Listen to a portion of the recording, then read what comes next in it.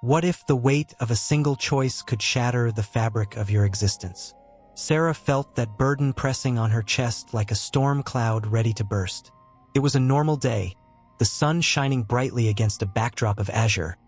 Yet a subtle tremor ran through the air, whispering warnings only she could sense. As she stood at the crossroads of her ordinary life and the extraordinary chaos lurking beyond, the world around her pulsed with unspoken tension. Images flickered in her mind, her mother's laughter, the scent of fresh bread wafting through the kitchen, the cool touch of her father's hand on her shoulder during quiet evenings. But those memories were haunted by shadows, each moment weighted down by secrets she had yet to face.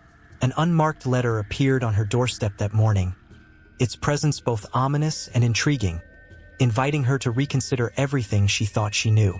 With every heartbeat, Sarah felt the invisible threads of fate tightening around her, a web woven from the choices of her past and the looming decisions of her future.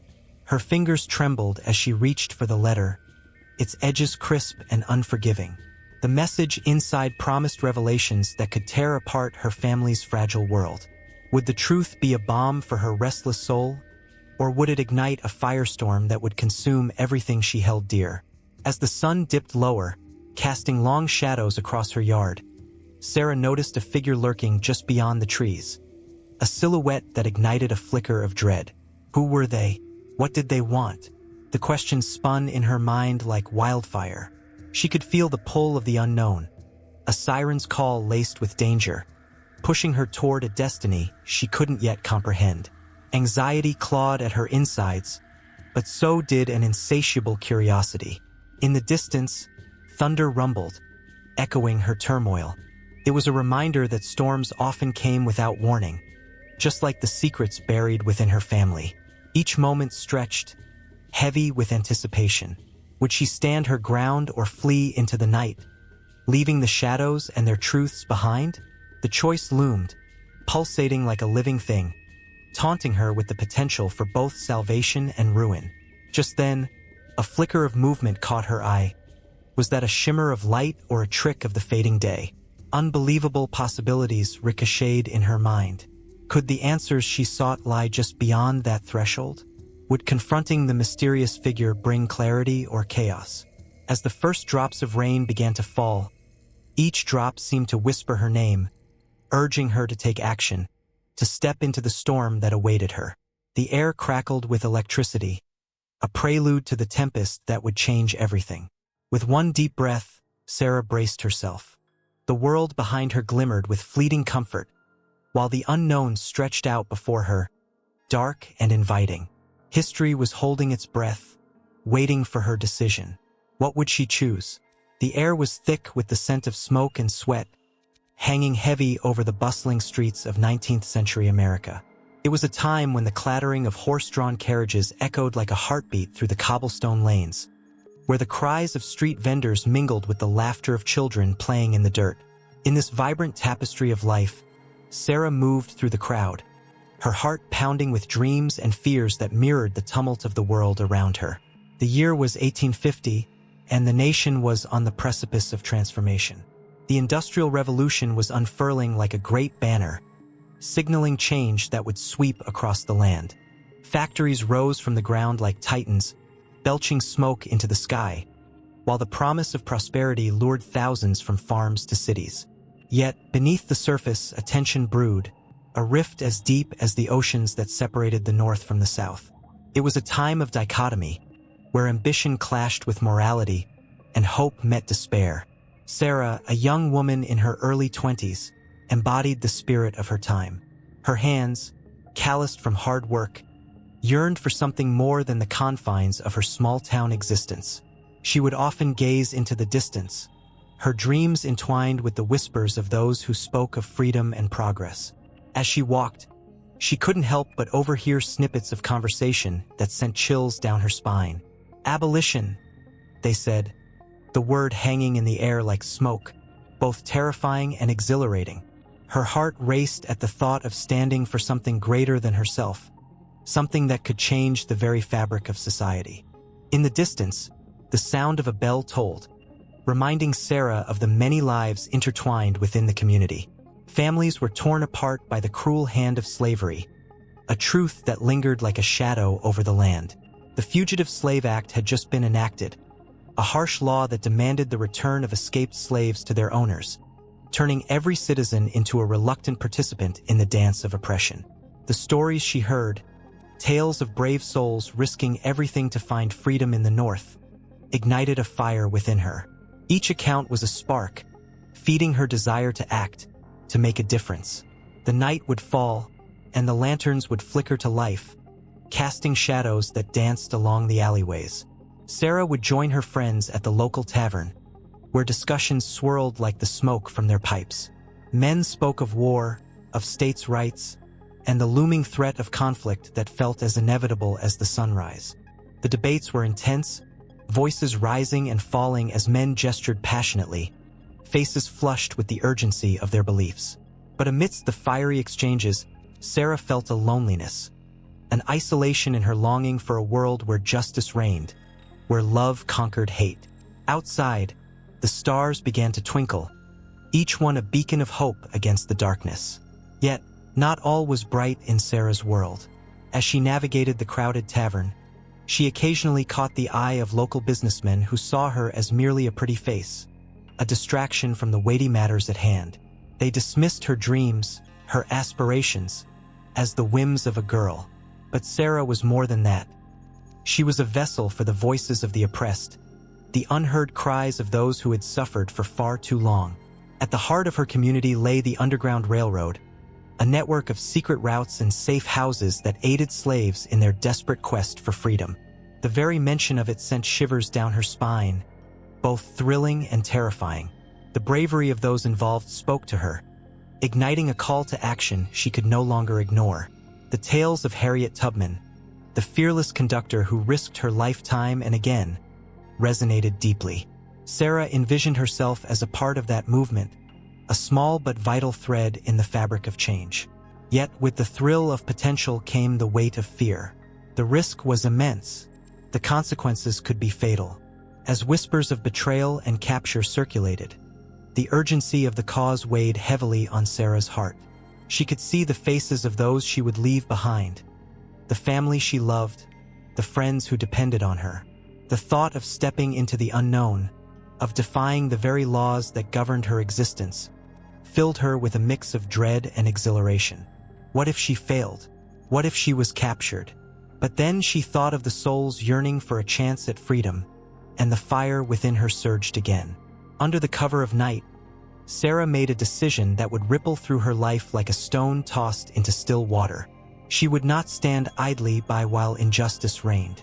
The path ahead was shrouded in uncertainty, but she could feel it calling to her, begging her to take the leap. In the depths of her being, a sense of purpose echoed louder than her fears. She envisioned a future where chains would be broken, where people would walk free, and where the ideals of liberty and equality would not just be words etched in the Constitution but realities lived by every person. As she prepared to step into her new role, the weight of history rested on her shoulders. The stories of those who had fought before her reverberated in her mind, the abolitionists, the enslaved who had bravely escaped, the families who sheltered them. She could almost hear their voices, urging her onward. The journey would not be easy. It would be fraught with danger and heartache. But Sarah felt a spark within her, a fierce determination that made her pulse quicken with every beat. With a final glance at the familiar streets of her childhood, she took a breath and stepped into the unknown. The world around her buzzed with the weight of history, every moment teetering on the edge of change. The past was a tightrope she walked, each step taking her closer to the future she envisioned. As shadows crept across her path, she felt the pull of destiny, tugging her toward a fate intertwined with those who dared to dream of a better world. The echoes of history whispered in her ears, urging her to keep moving forward, to become part of something larger than herself, to be a voice for those who could not speak.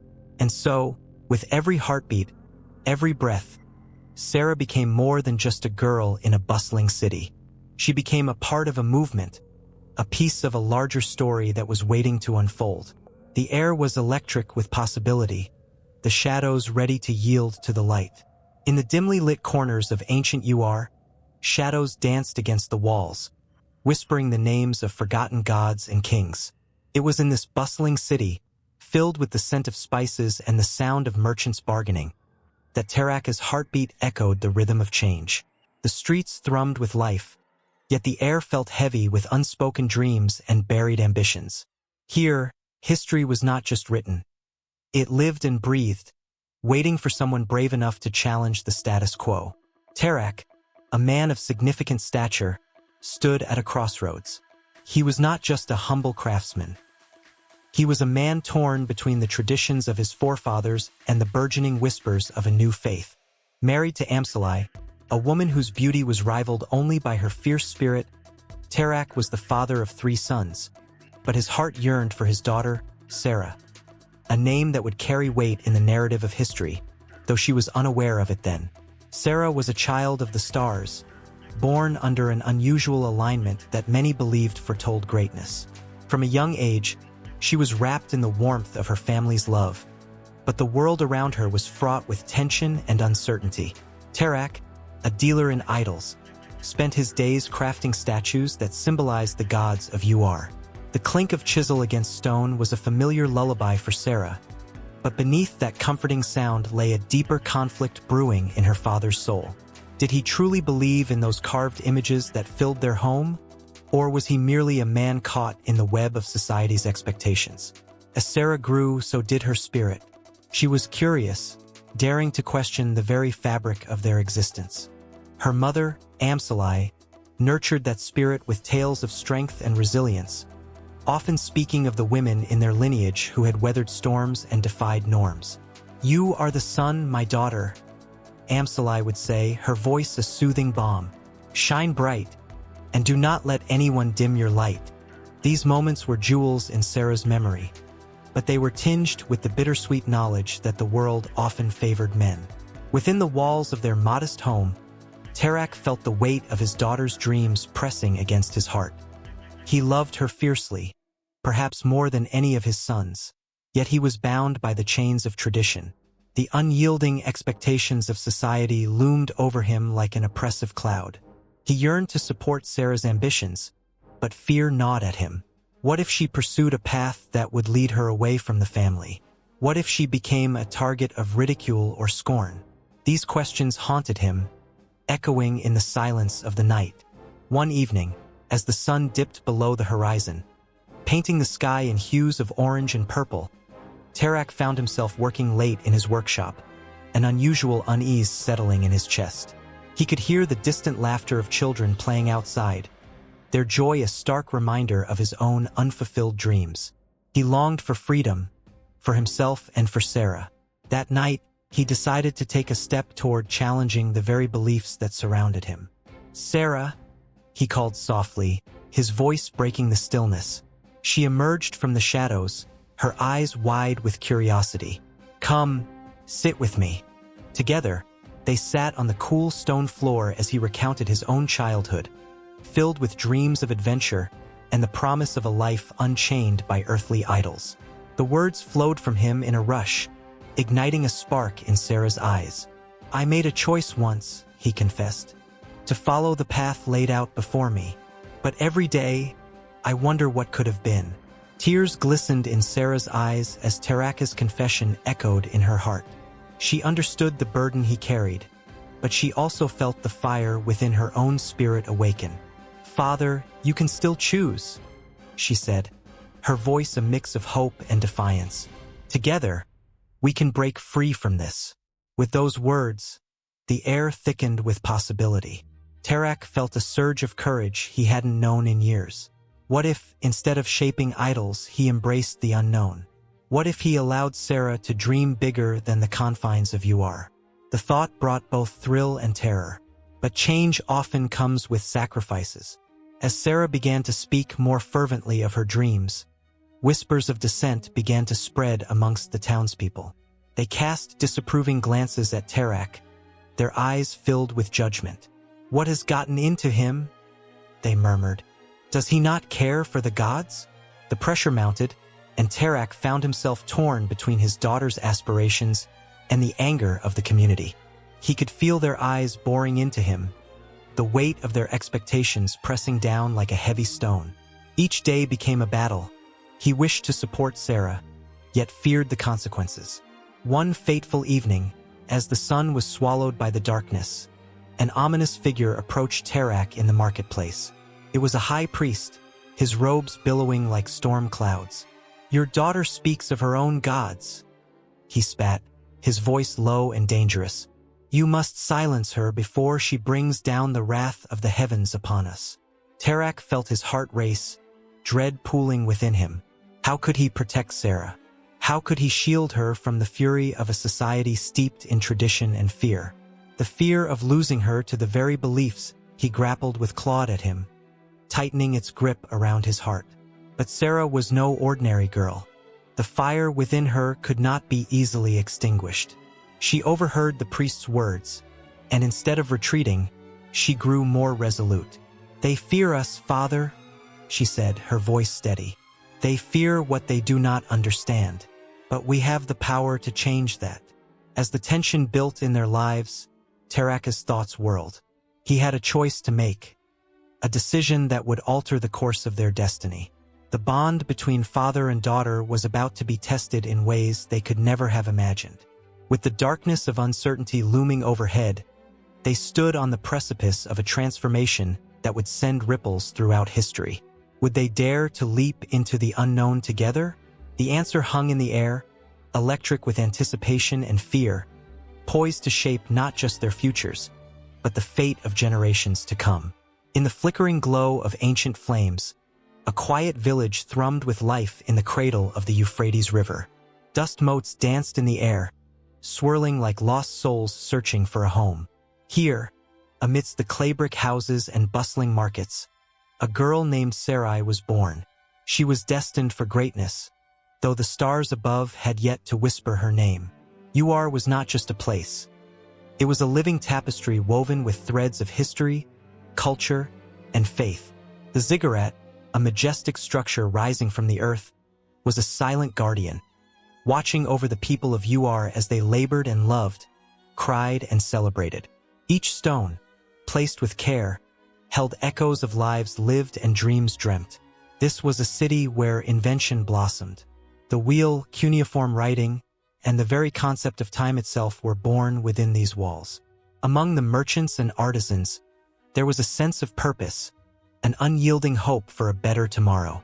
Wandering through the bustling streets, one could hear the laughter of children playing games, their carefree innocence a stark contrast to the weight of the divine purposes unfolding around them.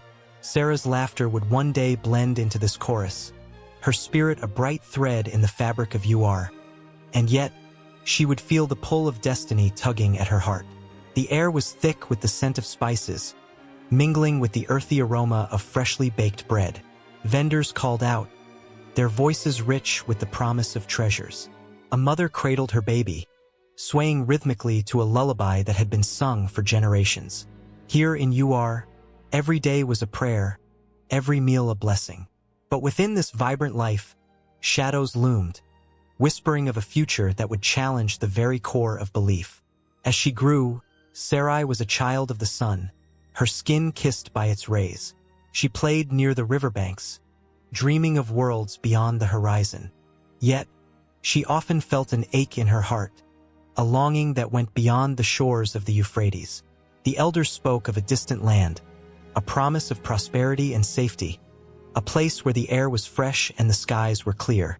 And deep within her, the seeds of a calling began to sprout. It was amidst the evening rituals that Sarah felt the first stirrings of an ancient purpose. The flickering flames were not just light. They were whispers from the divine, beckoning her to listen. The moon hung low, casting silver beams upon the earth, as if urging her to step into her destiny. The rituals of Uar, steeped in reverence, were a constant reminder that the gods were ever present, guiding and testing. The blood of sacrifice and the prayers of hope intertwined, forming an unbreakable bond between the divine and the mortal. While she filled her days with play and laughter, the evenings were reserved for stories of the past, tales of her ancestors who had walked the same dusty roads and prayed to the same gods. The weight of her heritage lay heavy on her shoulders, and she began to understand that she was part of something larger than herself. The more she learned, the more she felt the pull towards a higher calling. In the marketplace, where life thrived in its fullest color, there was also the undercurrent of fear. The whispers spoke of droughts that had scorched the fields and invaders who had pillaged neighboring lands. Uar was a jewel, but it shone too brightly for some. Sarah, with her keen intuition, sensed that change was on the horizon. The stories told at dusk were no longer just memories. They were warnings of what lay ahead, a reminder that even the strongest cities could crumble. As the sun dipped below the horizon, casting a golden glow over the ziggurat, the weight of her world began to settle firmly on her heart. The gods, once distant figures, now seemed to loom closer, their eyes piercing through the veil of normalcy. They watched her play, her laughter echoing through the streets, but they also watched her struggle with the burden of her fate. With each passing day, the shadows grew longer, and the air crackled with the promise of change. The moment was approaching when Sarai would step into the unknown. One fateful night, underneath the same stars that had guided her ancestors, she would hear the call clearly. It was not merely a whisper. It was a declaration that would echo through time. The call of her heart, the voice of destiny, would ignite a fire within her soul, urging her to break free from the constraints of Uar. The very city that had cradled her dreams would soon become a memory, a foundation for the journey that lay ahead. But before she could answer that call, she would face turmoil, a challenge that would test her faith and resolve. It would leave her at the crossroads of this life and the next, a decision that could change the course of history. The silhouette of the ziggurat loomed over her, a reminder of all she had known, and as dawn broke over Uar, the world held its breath, teetering on the edge of transformation.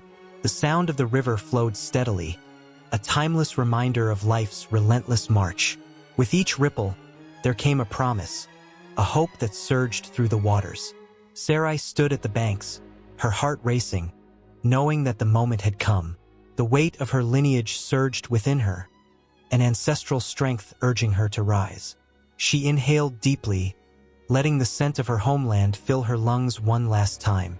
The legacy of Uar would forever be imprinted on her soul, a reminder of not just where she came from, but where she was destined to go.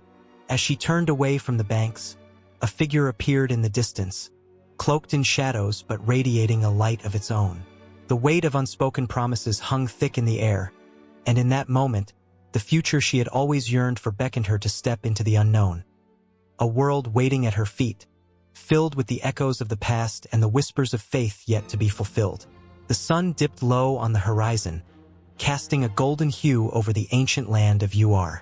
Dust from the bustling marketplace swirled in the air, dancing in the fading light as merchants called out, their voices a symphony of trade and survival.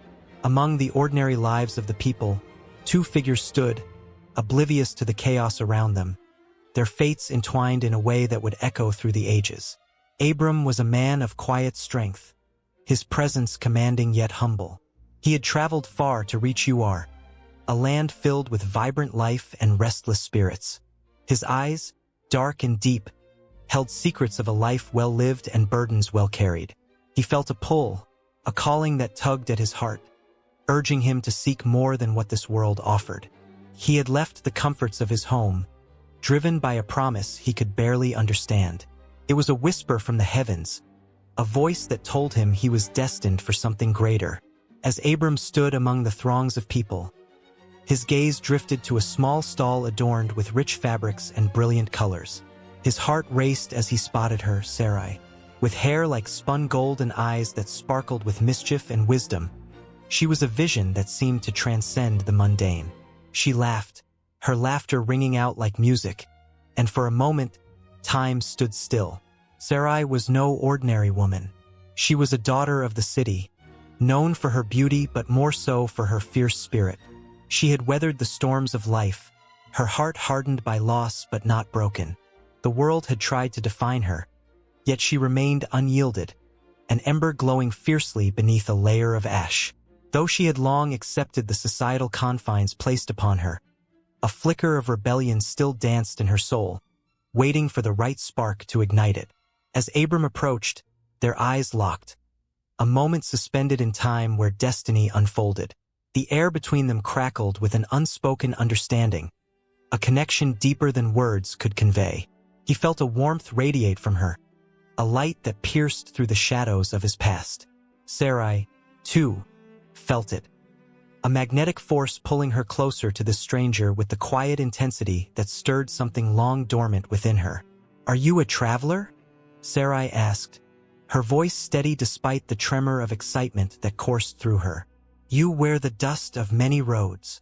"Indeed," Abram replied, a smile creeping across his face. "But it seems I have found an unexpected destination." The weight of his words hung in the air, each syllable a promise of things yet to come. Sarai's heart fluttered, caught between the thrill of the moment and the constraints of her reality. She was not supposed to feel this way, not supposed to dream of a life beyond the city walls or the expected path laid out for her. Yet here he was, a mere man, igniting hopes she dared not voice. Their conversation flowed easily, like a river finding its way through a rocky landscape. They spoke of their lives, their struggles, and their dreams, each word drawing them closer. Abram shared the story of his journey, the vision that had led him to Ur, while Sarai unraveled the threads of her past, the family she had lost, the expectations that weighed heavy upon her. They were two souls wandering through the ruins of their separate lives, finding solace in each other's presence.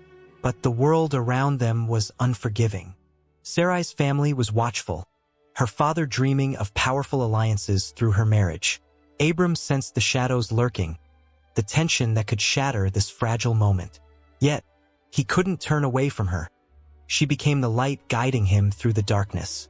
The more he spoke with her, the more he felt the pull of his destiny strengthening, entwining their fates in ways neither could yet comprehend.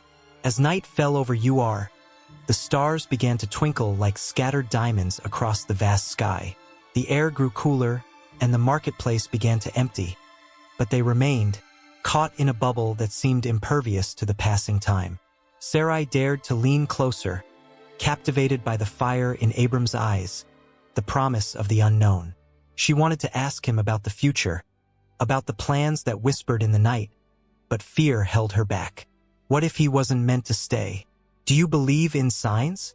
Abram suddenly asked, his voice a low murmur, as if sharing a secret meant only for her ears. Sarai pondered his question, her heart racing. "Ido, life has a way of guiding us, doesn't it?" With that, a cool breeze swept through the marketplace, rustling the nearby palm trees and sending shivers down their spines. It felt like a message, a breath of encouragement from the universe. They exchanged knowing glances, aware that this meeting was not random. It was a convergence of destinies that would ripple through time. The night grew darker and the stars shone brighter, illuminating the path that lay ahead. Yet, as the shadows of the night crept in, so too did the weight of reality. Sarai's father expected her to return home soon. The pressure of duty loomed over her like a storm cloud. Abram could feel the tension rising, the urgency of time pressing down upon them. Could this moment last forever? "Will you come back?" he asked softly, desperation lacing his words. "I don't know," she replied, a mix of hope and fear swirling within her. "I have obligations." Obligations. The word fell between them, heavy with the unfulfilled dreams that both felt. Yet, in that single moment, the world outside faded. Time lost its grip as they leaned in closer, the space between them narrowing until it was almost non-existent. Just then, a loud shout interrupted their bubble of intimacy. Sarai's family had arrived to reclaim her from the clutches of the stranger who had captured her heart. Panic coursed through Abram's veins as the realization hit him like a thunderclap. The moment they had cherished was about to shatter, leaving them with nothing but echoes of what could have been. "Go," Sarai urged, her voice a mix of fear and longing. "Before they see you. But I can't leave you like this." His heart raced, desperate to hold onto the spark that ignited within him. "Promise me you will return. Promise." Her eyes glistened with unshed tears, a whirlwind of emotions swirling between them. "I promise," he whispered, knowing deep down that this was a promise that carried the weight of the world. As she turned to join her family, Abram felt his heart splitting, the tether they had formed fraying with every step she took away from him. He watched as she disappeared into the shadows, the vibrant colors of her dress melding into the night, each passing moment a reminder of the destiny that awaited them both. In that fleeting instant, as the world shifted around them, the signal was clear. Their intertwined fates were just beginning to unfurl. In the bustling streets of UR, the sun hung low, casting long shadows over the clay brick houses that stood like sentinels of history. Merchants shouted their wares, children laughed as they played, and the sweet scent of dates and spices filled the air. Yet, amid this vibrant life, one man stood apart, gazing toward the horizon, a spark of something greater flickering in his heart. Abram felt the weight of the world on his shoulders, but he also sensed the stirrings of destiny calling him by name. His heart raced as he listened to a voice, a whisper that felt both foreign and familiar, echoing through the chaos of his everyday life. "Leave your country, your people, and your father's household, and go to the land I will show you." The command was clear, piercing the clamor of UR's marketplace like a lightning bolt splitting the sky. It was a call that offered no comfort, no assurance of safety. It was a command that promised adventure, yet it demanded sacrifice, the kind that sent chills down his spine. What would it mean to leave everything behind? The home that cradled his childhood dreams, the faces of family and friends woven into the tapestry of his life. The very thought wrapped around him, squeezing his heart with a mixture of hope and fear. Was he to abandon the gods of his ancestors, the familiar rituals that filled his days with meaning? In that moment, the weight of his decisions pressed hard against him, a tangible force that threatened to crush his spirit. The sun dipped lower, bathing the city in hues of gold and crimson. As Abram wrestled with the choice ahead, he thought of his father, Terach, whose pride had built a legacy, whose footsteps he had followed for so long. Would his father understand? Would he ever forgive him for walking away? The very idea twisted in his gut. Yet the voice called again, stronger this time. It was not just a command but an invitation to something beyond his wildest dreams.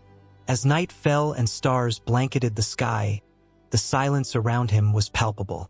In the stillness, he could hear the heartbeat of the universe, thumping in rhythm with his own. The call was not just a rejection of his past.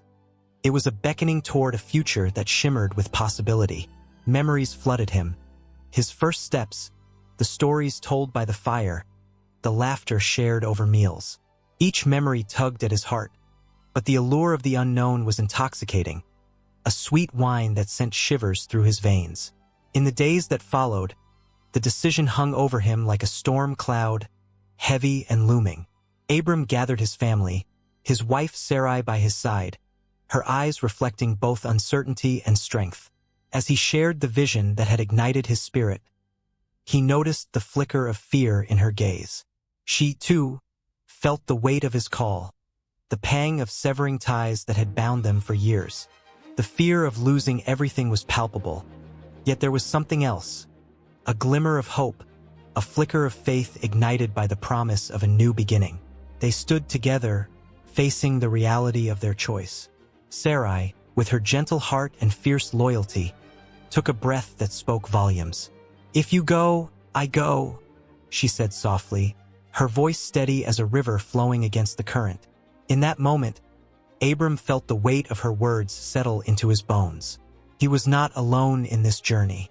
They would face the unknown together, brothers and sisters, hand in hand with their household, Lot, his nephew, and all their servants and livestock.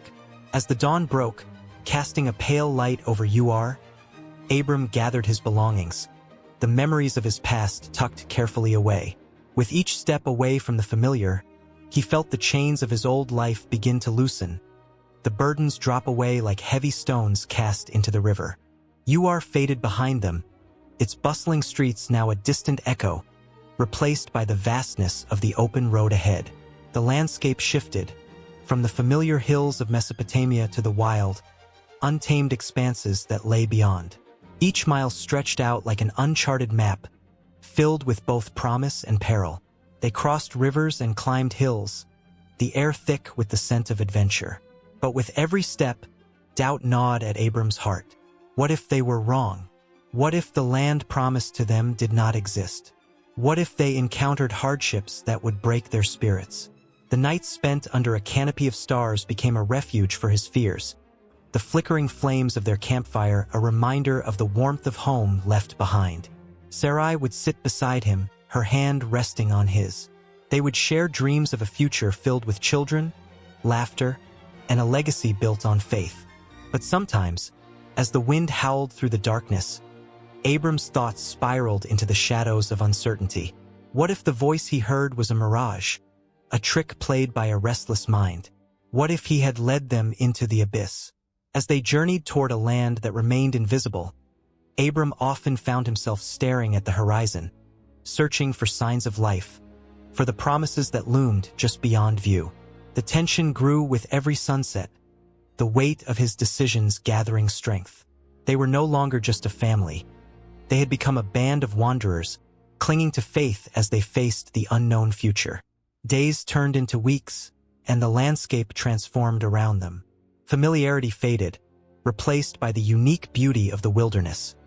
The windswept plains, majestic mountains, and endless skies. And yet, with beauty came trials. The hunger pangs, the thirst that parched their lips, the uncertainty of where they would lay their heads at night all became part of their story, the shared struggle forging unbreakable bonds. Abram felt the rhythm of the land seep into his bones, the pulse of creation wrapping around him like a warm embrace. Each footfall became a testament to their resolve. With every sunrise, the call grew stronger, louder, an anthem of hope that echoed through his very being. Yet, with each passing moment, he also grappled with the implications of their journey. What legacy were they building? Would their names be spoken for generations, or would they fade into the annals of history, forgotten like whispers in the wind?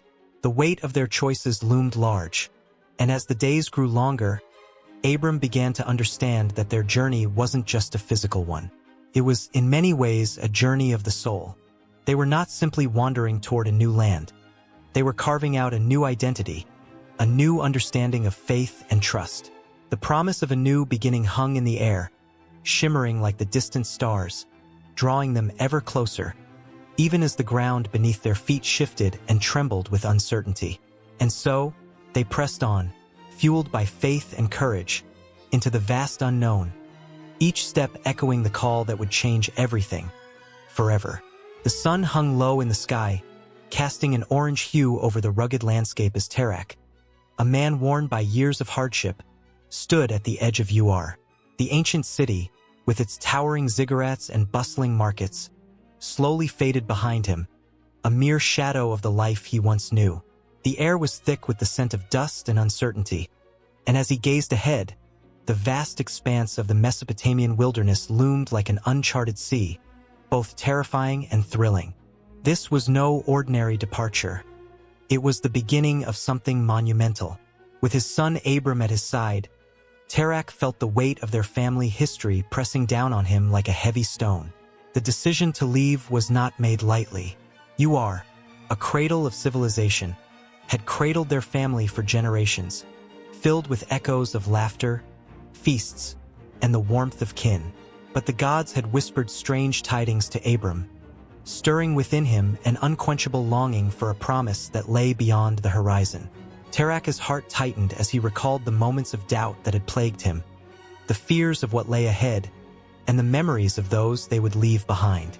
As the trio, father, son, and the ever-loyal Lot, began their trek towards Haran, the trials that awaited them were cloaked in shadows and uncertainty. The journey was not just physical. It was a test of faith, a challenge that would shape them in ways they could not yet comprehend. With each step, the ground seemed to swallow their past, leaving them with nothing but the flickering flame of hope. The path twisted and turned, leading them through a landscape of stark beauty, where wildflowers fought to bloom among the stones, mirroring the struggle within their hearts. Days turned into nights, and the sun painted the skies with strokes of crimson and purple as they pressed on. Supplies dwindled, and tensions rose. Lot, young and fiery, often questioned their direction and the wisdom of this journey. "Why do we follow this man's dreams?" he would ask, glancing at Abram with a mixture of admiration and doubt. Abram would respond with quiet confidence, sharing the visions he had seen, the promises that had been made. Yet, even he felt the tremors of uncertainty, a gnawing fear that crept into the edges of his resolve. Their first tribulation struck when they encountered a band of robbers in the barren hills. Under the cloak of darkness, the shadows took form, and the sound of hooves echoed in the stillness. Terach's heart raced as he gripped the hilt of his dagger, knowing that their lives depended on swift action.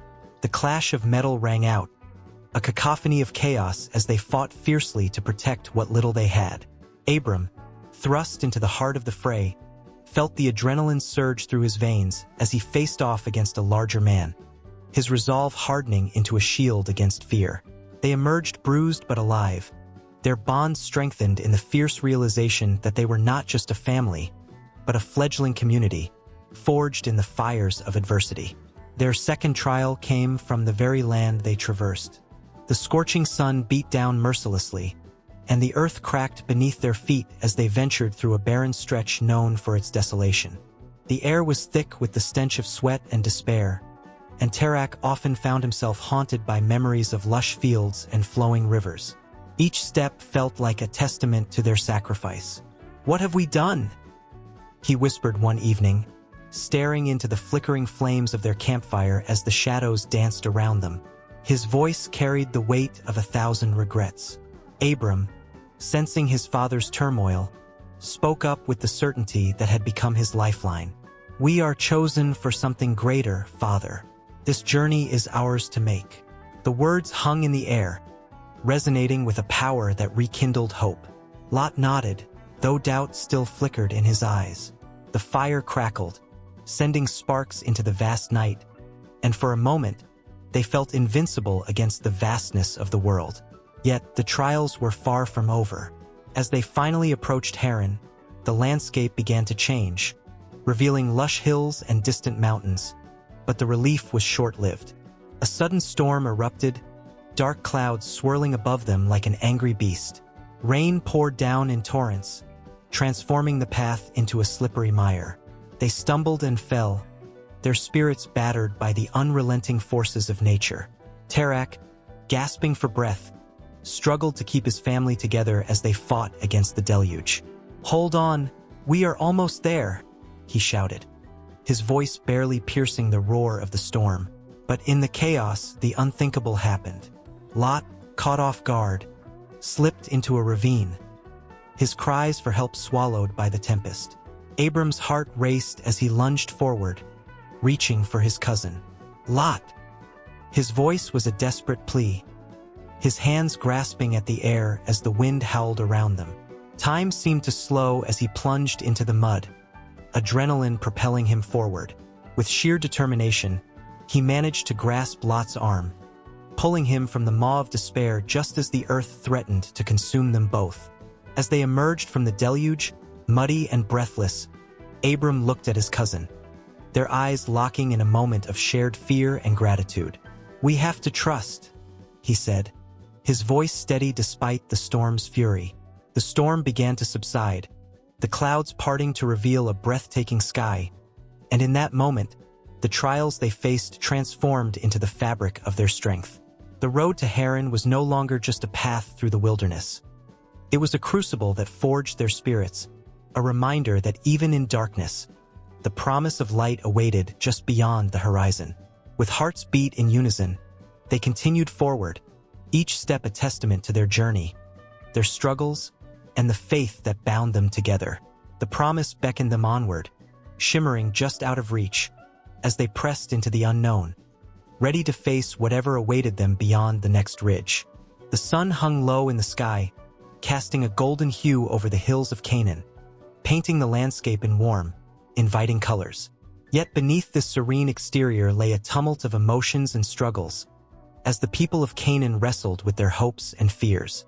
Among the olive trees and scattered settlements, a sense of longing filled the air, a longing for home, for peace, for a life unburdened by constant strife. In the heart of the ancient land, the newly settled families gathered around flickering fires, their faces illuminated by the dancing flames. They shared stories that were woven with both laughter and tears. Elders recounted the tales of their ancestors, who had wandered through deserts and crossed turbulent waters in search of a promised paradise. Yet, despite the warmth of the fires and the comfort of community, a shadow loomed over their hearts, an ever-present worry about the future. Anya, a young mother with tired eyes, cradled her baby boy against her chest. Each coo and gurgle from her child brought a fleeting smile to her face, but the smile quickly faded as she thought of the harvest. The land was bountiful, yes, but the unpredictable weather and the lurking threat of raiders made every day a new challenge. With every passing day, the fear that her child might grow up in a world filled with conflict and hunger weighed heavily on her soul. Not far from the warmth of the fire, a group of men stood with furrowed brows, discussing the latest skirmish with the neighboring tribes. Tensions had been rising, and the air was thick with unsaid words. They spoke in hushed tones, their voices low but their intentions clear. Each man felt the burden of responsibility, knowing that their families depended on them for safety. As one man, Eli, clenched his fists in frustration. The flicker of the fire seemed to mirror the flickering hope within him. "We must defend what is ours," he declared, his voice hoarse from worry. Yet, with each declaration of strength, doubt crept in. Was it right to fight for land that had been claimed by others long before their arrival? The moral complexities weighed heavily, and many wondered if there could ever be true peace in a land so rich with both promise and peril. As night fell, the stars began to twinkle above, serving as silent witnesses to the struggles unfolding below. The cool air carried whispers of sorrow and desire, mixing with the warmth of hope. Across the settlement, different fires burned, each representing a unique story of love, loss, and perseverance. Some families had already lost loved ones in skirmishes, while others had witnessed the devastation of drought and failed crops. Each tale was a thread in the tapestry of Canaan, interwoven in both pain and resilience. In the midst of it all, a young girl named Miriam climbed a nearby hill. She yearned for a better understanding of the world around her. As she reached the summit, she paused to gaze at the vast expanse of Canaan, her heart swelling with a mixture of pride and fear. The land was beautiful but fraught with struggles that threatened to tear them apart.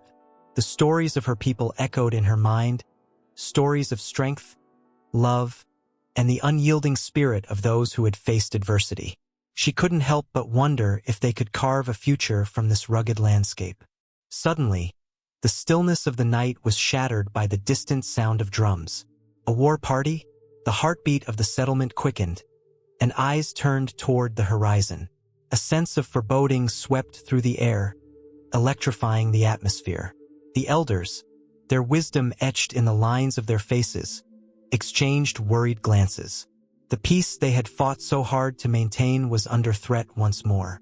Eli rushed to gather the men, his heart pounding as he prepared to defend his people.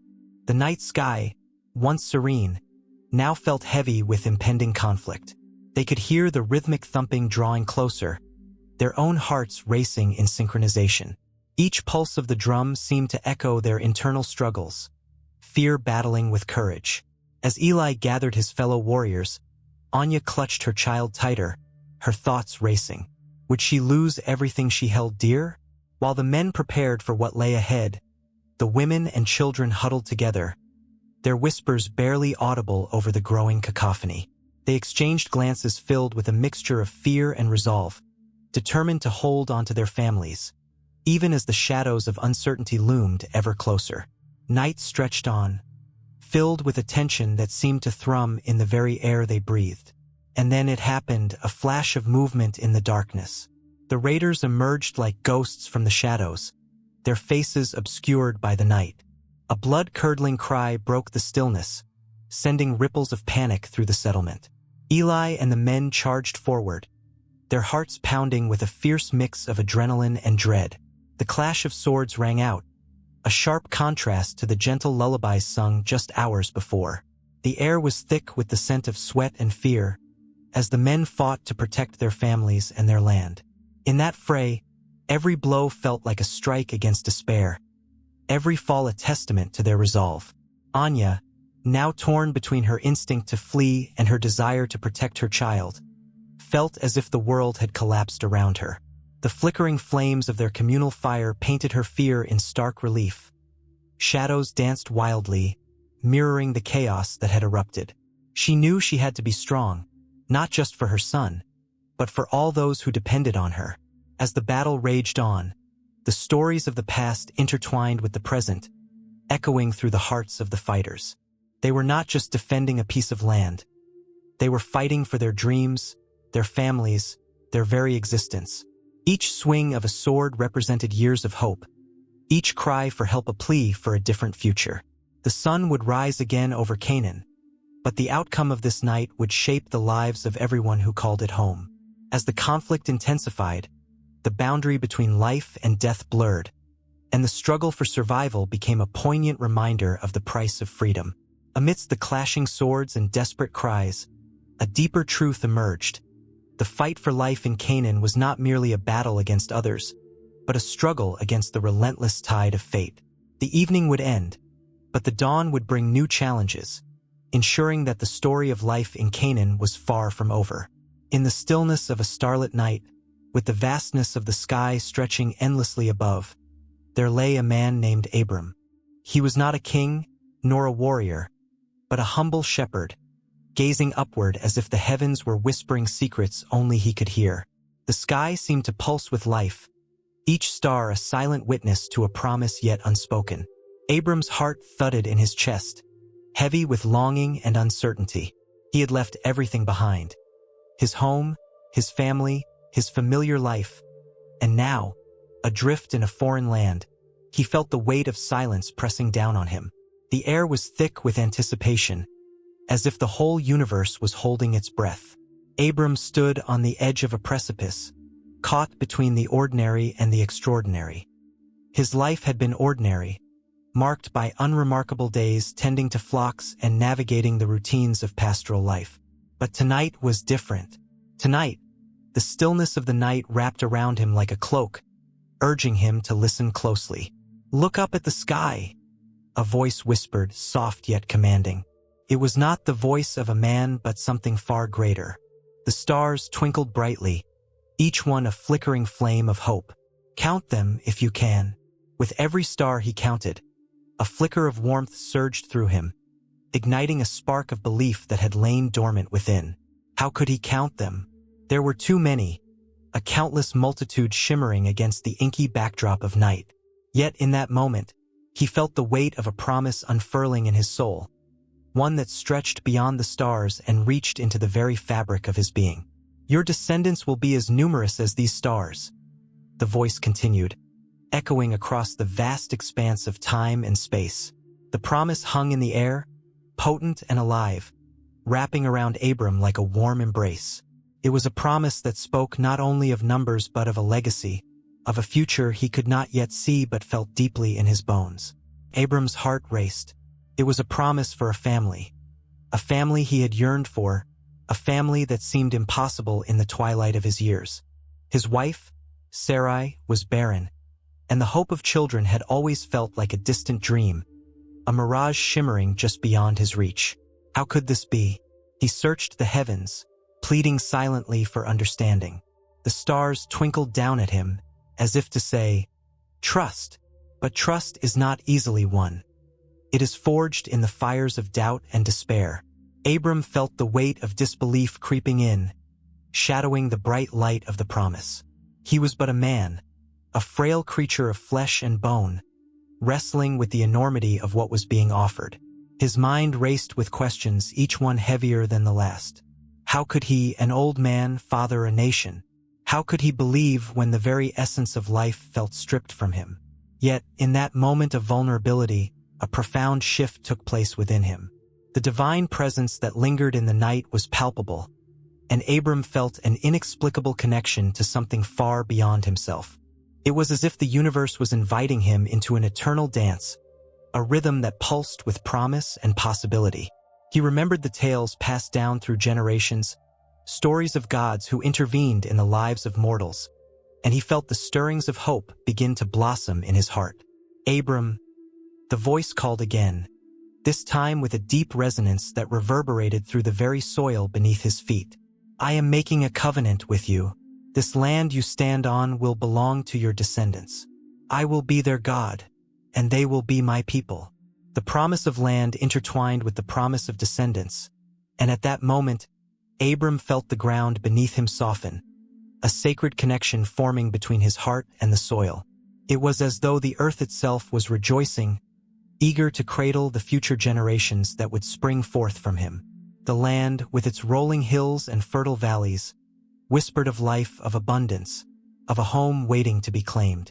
Tears stung Abram's eyes as he fell to his knees, overwhelmed by the weight of the covenant.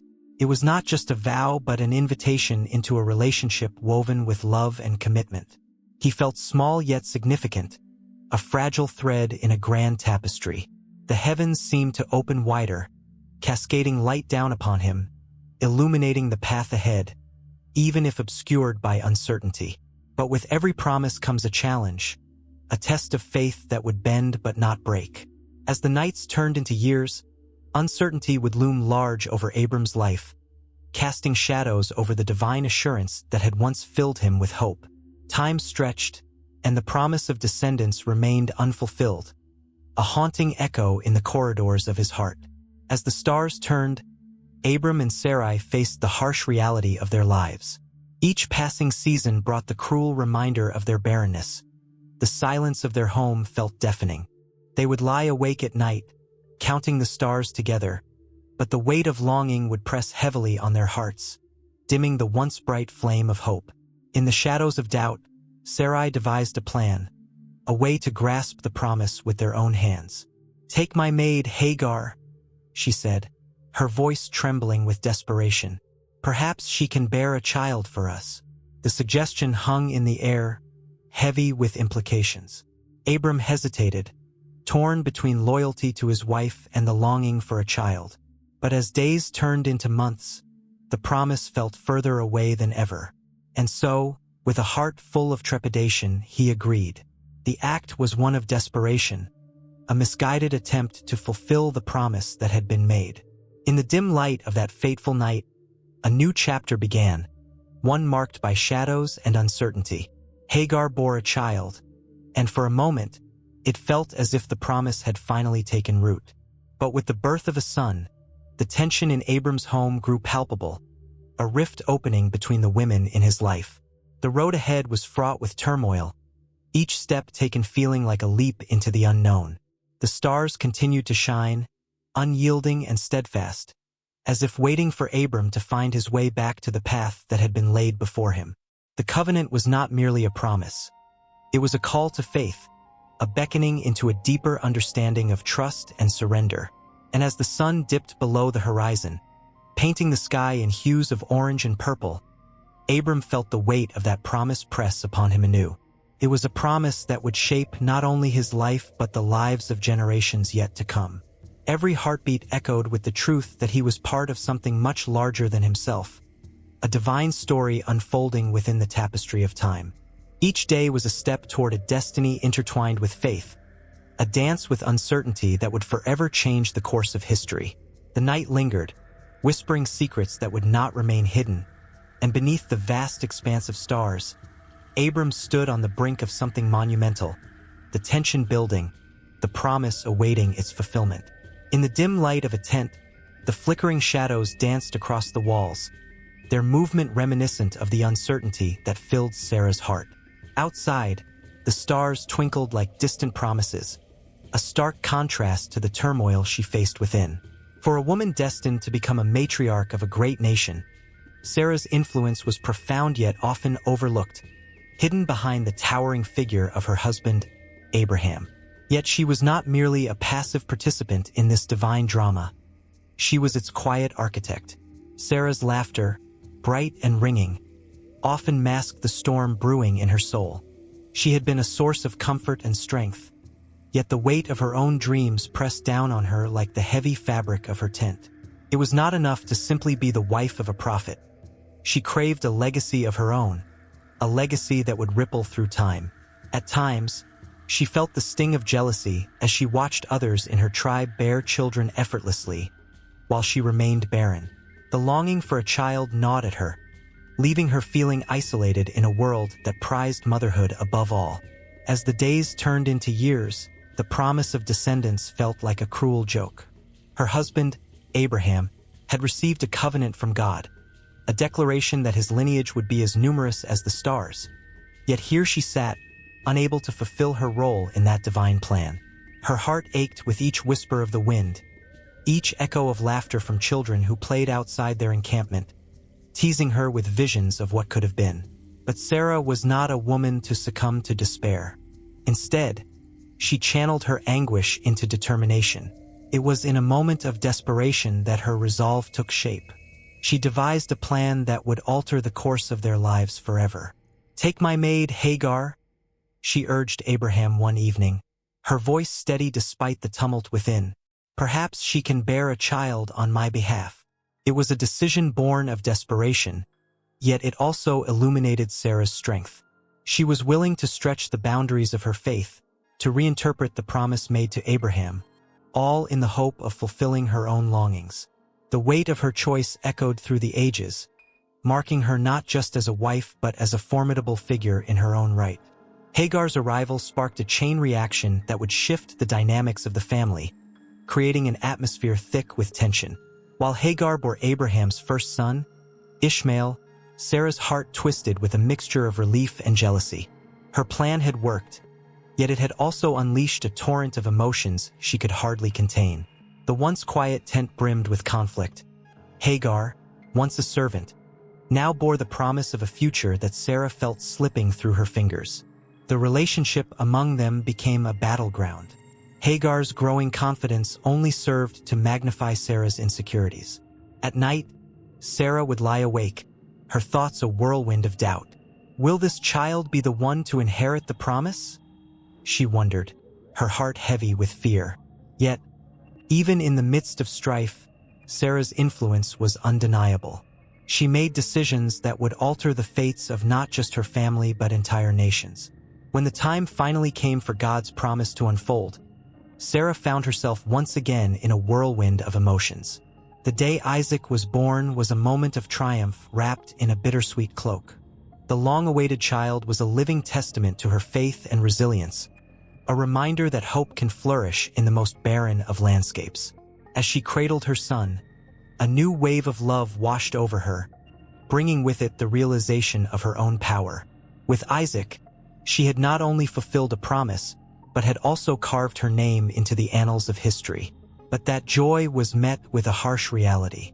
Hagar and Ishmael were still there, casting long shadows over her newfound happiness. Sarah's heart, once a sanctuary for love, now waged war with itself. "What must I do?" she cried out in desperation, her voice echoing into the night. The weight of her decisions pressed down on her, each moment a reminder of the fragile balance between love and jealousy. As the years unfolded, the tension reached a breaking point.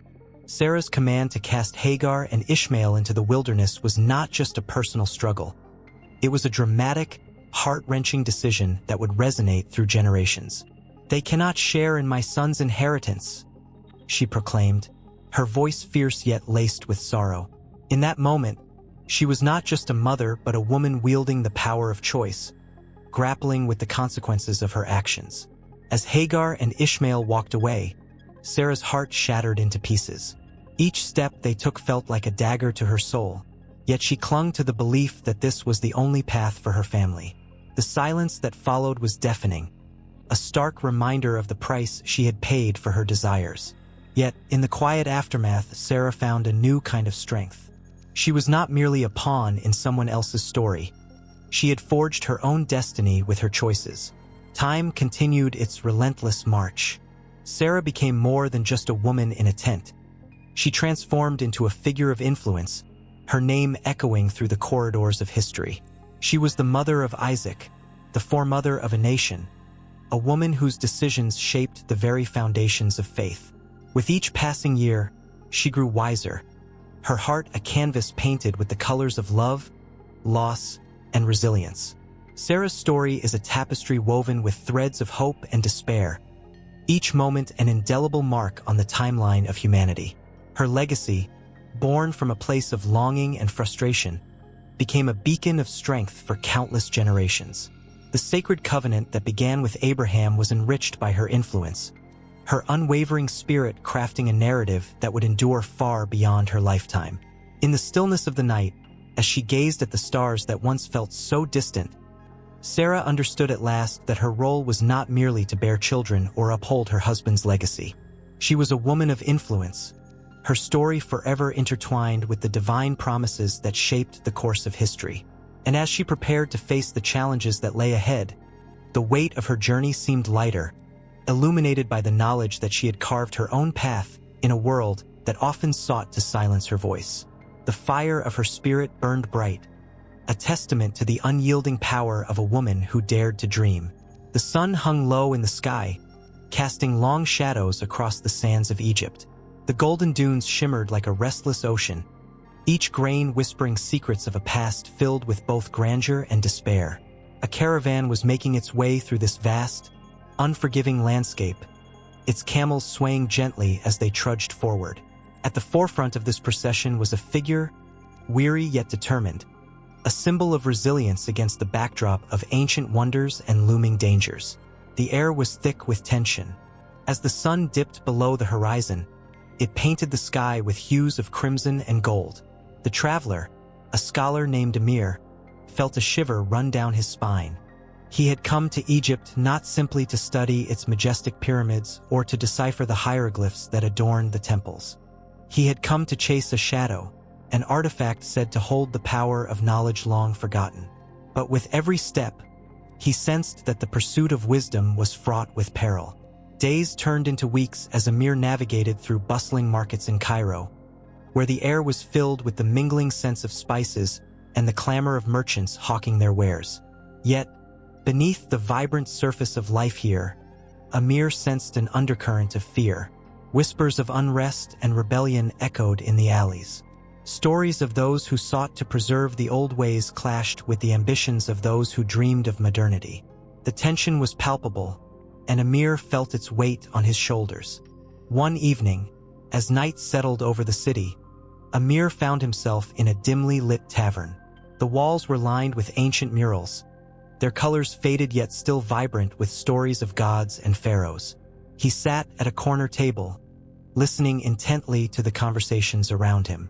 An old man recounted tales of the ancient gods who protected the land, while a young woman spoke passionately about the need for change. Amir's heart raced as he realized that these discussions were not just idle chatter. They were a reflection of the struggles faced by the people. He felt a connection to them, even as he chased after an artifact that seemed to mock their very existence. A sudden crash jolted him from his thoughts. A group of men burst into the tavern, their faces twisted with anger. They shouted about betrayal and corruption, their voices rising in a crescendo that echoed off the walls. Amir's heart pounded as he instinctively ducked behind a table, feeling the heat of the moment envelop him. The men were shouting about a government that had forgotten its people, and the tavern erupted into chaos. It was a stark reminder that Amir's quest was taking place against a backdrop of turmoil, where the past and present collided with explosive force. With each passing day, Amir found himself grappling not only with the weight of history, but also with the consequences of his quest. While he searched for the artifact, he also became a witness to the struggles of the people around him. He saw families torn apart by the political unrest, children growing up in fear, and elders reminiscing about a time when the Nile flowed with hope rather than despair.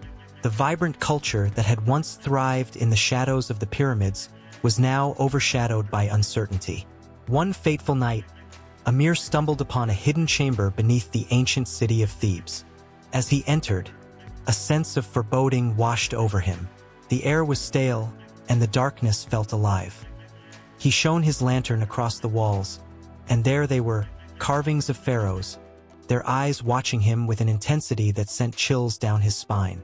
Among them, a mural depicted a great battle, one that mirrored the unrest brewing above ground. It was as if the past was warning him, urging him to reconsider the path he was on. Suddenly, Amir heard footsteps echoing behind him. Panic surged through him as he turned to see a shadowy figure emerging from the darkness. It was a man, his face partially hidden beneath a cloak. "You are seeking knowledge," the figure said, his voice low and ominous. "But knowledge comes at a price." The air crackled with tension as Amir felt the weight of the moment, realizing that he had awakened forces far beyond his control. The man stepped closer, revealing eyes that glimmered with a mix of wisdom and warning. "The artifact you seek is not a mere object, but a key to the past and a harbinger of the future. It can either heal or destroy." Amir's heart raced in his chest. He understood in that instant that his quest was entwined with the fate of a nation. The echoes of the past were not just stories. They were the threads that wove the fabric of the present. As the cloaked man spoke, Amir felt a deep sense of responsibility settling upon him. Could he bear the weight of this knowledge? Was he ready to face the consequences of unearthing truths that had long been buried? The shadows seemed to close in around him, the air thick with the sense that time was running out. With each heartbeat, Amir felt the urgency of his situation. He had to make a choice, to either pursue the artifact and risk unleashing forces he could not comprehend or turn away, leaving the past locked away in its tomb. With sudden resolve, Amir took a step forward. "What must I do?" he asked, his voice steady despite the turmoil within. The man's lips curled into a knowing smile as he gestured toward the darkness behind him. "The path is fraught with challenges. You must be prepared to confront not only the dangers that lie ahead, but also the truths within yourself." As Amir took a deep breath, preparing to embrace the unknown, the weight of his choices loomed larger than ever. The flickering lantern light cast shadows that danced along the walls, mirroring the conflict raging within him. He knew he stood on the precipice of a decision that could change the course of history. And yet, as the echoes of ancient voices seemed to whisper in the darkness, Amir felt a surge of determination. The journey ahead promised to be treacherous, but it was a path he had no choice but to follow. The heart of Egypt awaited, ready to reveal its deepest secrets, even as the sands shifted beneath his feet. In the dim light of a flickering oil lamp, Sarah sat on the edge of her tattered mattress, her heart a storm of conflicting emotions. Outside, the wind howled through the cracks of their humble dwelling, as if mourning the choices that had led her to this moment. She was poised on the threshold of an irrevocable decision, one that would ripple through her family like a pebble cast into a still pond. With her hands clasped tightly in her lap, she could feel the weight of the world pressing down on her, a burden that threatened to crush her spirit. The whispers of the past danced in her mind, reminding her of the promises made and the dreams unfulfilled.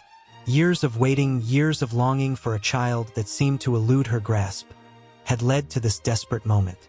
Sarah's thoughts flickered back to the day she first heard the promise from the mouth of her husband, Abraham. "You will bear me a son," he had said, his eyes shining with hope. But hope had turned to despair as the years rolled on, and her womb remained barren. In a moment of desperation, she had turned to Hagar, her Egyptian maidservant, believing that perhaps this woman could help her fulfill the promise of motherhood. "Sleep with her," she had suggested to Abraham, her voice trembling but resolute. The thought of another woman carrying her child had gnawed at her heart, but the ache of emptiness had drowned out her fears. Now, as she awaited the birth of her son, Ishmael, the reality of that choice twisted like a knife in her gut. Abraham, too, felt the weight of this decision. His heart was torn between love for Sarah and new feelings for Hagar. In moments of solitude, he thought of the man he once was, a man driven by faith and purpose. Now, he stood at the crossroads of loyalty and desire, and the strain of conflicting emotions bore heavily upon him. He remembered the laughter of his ancestors, the countless blessings bestowed upon his lineage, and yet here stood an unexpected child, the symbol of a complicated future. The night deepened, and Sarah's thoughts became a tempest. Hagar would soon deliver the child, and with that, their lives would be forever altered. The very air was thick with unspoken words and suppressed feelings. Would Hagar's child be loved? Would he be accepted? Or would he forever be a reminder of Sarah's failures? A living testament to her inability to bear children. When Hagar finally went into labor, the air crackled with tension. The cries of a newborn echoed through the night, sharp and piercing, cutting through the frail fabric of family bonds. As Abraham entered the room, his heart raced with anticipation and dread. There, in the dim light, he saw Hagar cradling Ishmael, her face flushed with joy and exhaustion. The sight filled him with an inexplicable mix of pride and sorrow. Ishmael, he whispered, allowing the name to linger in the air. It was a name that would forever change the course of his family, a name that would spark both love and rivalry. As he reached out to touch the infant's tiny fingers, a rush of warmth enveloped him, but it was tainted by the weight of betrayal. In that moment, he felt as if he were caught in a web of his own making, and the strands were tightening around him. Yet, there was joy in the room, a joy that felt foreign to Sarah. She watched from the shadows, her heart heavy with an ache that no words could soothe. Hagar's laughter rang out, pure and unbridled, and it pierced through Sarah like an arrow. The bond between mother and child was palpable, a radiant light that highlighted her own darkness. Sarah felt as if she were fading into the background, a ghost in her own home, haunted by the reality that she had invited this complication into her life. As days passed, the dynamics within the household shifted.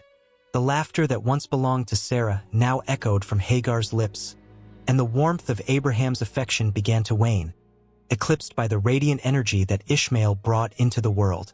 Sarah sensed the growing bond between her husband and the child, a bond that only deepened her sense of isolation. The jealousy that bubbled within her was a poison, seeping into her thoughts, turning love into resentment. One fateful afternoon, as the sun dipped low in the sky, Sarah found herself face to face with Hagar. The air was thick with unspoken words as they stood silently in the courtyard.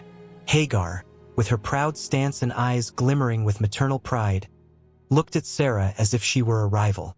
The tension crackled like static electricity, and in that moment, Sarah's heart raced with a mix of fear and fury.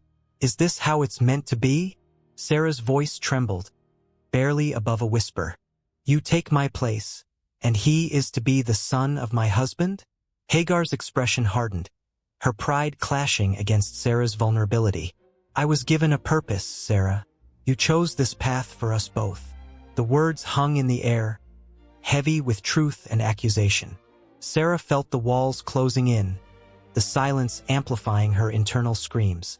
She had opened the door to this uncharted territory, but now she could hardly bear the weight of the consequences. As the sun dipped below the horizon, casting shadows across the courtyard, the stage was set for a confrontation that would alter their lives forever.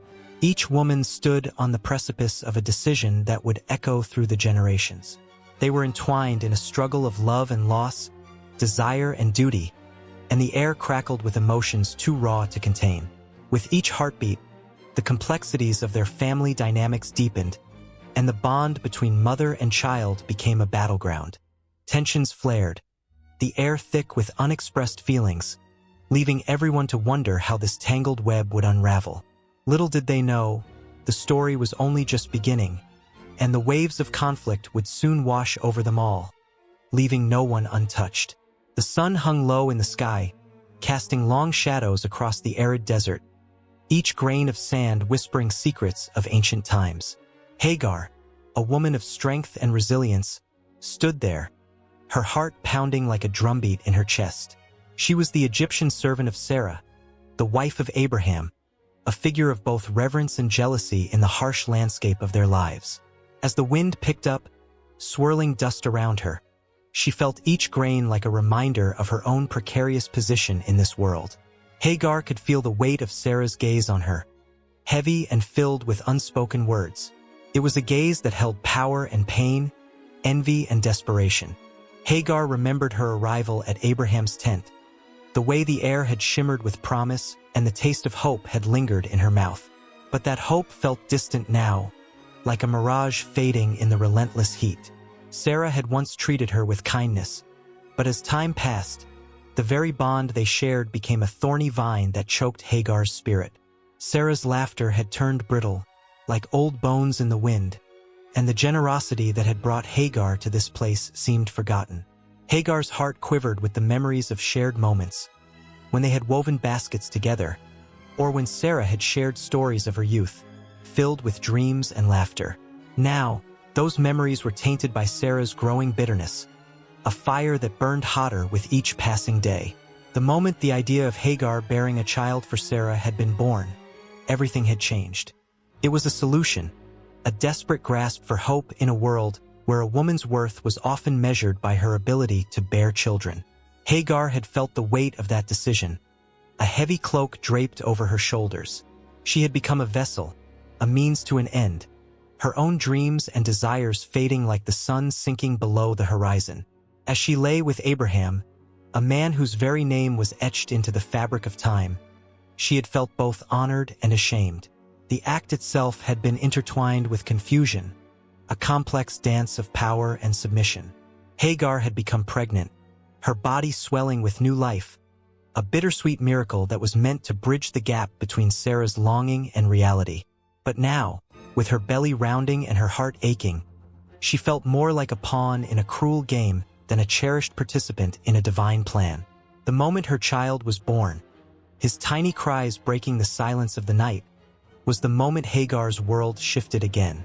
She held him close, feeling the warmth of his little body against her skin, and in that instant, all the pain and struggle evaporated into a single, profound love.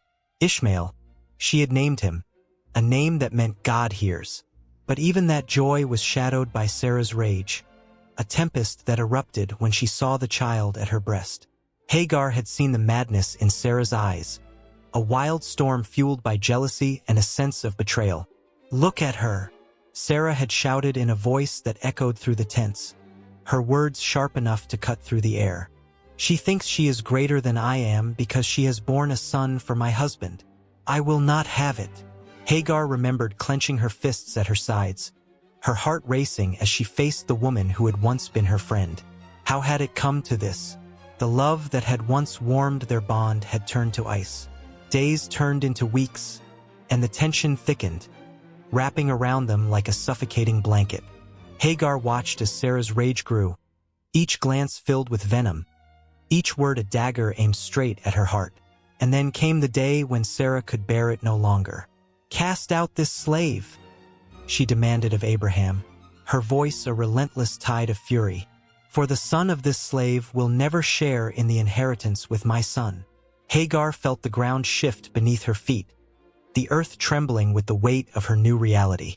Abandonment, the word echoed in her mind, swirling like the dust around her. Abraham, a man torn between his love for his wife and the bond he shared with Hagar, stood silent, his eyes clouded with conflict. In that moment, Hagar's heart shattered, a glass vase thrown against the stone floor. This was the man she had shared her body with, the man who had promised her a future. And yet, here they stood, at the precipice of destruction. With a heavy heart, Hagar gathered her few possessions, her hands trembling as she cradled Ishmael against her chest. The weight of the world pressed down on her, a burden too heavy for one woman to carry alone. "Where will I go?" she whispered to her son, who looked up at her with innocent eyes. "What will become of us?" The desert stretched endlessly before her, a vast expanse of uncertainty, and yet it was the only path left to her now. As they wandered, the sun blazing overhead, Hagar's soul cried out. Tears streamed down her face as she faced the reality of solitude. Would she and her child be lost to the sands of time, mere footnotes in the story of a man who was destined for greatness? How cruel it felt to be a fragment of a much larger tale, to have her identity stripped away like the leaves of a tree in winter. But even in her despair, a flicker of hope ignited deep within her. Perhaps the desert held answers, perhaps the stars above would guide her. She remembered the tales of her ancestors, the women who had fought and survived against all odds, warriors born from the dust, rising time and again. Hagar's heart swelled with a fierce determination. She would not let her story fade into oblivion. In the silence of the vast wilderness, she would carve out her own narrative, a voice that would echo through generations, intertwined with the very essence of survival. And so, with the weight of her past and the promise of her future, Hagar stepped forward, each footfall a declaration of defiance against a world that sought to silence her. The desert stretched endlessly ahead, and as the sun dipped below the horizon, a new dawn began to break, one filled with the whispers of a woman who refused to be forgotten. In a world where the weight of a name carried the gravitas of destiny, Sarai stood in the dim glow of her tent, her heart beating with the rhythm of 1,000 unspoken fears. The flickering flames danced shadows on the canvas walls, echoing her confusion. She felt the pull of change, like the winds shifting across the desert sands, whispering promises that both thrilled and terrified her. Her name, a simple collection of letters, felt like a shackle that bound her to a past she longed to escape. Sarai had always been a child of the barren lands, a woman defined by the limits of her surroundings. But deep within, she harbored dreams as vast as the stars that twinkled above her at night. She could still hear the laughter of her childhood friends, their voices ringing out in the fields, the innocence of those days alive in her memory. Yet, as she grew, a heaviness settled in her chest, a longing for something more, something greater than the life laid out before her. The divine arrival changed everything. The moment the air shimmered with a presence she could hardly comprehend, the promise of a child had swept through her like a wildfire, igniting hope but also flooding her with doubts. She had laughed then, a sound that seemed to echo through the ages, a disbelief wrapped in joy. How could she, Sarai, mother to nations, when her womb was as barren as the soil beneath her feet? The thought was as impossible as the desert blossoming with rain. But in a voice as profound as the thunder that rolls across the heavens, the proclamation came. No longer shall you be called Sarai, but Sarah. It was a name that resonated with power and purpose, a name that carried the weight of nations upon its shoulders. In that moment, Sarai felt both a spark of fear and a jolt of exhilaration. This was not just a change of name, but a deep metamorphosis of her very being. How could a name shift the course of a life so dramatically? The air crackled with anticipation as she stood at the crossroads of her past and an uncertain future. The name Sarai, which meant my princess, had always made her feel cherished but limited. It confined her to the expectations of a woman without children, a woman without legacy. Sarah, however, transformed her into a queen, a mother of many. The very essence of her identity shifted, and with it, the fabric of her destiny began to weave itself anew. As the sun dipped below the horizon, casting an orange hue over the barren land, the enormity of the moment settled upon her like a heavy cloak. Sarah. She repeated it softly, feeling the syllables roll off her tongue, savoring the taste of its promise. It was as if she were standing before a great door, its hinges rusted yet beckoning, waiting for her to take the first step into an unknown realm. With the name came the weight of expectation. She could feel the eyes of her people upon her, watching, waiting for the transformation to blossom before them. They had known her as Sarai, a woman who bore the burden of infertility, a sorrow that twisted into her very core. To be called Sarah was to take on the mantle of hope, a mantle she wasn't sure she was ready to bear. Yet, deep within her heart, she felt the stirrings of something powerful, like the first tremors of an earthquake, shaking the foundations of everything she thought she knew. The laughter of children echoed in her mind, vivid and intoxicating. Would she, as Sarah, be able to cradle a child of her own in her arms? Would the laughter of her offspring fill her tent, chasing away the shadows of solitude? The thought was exhilarating, yet the doubt clung to her like a second skin, reminding her of the years lost to despair and longing. The night grew darker, and she was left with the weight of the name that now felt both foreign and familiar, like a beloved garment that had been stitched anew. As she sank to her knees in the cool earth, a rush of emotions washed over her. Fear, hope, excitement, and trepidation swirled inside her like a storm. Tears fell unbidden, tracing paths down her cheeks, each drop a prayer sent up to the heavens. In that sacred moment, the winds seemed to change, carrying the scent of promise and potential. She lifted her face to the stars, searching their twinkling eyes for guidance, for assurance that this was indeed her path. The heavens remained silent, but the silence felt filled with 1,000 unspoken affirmations, each one a thread weaving her destiny together. But the next morning, the reality of her new identity settled heavy upon her shoulders. In the bustling camp, as she moved among her people, the word Sarah echoed around her, the sound as vibrant as the beating of a drum, marking the beginning of something monumental.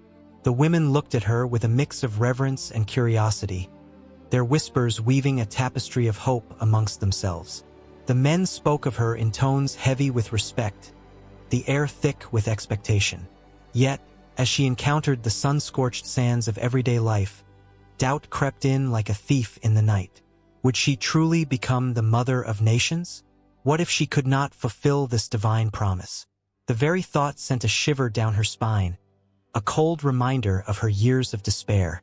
She blinked against the brightness of the sun, the light blinding, overwhelming, a reflection of the choices that lay before her. With each passing day, Sarah grappled with her new name, her new identity. She sought comfort in the familiar, yet every time she heard Sarah, it rang with the weight of a promise yet to be fulfilled.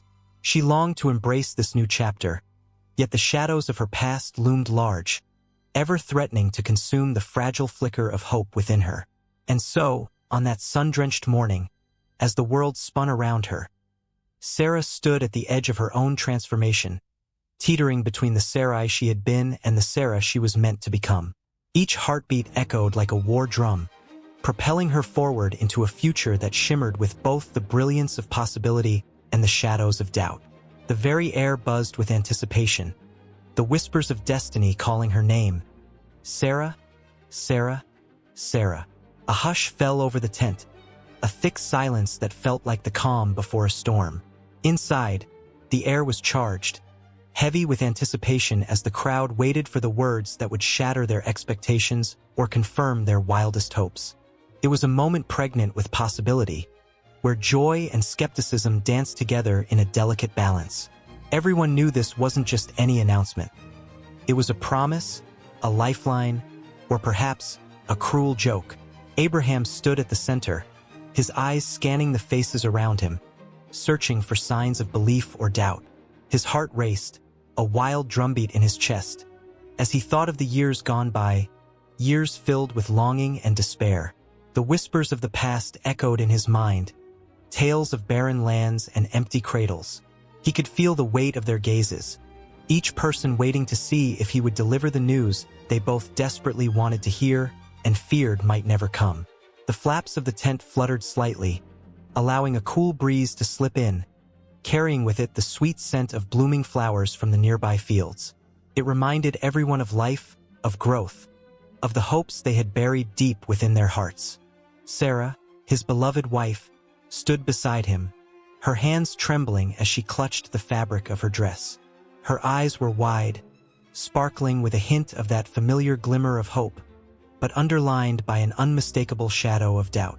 She was a woman who had laughed at the idea of motherhood, her laughter laced with the bitterness of years spent waiting for a miracle. And now, Abraham cleared his throat, the moment hanging in the air like a fragile glass ornament. "I have received a message," he began, his voice steady despite the tempest raging within him. "A promise has been made to us."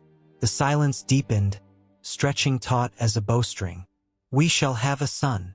Gasps rippled through the crowd. Some faces glowed with joy, while others wore expressions of disbelief. A son? At their age?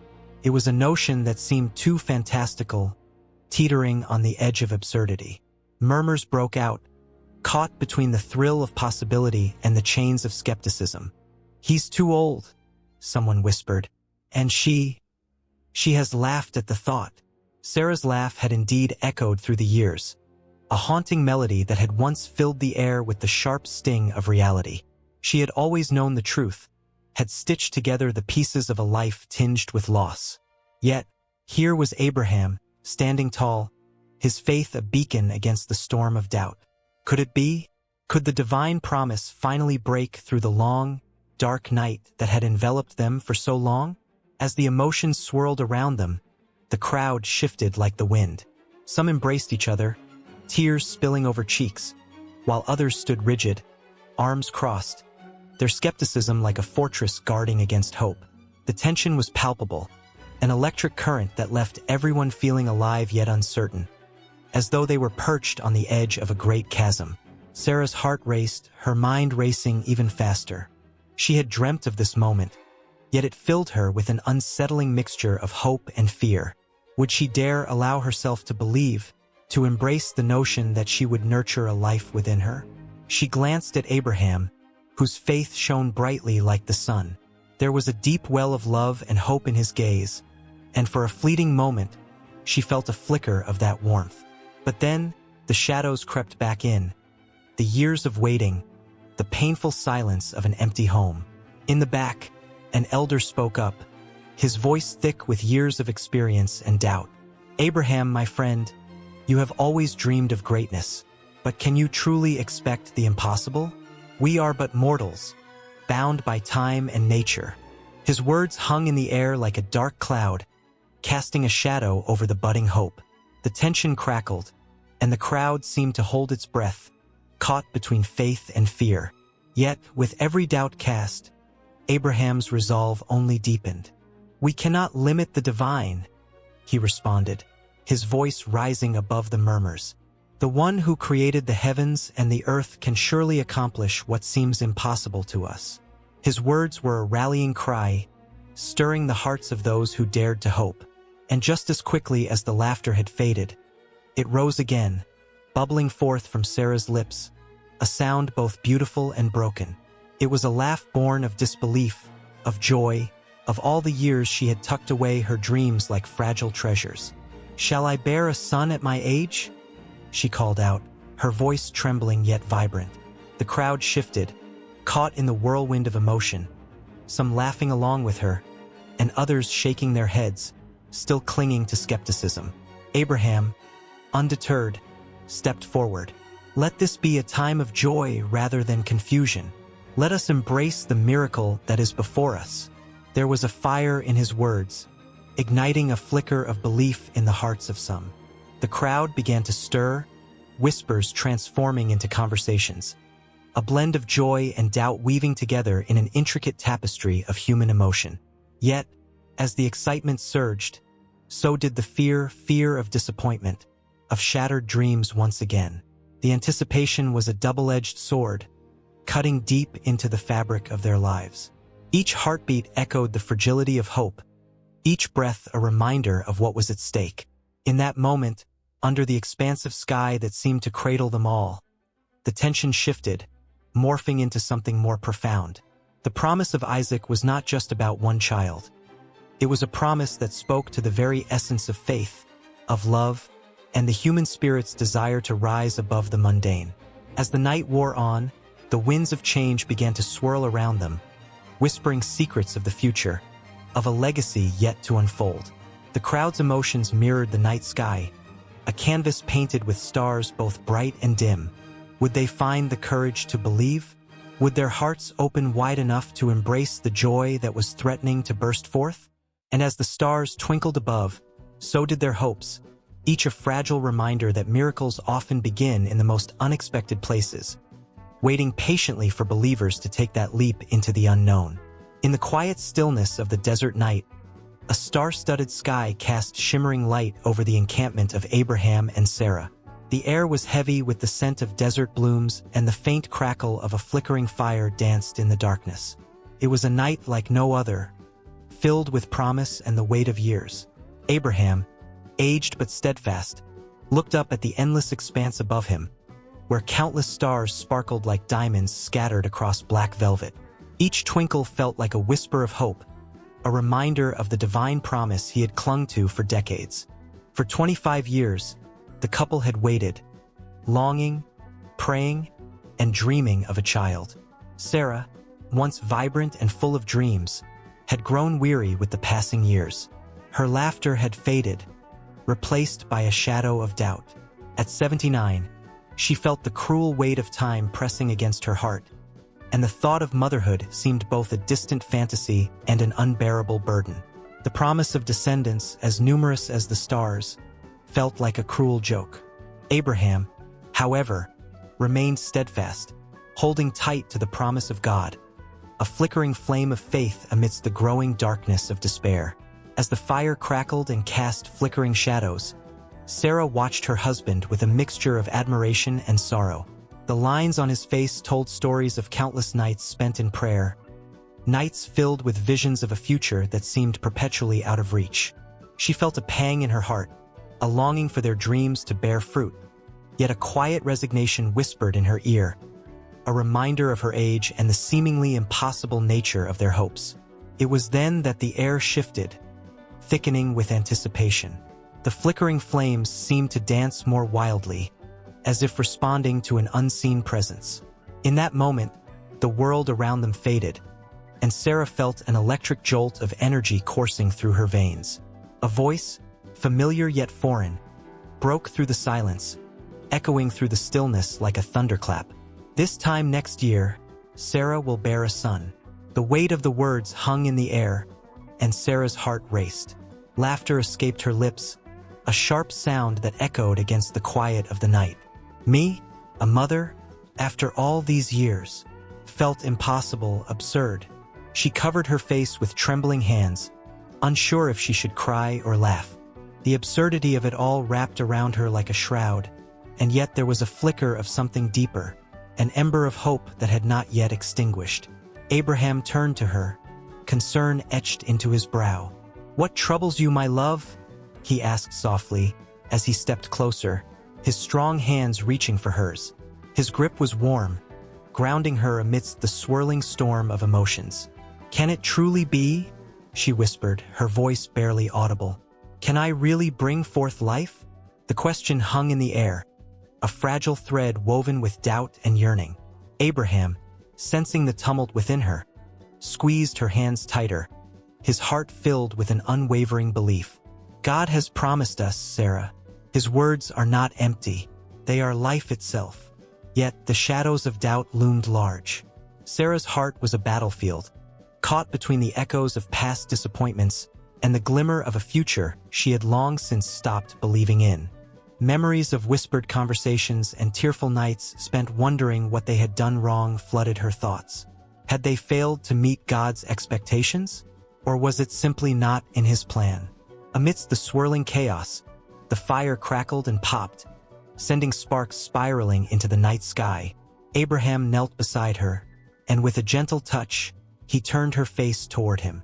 "Do you trust him?" he asked, his eyes piercing yet filled with love. In that moment, the world around them faded, and all that remained was the essence of faith, a raw, passionate trust that had been forged in the crucible of their trials. "Yes, I want to believe," she replied, her voice quivering, filled with a longing that resonated deep within her soul. "But how can I?" The answer lay in the quiet of their hearts, a promise so profound that even the stars above seemed to bow down in reverence. The following months stretched out before them, a tapestry woven with hope and prayers, each day a brushstroke on the canvas of their lives. Abraham's unwavering faith began to seep into Sarah's heart, igniting a flicker of belief that had long been buried under the weight of time. She started to dream again, dreams of cooing laughter and tiny hands grasping hers, dreams of playing in the sun with a child bearing the promise of their love. As the seasons changed, the air filled with whispers of new beginnings. The world around them began to shift. The sun rose and fell in a rhythm that felt almost sacred. With each passing day, Sarah's heart began to swell with anticipation. She could feel the stirrings of life within her, a gentle flutter that ignited a fire of hope. Yet, like a wave crashing against the shore, doubt would sometimes crest, threatening to drown her in uncertainty. "Abraham," she would whisper in the dark, her voice filled with trepidation. "What if it's not true? What if this is all just a dream?" His response was always the same, a quiet strength that wrapped around her like a warm blanket. "Then we will keep dreaming, my love." Because dreams are the seeds from which miracles bloom.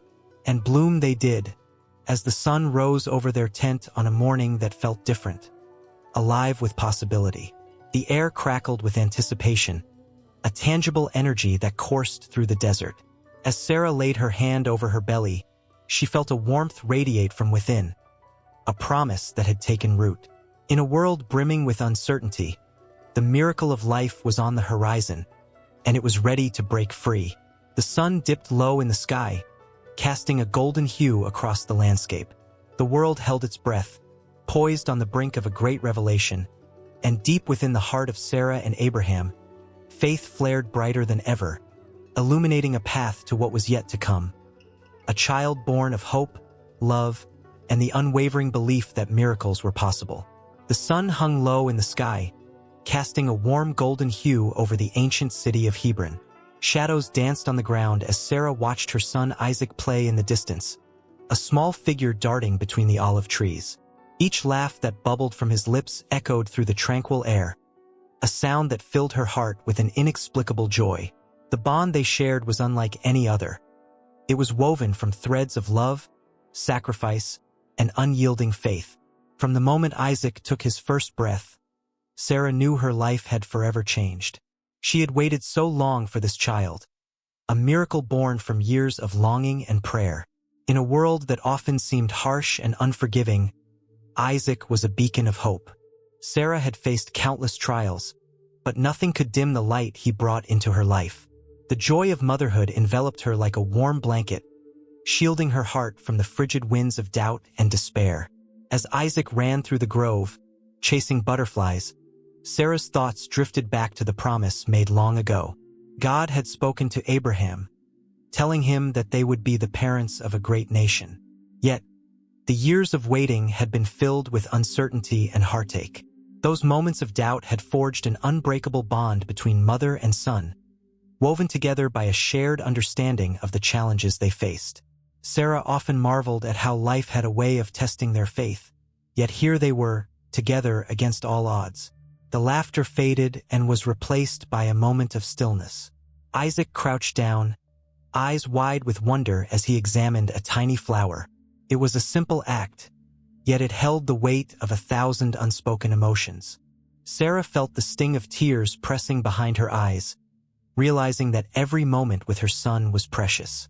She recalled the times she had whispered stories of their ancestors, tales of bravery and faith that she hoped would shape him into the man he was destined to become. But with that hope came an unsettling fear. The world was vast, and the path before Isaac was uncertain. Sarah's fingers brushed against the soft fabric of her robe as she stood, torn between pride and worry. She knew the time would come when she would have to let him go, to embrace his destiny, whatever that might be. The thought was both exhilarating and terrifying. What if the world couldn't see the beauty she saw in him? What if the very promise that had brought them together became a burden too heavy to bear? Just then, Isaac stood, a triumphant grin plastered across his face. He held the flower aloft, his eyes sparkling with excitement. "Look, Mother, it's beautiful!" he exclaimed, running back to her with uncontainable energy. Sarah knelt down, her heart swelling at his innocence. In that moment, all her fears faded away, replaced by the purest love she had ever known. But as the sun dipped lower, casting longer shadows, a deeper tension loomed. The whispers of fate twisted through the air like the wind that rustled the leaves around them. Sarah remembered the promise that would test their bond, the command God had given Abraham, a command that would shake the very foundation of their lives. The thought weighed heavily on her heart, though she dared not speak it aloud. "Do you know what this flower symbolizes?" she asked, hoping to steer the conversation into brighter waters. Isaac furrowed his brow in thought. "Is it a promise?" Sarah nodded, swallowing back the lump in her throat. "Yes, my love, just like the promise we carry in our hearts." The words tasted bittersweet, each syllable a reminder of what the future might hold. The flower in Isaac's small hands was a delicate symbol of life, but it also echoed the fragility of their existence. The air grew thick with unspoken words, and for a brief moment, Sarah feared for the bond that had shaped their lives. What would happen when the time came for Isaac to face the world alone? Would their connection withstand the trials that loomed on the horizon? The weight of her love pressed down on her, filling her with equal parts pride and dread. Then, as if sensing her turmoil, Isaac looked up. "Mother, will you always be with me?" he asked, his voice small yet resolute. In that moment, Sarah knew the answer that her heart had always whispered. "Always," she vowed, her voice trembling with emotion. "No matter where you go or what you face, I will be with you. Our bond is unbreakable." A smile crossed Isaac's lips, and for a fleeting second, the shadows of doubt lifted. The winds of change howled around them, yet in their small corner of the world, nothing else mattered. Their spirits intertwined like the roots of an ancient oak, strong and deep. But the peace was fleeting, like a gentle wave crashing against the shore only to recede into the vast ocean of uncertainty. Sarah felt the tremors of destiny stirring, heralding the coming storm that would test everything they had built together. Each heartbeat echoed the weight of promise, a stark reminder that faith could lead one down paths of both light and darkness. As the sun slipped beneath the horizon, painting the sky in hues of orange and purple, Sarah held Isaac close.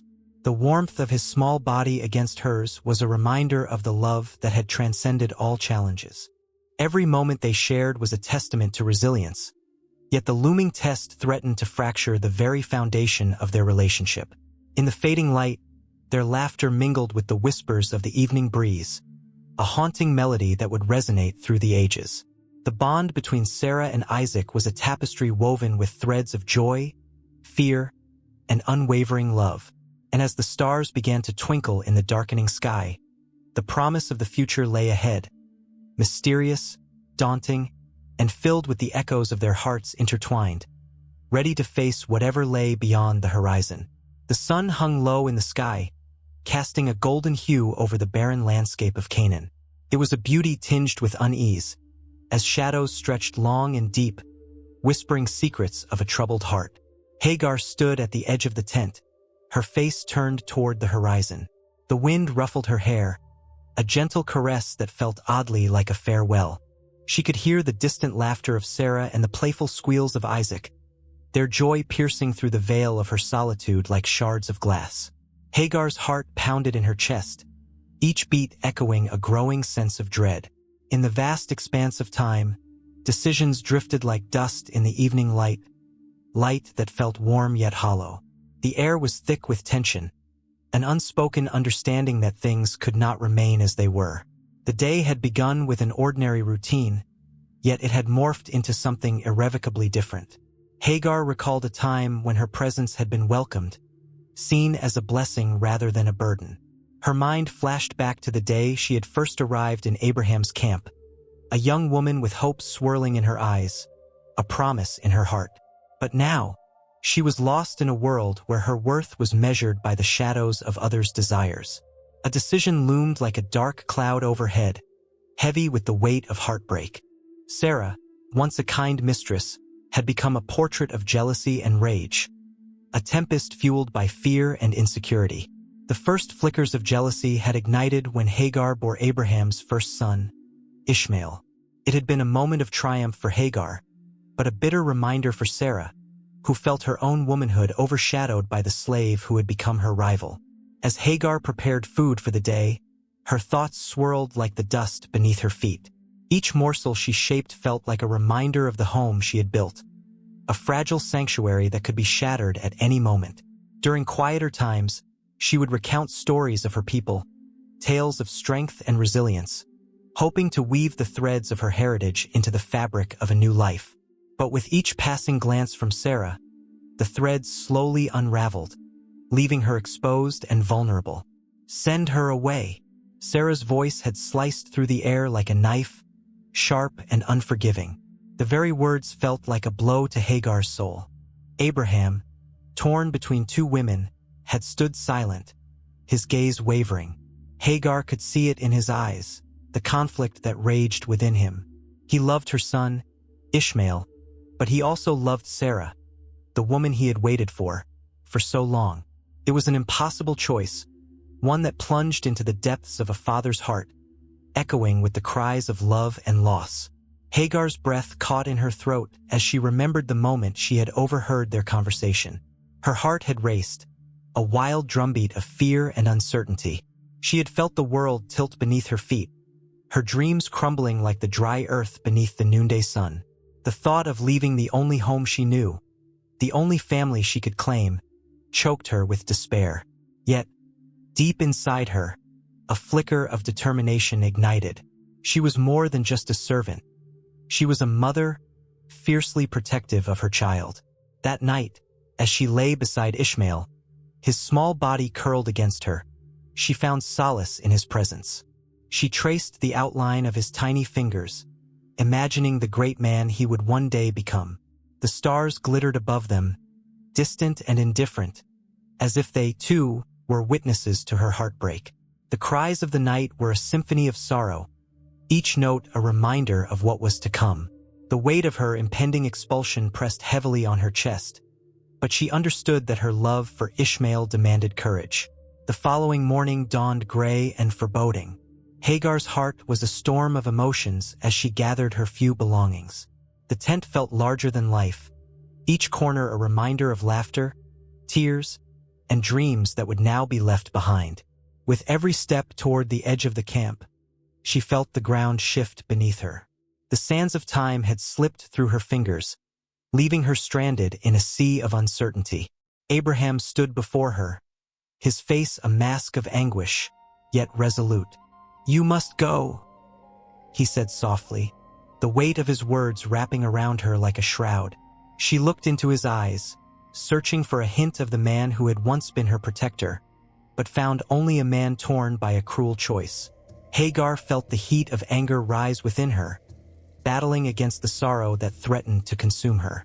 How could he stand there, as if he were casting her and their child into the wilderness, unarmed and alone? She clutched Ishmael tightly, feeling the warmth of his small body against her. The world around her faded, the laughter of Isaac silencing into a haunting echo. "What will become of us?" she whispered, her voice trembling. Abraham's silence was a weight that settled heavily in the pit of her stomach. With one final look back at the camp, her heart a tapestry of memories woven with pain and love, Hagar turned away, venturing into the unknown. The path ahead was littered with uncertainty, each step a testament to her resilience. Tears streamed down her cheeks, a silent river of heartbreak, as the landscape swallowed her whole, leaving her with only the whispers of the past. The sun beat down mercilessly, the heat a reminder of the trials yet to come. Hagar walked with purpose, her feet moving instinctively toward survival. The vast emptiness of the desert stretched out before her, a daunting panorama that reflected her own desolation. Even in the midst of despair, she carried a flicker of hope, a promise that she would protect her son against all odds. As she wandered deeper into the wilderness, the air thick with tension and uncertainty, Hagar's heart raced in rhythm with the sound of her footsteps. Each crunch of sand beneath her feet mirrored the breaking of her spirit, but she pressed on, the weight of her decisions a force driving her forward. Unbeknownst to her, the echoes of that fateful day would ripple through her life, shaping the destiny of nations yet to come. A chilling wind swept across the barren landscape, rustling the leaves of ancient trees that stood like silent sentinels. The sun hung low, casting elongated shadows that stretched ominously, hinting at the darkness that was to come. Isaac, a boy barely old enough to understand the weight of the world, found himself at the edge of a precipice, the ground beneath him as fragile as the faith he had always clung to. His heart raced, pounding in his chest like a drum heralding doom. The air was thick with a sense of foreboding, as if the very heavens were holding their breath, waiting for a moment of profound reckoning. This was no ordinary day. It was a day that would test the limits of trust and the depths of belief. Isaac's father, a man of God, had always spoken of faith in hushed, reverent tones, his voice tinged with a fervor that could ignite the soul. "God tests those he loves," he often said, his eyes glimmering with a mix of reverence and fear. But today, those words echoed through Isaac's mind with a sinister twist. If God indeed tests the faithful, What would a test look like for a boy too innocent to comprehend the stakes? As Isaac stood at the edge, his thoughts turned to the stories whispered in the flickering candlelight during long, stormy nights. Tales of Abraham, the patriarch who faced the ultimate trial, were stitched into the fabric of his upbringing. Abraham, called to sacrifice his beloved son, had climbed a mountain not for glory, but to heed a command that shook the very foundation of his faith. The binding of Isaac was a stark reminder that trust could lead one to the darkest places imaginable. Would Isaac's faith survive the weight of such a burden? Would it crack under the pressure like fragile glass? As he pondered this, a shiver raced down his spine. It wasn't the cold that chilled him. It was a deep, gnawing terror. What if he was destined for a similar fate?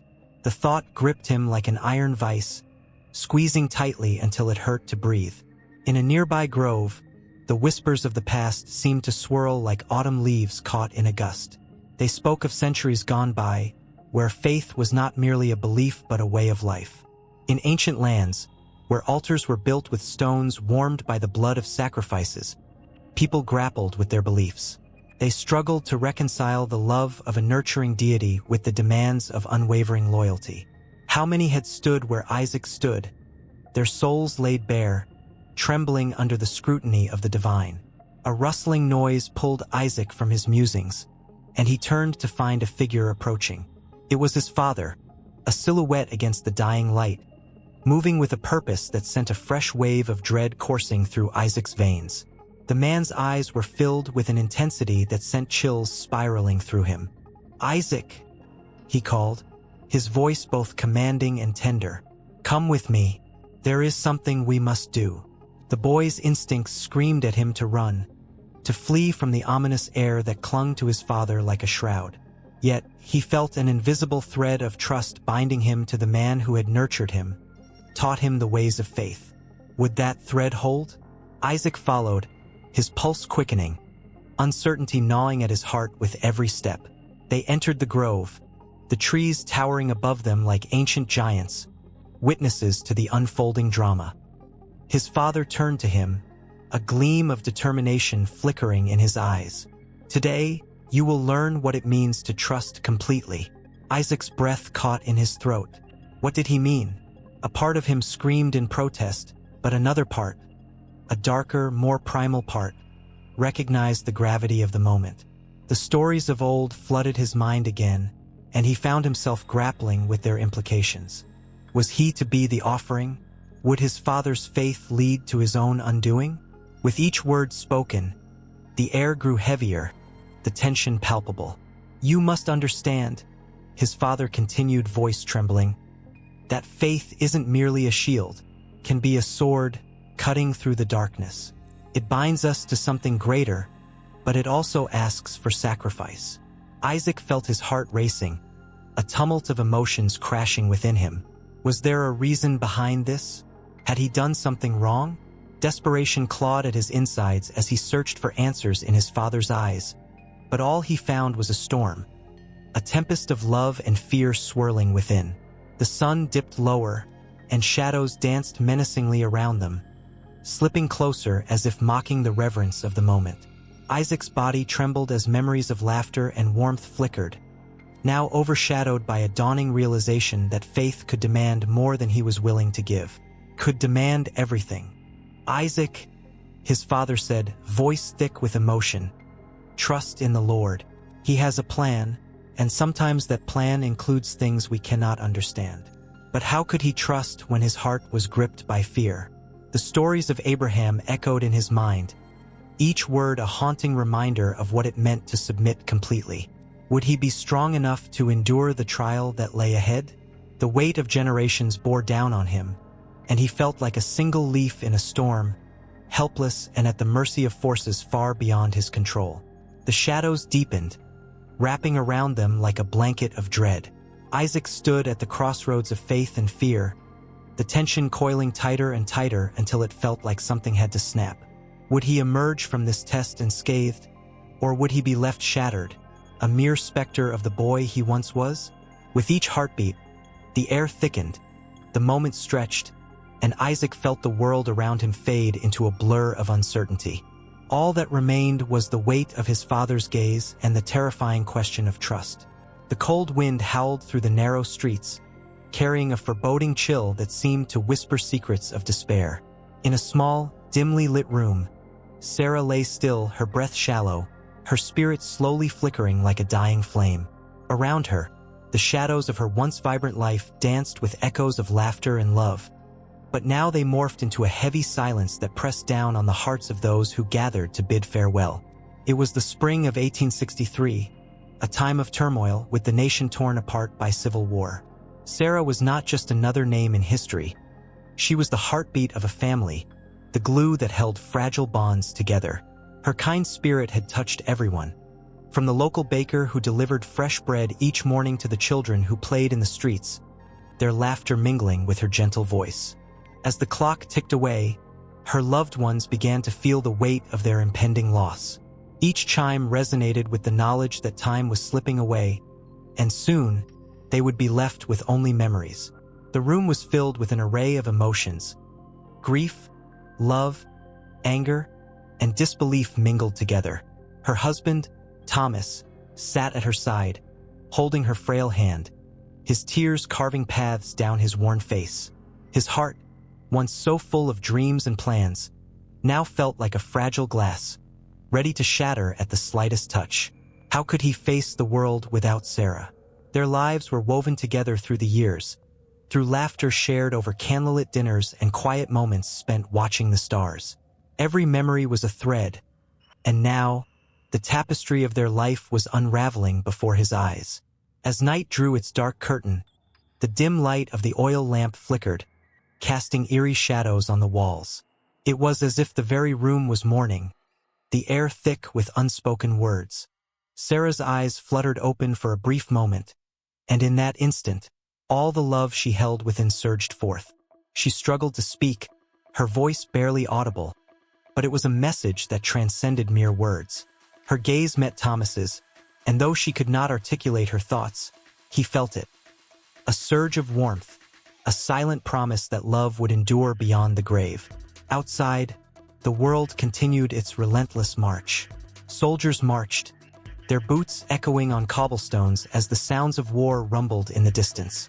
The day-to-day life of the town continued, unaware that a great light was about to be extinguished. As news of Sarah's condition spread, the townsfolk began to gather, their hearts heavy with dread. Many had been touched by her kindness. She had been a pillar of support, often providing food and care to those in need, especially as the war had ravaged lives and families. On this fateful night, as the clock struck midnight, Sarah took her last breath. In that moment, the world around her fell silent, as if all the sounds had been swallowed by the void. Thomas felt the warmth of her hand slip away, and with it, his heart shattered into a million pieces. The flickering light of the lamp flickered out, leaving nothing but darkness, a metaphor for the abyss that had opened up in his life. The silence that enveloped the room was deafening, echoing with the sound of 1,000 uncried tears. The news spread through the town like wildfire. Families huddled together, holding one another close, each heart aching for the loss of a woman who had been more than just a neighbor or friend. She had been their confidant, a source of strength in an era marked by suffering. The baker, whose roles she had always praised, closed his shop that day, leaving a sign on the door, a simple message, "In memory of Sarah." Children paused their games, feeling the shift in the air, a shadow cast upon their innocent joy. At her funeral, a sea of mourners gathered, each face a canvas of sorrow, painted with memories of love. Flowers adorned her casket, the vibrant colors a stark contrast to the pallor of grief that enveloped the crowd. Thomas stood, a silent sentinel, his heart aching with each sob that reverberated through the air. As the pastor spoke kind words, the memories flooded back. Sarah's laughter ringing through the house, her gentle hands tending to the garden, her warm embrace that felt like home. But it was not just the loss of Sarah that stung. It was the realization that her absence would leave an indelible mark on the community. With her went the compassion she had so effortlessly shared. The townsfolk began to feel the cracks in the foundation of their lives. the fragile threads of unity that she had woven now frayed and fragile.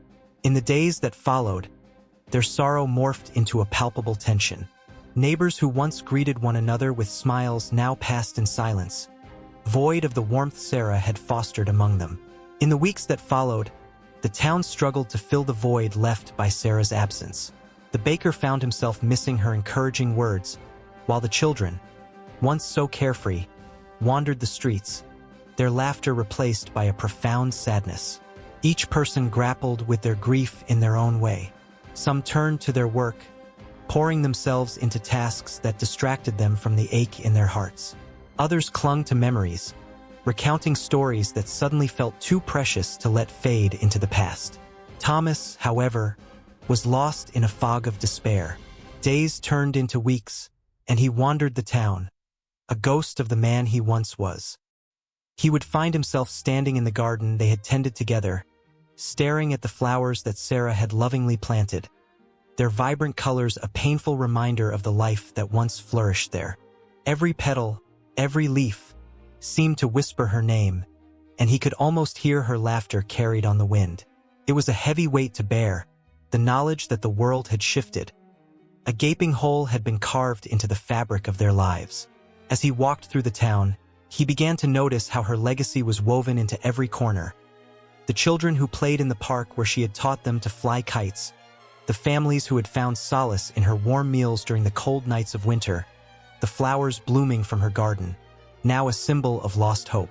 And in the stillness of that heavy grief, the townsfolk began to realize that Sarah had left them not just memories but a call to action. She had shown them the power of kindness and love, and for the first time, they felt a stirring within them to rise from their sorrow and honor her memory.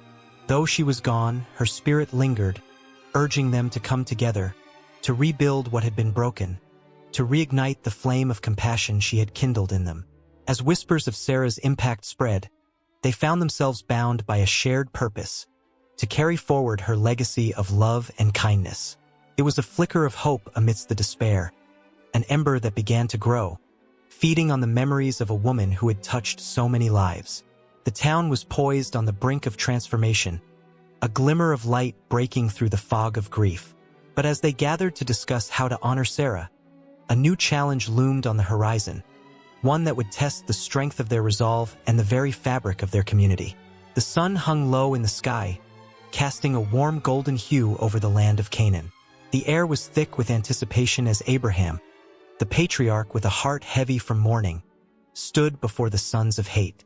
The pain of loss clung to him like a shadow, yet he summoned the strength to negotiate for a sacred place, a resting spot for Sarah, his beloved wife who had passed from this world. "Give me a burial site among you," he implored, his voice steady but laced with grief. The words hung in the air, a plea wrapped in sorrow. He needed a final resting place, somewhere sacred, a refuge for Sarah's spirit. He was not merely asking for land. He was seeking a connection to eternity, a bond that transcended life itself. The men of hate looked upon him with respect, their hearts softening at the sight of the old man's anguish. They were aware of the weight of his request. "You are a mighty prince among us," one of them said, his voice reverberating with authority. "Bury your dead in the choicest of our tombs. None will withhold from you his tomb to bury your dead." But Abraham, though filled with sorrow, was also resolute. He would not take what was freely offered without honor. He sought to make a purchase, to secure the land that would become a testament to his love and faith. His heart raced, thundered against his chest, as he processed the enormity of this transaction. "I will pay the full price for it," he insisted, the words firm yet fragile, like a glass about to shatter. There was a palpable tension in the air, a mix of grief and determination swirling around him as he looked each man in the eye, trying to convey the depth of his intention. Ephron, the owner of the cave, stepped forward, his presence larger than life. He was a man of wealth, a figure of influence, and he had the power to grant Abraham what he desired. "My lord, listen to me," he said, his voice smooth and persuasive.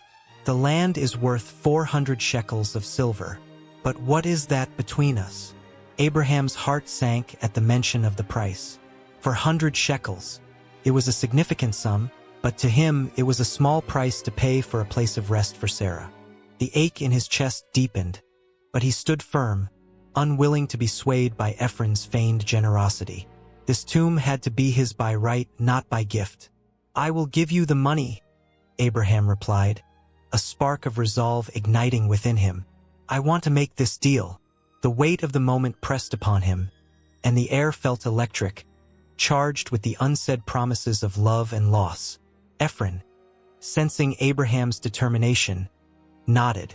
The agreement was reached, yet the tension lingered, an invisible thread weaving through the air. The onlookers felt the gravity of the moment. The purchase of a tomb was not merely a transaction. It was a declaration of faith and continuity. As the silver coins exchanged hands, a wave of relief washed over Abraham, mingling with the sorrow that would forever tug at his heart. This sacred space would be a testament to Sarah's life, a reminder of love that defied the bounds of death. The cave of Machpelah was not just a burial site. It was a promise of remembrance, a place where his beloved would rest amid the ancestors, where their spirits would linger, intertwined through generations.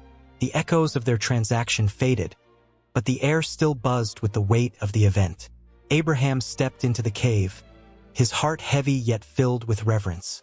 The stone walls seemed to whisper the stories of those who had come before, of lives lived and lost, of hopes and dreams.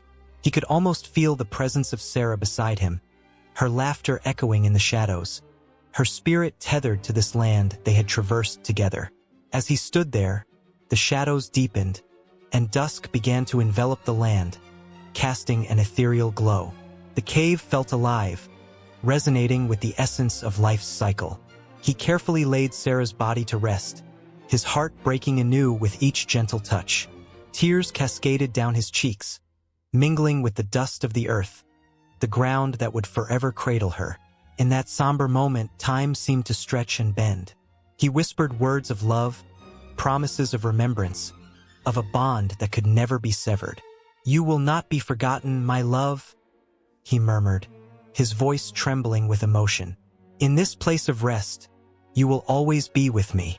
As he sealed the entrance of the cave, a sense of calm washed over him. This was a sacred act, more than simply placing a body in the earth. It was an affirmation of faith, a declaration of hope. Abraham stepped back, gazing at the tomb, a silent guardian of his love, the embodiment of his legacy.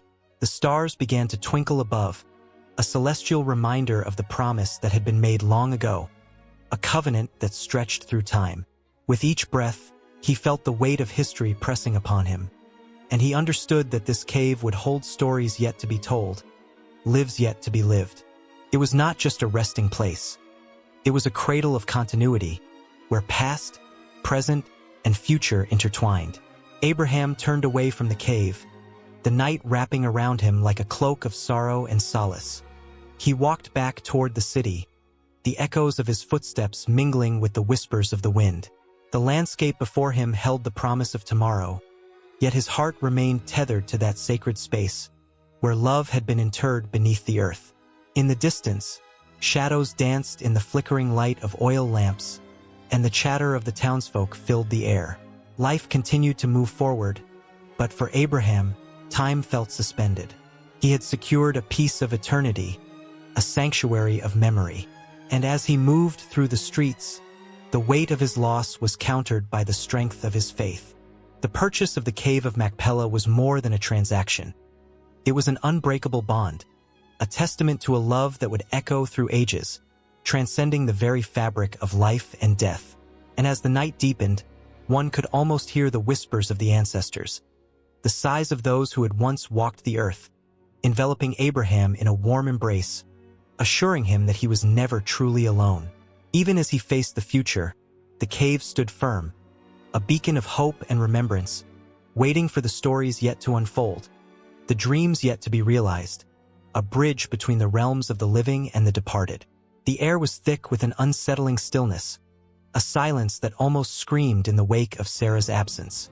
The sun hung like a mournful candle in the sky, casting long shadows across the barren landscape that once flourished with laughter and light. Abram stood at the grave, his heart a heavy stone resting in his chest, feeling each beat like a distant drum echoing the loss that engulfed him. It was a sorrow more profound than the very earth beneath his feet. Time had become a cruel trickster, slipping through his fingers as he clung to memories that now felt like fragile whispers in the wind. Sarah, with her laughter that danced like fireflies on warm summer evenings, had been the heartbeat of their little home. How could such brightness be extinguished so suddenly? The world felt foreign, a place where shadows loomed larger than life, and everything he touched seemed to turn cold. As Abram knelt before the fresh mound of earth, his fingers brushed against the cool, damp soil. It was all that remained of her, yet it felt like a gaping hole in his very being. The vibrant flowers she had loved, now wilted and forgotten, lay scattered at the base of the headstone, a testament to the beauty that had once been. Each petal crumbled like the remnants of his heart. Each droplet of dew was a tear he could not afford to shed. He remembered their last moments together, the way she smiled at him, her eyes glistening with an unspoken promise of forever. "We'll face whatever comes, Abram," she had said, her voice steady, a beacon of hope. But forever had slipped away, stolen by fate's cruel hand, and the promise lay shattered at his feet. Days merged into one another, a blur of sleepless nights and haunting silence. Abram roamed their home like a ghost, each room echoing with her absence. The kitchen, once filled with the warmth of shared meals and sweet aromas, felt like a cold, hollow shell. He would stand at the stove, staring into empty pots, the smell of her favorite stew lingering only in his memory. How could he cook without her laughter ringing in his ears, urging him to add just a pinch more salt, or reminding him to let the bread rise just a bit longer? Friends and family came, voices muffled by their own grief, offering condolences that felt like little more than whispers on the wind. "Time will heal," they reassured him, but each word only deepened the chasm in his heart. He wanted to scream, to shake them and demand, "How can time heal what feels like a part of me has been ripped away?" He turned to the fields, where their crops had once thrived. The earth was unyielding, stubborn in its grief, mirroring his own. The golden wheat that had promised a bountiful harvest now stood tall and mocking, while his heart felt barren. He remembered Sarah's hands, calloused from work, yet gentle when she touched the earth. She had coaxed life from the soil, believing in the magic of nature, something he now struggled to see. One evening, as the sun dipped below the horizon, painting the sky in hues of orange and purple, Abram ventured out to the old oak tree at the edge of the property. It had been their favorite spot, a sanctuary where they shared dreams and whispered secrets. He leaned against its gnarled trunk, feeling the rough bark against his back, searching for solace in the familiar. But even the tree seemed to mourn, its leaves rustling softly, as if to say, "She is gone, and with her your laughter." He closed his eyes, letting memories wash over him like a tide. He could hear her voice, soft yet strong, reminding him to breathe, to push through the storms. "You are made of stronger stuff, Abram," she'd said, her eyes glinting with determination. But now he felt like a paper boat adrift in a tempest, lost and vulnerable without her anchor. Night fell, and the stars emerged, twinkling like distant memories. Each one felt like a reminder of what he had lost. He thought of the stories she had woven about the constellations, her imagination painting pictures in the dark sky. "Look there, Abram," she would say, pointing upward. "That's Orion the hunter, just like you, always ready for the next adventure." But there was no adventure left for him now. The thrill of life had dimmed, leaving nothing but a dull ache in its place. He felt the weight of the universe pressing down on him, and the tears he had held at bay threatened to spill over. He opened his eyes and stared at the endless expanse above. "Where are you, Sarah?" he whispered, his voice breaking in the stillness. The answer came not from the heavens, but from the depths of his soul, a haunting echo of her laughter, a flicker of light in the darkness. Maybe, just maybe, she was still there, somewhere beyond the veil, guiding him with the same unwavering love she had shown in life. A flicker of hope ignited within him, a fragile flame fighting against the suffocating darkness. With every passing day, he felt the grief morphing, shaping itself into a force he had never anticipated. It was not just sorrow but a hunger, a fierce desire to honor her memory, to keep her spirit alive within him. The thought of forgetting was unbearable, and so he began to write, pouring his heart onto the pages as if each word could bridge the chasm between them. He filled notebook after notebook with stories of their life together, the love letters they had exchanged, the dreams they had chased. It was healing, yet it also brought back the piercing ache of her absence. Each sentence was a reminder of the life they had built and the future that lay in ruins. As the days turned into weeks, Abram found a rhythm in his grief. He began to visit her grave more often, bringing fresh flowers and reading aloud his words. The quiet conversations became a lifeline, a way to keep her close even in death. Each visit felt like a pilgrimage, a sacred act of remembrance that brought him both pain and solace. Yet, as the seasons changed and the world around him transformed, he sensed a shift within. The sharp edges of his grief began to soften, the shadows still looming but less oppressive. He could feel Sarah's presence in the rustle of leaves, in the gentle breeze that kissed his cheek, reminding him that she was not wholly gone but woven into the very fabric of his being. With every passing season, he learned the delicate dance between sorrow and memory, understanding that grief was not a weight to bear but a testament to love. As he stood at her grave one crisp autumn morning, surrounded by the golden hues of falling leaves, he whispered to the wind, "I will carry you with me, Sarah, always." But even as he spoke those words, a new storm was brewing on the horizon, a twist of fate that would test the bond they shared and the strength of his spirit. Little did he know, the whispers of the past were merely the beginning of a journey that would challenge everything he thought he understood about love, loss, and the ties that bind across time and space. The sun hung low in the sky, casting a golden hue over the arid landscape of Canaan. Dust swirled in the gentle breeze, and the air was thick with an anticipation that seemed to hum in the very ground beneath one's feet. Isaac stood on the edge of a hill, his heart racing as he stared out at the horizon. A distant memory flickered in his mind, the moment years ago when his father, Abraham, had taken him to a mountain, a place where faith had clashed with the raw edge of reality. It was a moment that had defined his existence, one that shaped the legacy of a covenant that was not just his father's but now, against all odds, his own. Isaac was not merely a shadow of Abraham. He was a young man caught between the weight of expectation and the yearning for his own identity. The air was thick with the sweet scent of blooming wildflowers, but in Isaac's heart, a storm raged.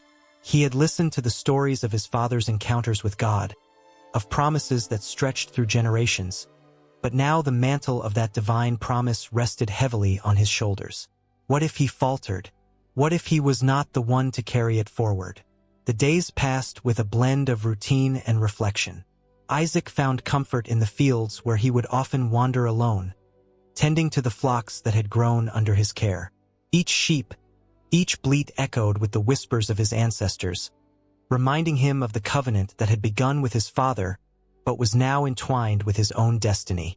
The land stretched out before him, a canvas of possibility, yet it also bore the scars of struggle, of battles fought and sacrifices made. Sacrifices that he would have to honor. One evening, as the stars began to twinkle in the twilight sky, his mother, Sarah, shared a tale of her own. Her voice trembled with emotion as she recounted the moment when Isaac was born, how joy turned to fear when she realized the world around them was fraught with danger. "You were the laughter that broke the silence of my life, my dear Isaac," she said, her eyes glistening with unshed tears. "But you are also the promise, the continuation of hope for our people." Those words lingered in the air, weaving themselves into Isaac's very being. He was not merely a man. He was a thread in the tapestry of a divine promise. Yet, doubt crept in, whispering insidious thoughts that spiraled in his mind. Would he be strong enough? He couldn't shake the feeling that shadows lurked behind the successes and privileges of his lineage. The weight of the covenant felt like a shackle, one that echoed the whispers of fear and inadequacy.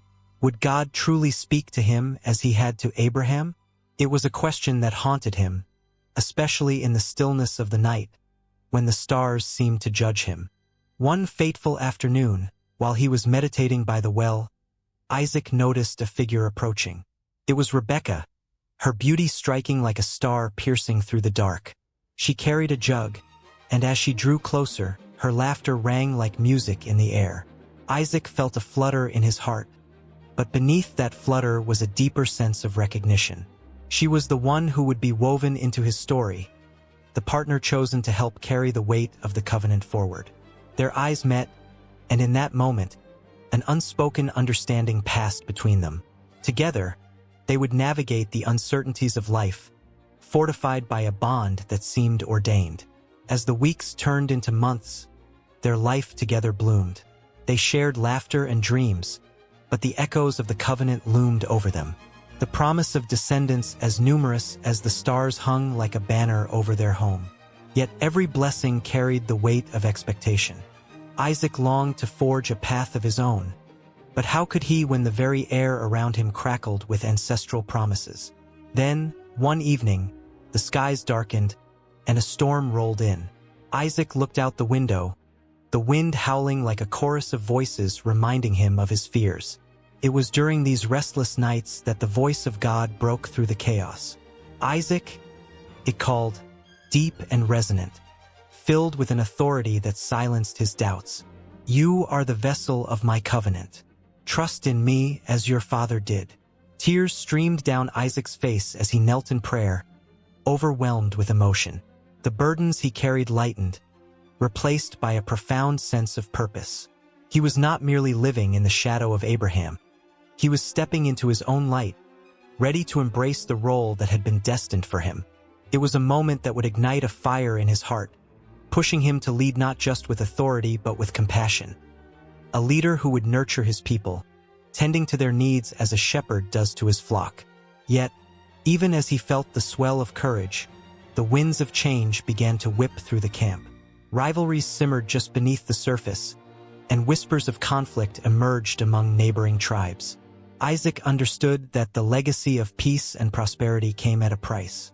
He would have to navigate the treacherous waters of leadership, balancing diplomacy with strength. The stakes were higher than ever, and with every interaction, the burden of the covenant crystallized in his mind. How he handled these challenges would echo through the ages. One quiet morning, as dawn broke over the hills, Isaac gathered his family and servants. He spoke earnestly about the path ahead, his voice resonating with newfound conviction. We must remain united, he urged. For the promise is ours to protect, and the future of our people depends on our faith in one another. The sun illuminated their faces, and in that moment, the weight of the covenant transformed into a shared responsibility, igniting a fire in their hearts. But shadows loomed in the distance, dark clouds of uncertainty swirling around the edges of his newfound resolve. Rival factions were at play, and Isaac's decisions would soon be tested in ways he could never imagine. The covenant was alive, vibrant with possibility and fraught with peril, and Isaac had no choice but to embrace the tumult that lay ahead. It was a continuation of a journey that had begun long before him, and now, with every heartbeat, he felt the pulse of destiny guiding him forward. As the sun dipped below the horizon, casting long shadows over the land, Isaac stood tall, ready to face whatever challenges awaited him. The covenant was not just a promise. It was a living, breathing reality that demanded courage, faith, and a heart willing to love fiercely. With Rebekah by his side and the weight of his ancestors behind him, he took a deep breath, feeling the warmth of the promise encircle him. The path was uncertain, but one truth remained clear. This was only the beginning. The sun was setting over the horizon, casting a warm golden glow across the land. In the distance, the tents of Abraham's family stood like silent sentinels, holding stories of love, longing, and unbreakable bonds.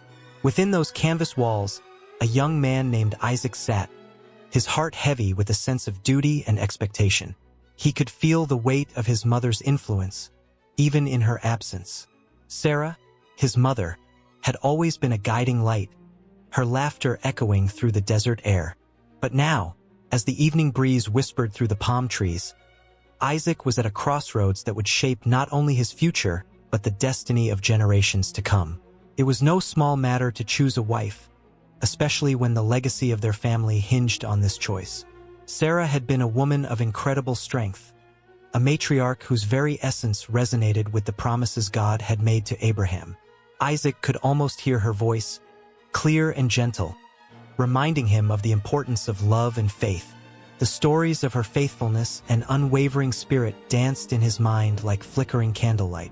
Her influence was profound, an unbroken thread woven into the fabric of their lives. As the evening deepened, Abraham gathered his trusted servant, a man who had witnessed the unfolding of divine plans. The servant, his heart pulsating with the weight of expectation, understood the magnitude of his task: to find a wife for Isaac who would carry on Sarah's legacy. The stakes were high, and every choice would echo through time. "You must go to my homeland," Abraham instructed, his voice steady with conviction. "There, among my people, you will find the one who is meant for my son." Isaac felt a flicker of anxiety in his chest as he listened. What if he never met the woman who could fill the void left by his mother? What if she did not live up to the legacy Sarah had created? The servant knew that this journey would not only be about finding a wife. It would be a quest to find someone whose spirit matched Sarah's, a woman who could stand beside Isaac, strong and unwavering in her faith. Days turned into weeks as the servant traveled, his heart filled with prayer and purpose. He was guided by the flickering flame of hope, knowing that Sarah's spirit lingered in every step he took. When he arrived in the ancient city of Nahor, the bustling marketplace was alive with the sounds of bartering and laughter. The air was thick with the scent of spices and the warmth of community. But amidst the noise, a quiet determination swelled within him. He knelt by a well, the very place where fateful meetings often occurred, and prayed for guidance. "Lord," he whispered earnestly, "let the woman who offers water to my camels be the one you have chosen." His heart raced with anticipation, the weight of Sarah's legacy pushing him forward. The sun hung low in the sky, casting a soft glow over the well as if the heavens themselves were watching. Then, as if summoned by destiny, a young woman approached. Her name was Rebecca, and she was radiant, her spirit alive with kindness and grace. The servant's heart skipped a beat as he witnessed her selflessness in action. She not only offered him water but also drew water for his camels. In that moment, the servant knew that she was the answer to his prayer, a reflection of Sarah's essence. Rebecca's laughter echoed in his ears, a sound that spoke of promise and joy. As they conversed, he felt something stirring deep within him, a connection that transcended words. She was spirited and strong, yet tender, embodying the very qualities that had made Sarah the remarkable woman she was. It was as if a thread from the past had woven itself into the present, binding their lives together in a tapestry of fate. When the servant returned to Abraham's tent with Rebecca, he could feel Sarah's presence enveloping them like a warm embrace. Isaac stood at the entrance, his heart pounding with a blend of curiosity and hope. As their eyes met, an unspoken understanding passed between them, a spark igniting in the silence. It was as if the air was thick with the whispers of those who had come before. Sarah's laughter, Abraham's faith, all converging in this moment of destiny. Rebecca, with her radiant smile and unwavering spirit, began to see the pieces fall into place. This was not just a marriage. It was a weaving of destinies, a continuation of a legacy that had begun long before them. Isaac felt the warmth of her presence fill the empty spaces within him, and he knew she was to be more than just a wife. She would be a partner in the journey ahead. The days turned into nights filled with shared dreams and whispered hopes. As Isaac and Rebecca grew closer, he often found himself reflecting on the depth of his mother's influence. Sarah had taught him the value of faith, the importance of love, and the beauty of choice. This marriage was not just a union. It was a bridge connecting the past to the future, a promise that would ripple through time. But even as their hearts danced to the rhythm of love, shadows loomed on the horizon. Could Rebecca live up to the strength of Sarah? Would she be able to carry the mantle of motherhood and leadership in a world fraught with challenges? Isaac felt the weight of those questions, the uncertainty wrapping around him like a cloak. In the quiet moments, late at night, he would often seek solace in the stars, remembering his mother's gentle touch and wise words. He could almost hear her voice encouraging him to trust in God's plan, to believe in the love that was blossoming between him and Rebekah. The legacy of Sarah was not just a memory. It was a living, breathing force that propelled him toward a future filled with hope. Rebekah's heart, too, was a mirror reflecting the stories of those who had come before. She carried with her the hopes of her family, the whispers of her ancestors urging her to be a strong woman of faith. Every laugh they shared, every quiet moment spent together, was a testament to the deep connection they were forming. As she stood beside Isaac, ready to face whatever challenges lay ahead, she could almost feel Sarah's spirit watching over them, guiding them into a new chapter. The sun set one last time, painting the horizon in hues of orange and purple, casting long shadows that stretched toward an uncertain future. But in that moment, as Isaac and Rebekah stood together, they felt a bond forged in the fires of hope, love, and faith. A connection that would endure, no matter the trials that awaited them. In the distance, the stars began to twinkle, as if celebrating their union, an unbreakable link in the chain of destiny, forever influenced by the love of a remarkable woman named Sarah. The sun hung low in the sky, casting long shadows across the tent where Abraham and Sarah had once dreamed of a legacy. Now it was their son, Isaac, who wandered the open land, the weight of a promise resting heavily on his shoulders. Amidst this barren beauty, a heart beat with the echo of longing, as Isaac often found himself gazing into the distance, searching for a glimpse of something he could not name. The air was thick with unspoken wishes as Isaac moved through the fields, his thoughts dancing between hope and uncertainty. He was not just a son. He was the heir of a covenant, a living testament to a divine promise. Yet as he picked the wildflowers that grew stubbornly against the harshness of the terrain, a sense of emptiness gripped him. Each bloom reminded him of Sarah's laughter, her gentle encouragement, and the unwavering belief that love could conquer all. Then came a twist of fate. Abraham, feeling the weight of his years, sought a wife for Isaac, determined that she would not be from the Canaanites but from his own kin. The decision stirred a flurry of emotions within the household. Isaac craved companionship, a partner to share the depths of his spirit and the legacy of his family. Yet the thought of a stranger crossing the threshold into his life was daunting. The nights turned restless, filled with dreams of a woman whose eyes sparkled like the stars. Yet he had never laid eyes on her.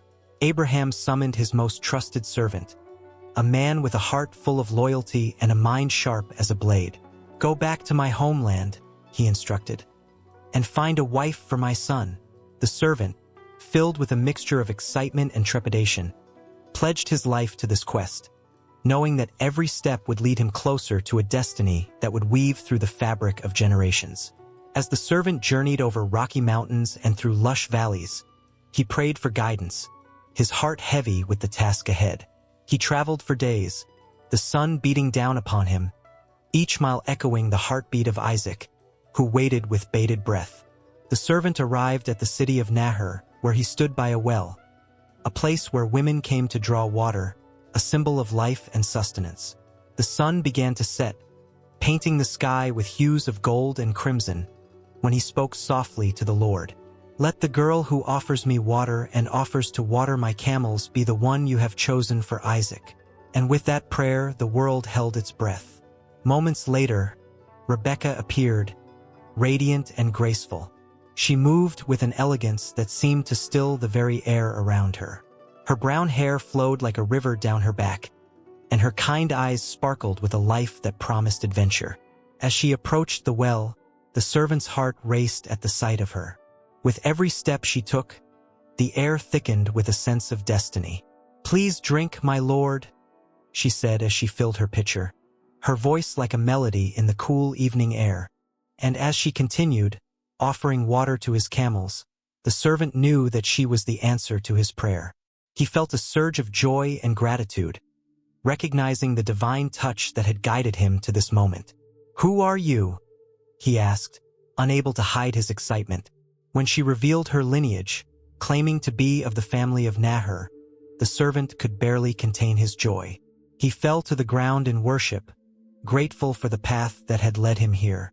The rich history of their families intertwined at that moment, echoing the commitment of Sarah and Abraham, a promise of love and faith renewed. Rebekah, with a heart as adventurous as her beauty, listened intently as the servant shared tales of Isaac's family, stories of a covenant that spanned generations. His words painted a vivid picture of a life filled with hope and promise. And as he spoke, Rebekah felt an undeniable pull towards this unknown man waiting in a distant land. The echoes of Sarah's laughter seemed to resonate within her, beckoning her to embrace a new life. Yet, the decision weighed heavily on her heart. "I need to speak with my family," she said, her voice trembling slightly, reflecting the gravity of what lay ahead. The servant nodded, understanding the importance of her journey, for he too felt the weight of destiny resting upon their shoulders. As they returned to her home, an electric tension filled the air. Her family recognized the significance of the visit, the stranger who had traveled far and wide bearing gifts and promises. Conversations flowed, punctuated by nervous laughter and hopeful glances. Rebekah's mother wove visions of a future filled with love, binding them closer to a legacy that stretched back through time. The moment came when Rebekah made her choice. "I will go," she declared, her voice steady and resolute.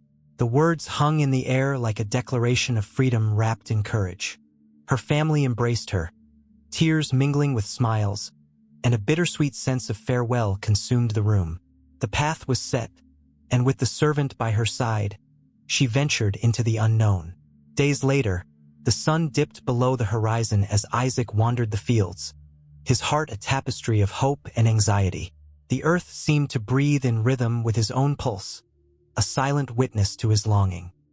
He had heard whispers of his father's quest, tales that stirred a tempest within him. Would she be beautiful? Would she understand the weight of the promise he carried? Suddenly, he spotted a figure in the distance, riding atop a camel, her silhouette framed against the twilight. As she drew closer, he felt a jolt of recognition, a whisper echoing in his heart. Could this be her? The one who would fill the empty spaces, who would walk beside him in the legacy of their families. Rebekah's heart raced as she caught sight of Isaac, his strong frame standing still like a pillar of strength. She felt the world fade away, leaving only the two of them amidst the vast expanse of promise. Their eyes locked, and in that moment, everything changed. The journey that had begun with a prayer, traversed through trials and uncertainties, now culminated in a shared gaze charged with unspoken dreams. Isaac moved toward her, and as they met, it was as if the very heavens had conspired to bring them together. Their lives, once separate, now intertwined like the roots of ancient trees, a reminder that love could transcend time and place. The echoes of Sarah resonated in the silence, a soft reminder of the strength and faith that bound them all. And as they stood together under the vast sky, the world around them faded, leaving only the promise of what lay ahead. A journey of love, faith, and the unbreakable bonds of family. In a sun-drenched tent, under a canopy of stars that flickered like a million tiny candles, a woman named Sarah stood at the threshold of her life. The soft rustling of fabric whispered through the night, mingling with the distant sounds of livestock settling down for sleep. She felt the weight of the world resting on her shoulders, not just her world, but the world of generations yet to come. At that moment, Sarah was no ordinary woman. She was the matriarch, the cornerstone of a lineage that would change the course of history. Time had a strange way of bending around her, as if the very air recognized the power of her spirit. She was the wife of Abraham, the patriarch, and yet in her heart, she carried dreams and fears that transcended her role. In her eyes, the flicker of a flame danced, the hope that one day, her barren womb would bear the child of promise, the son who would fulfill divine promises made to her husband.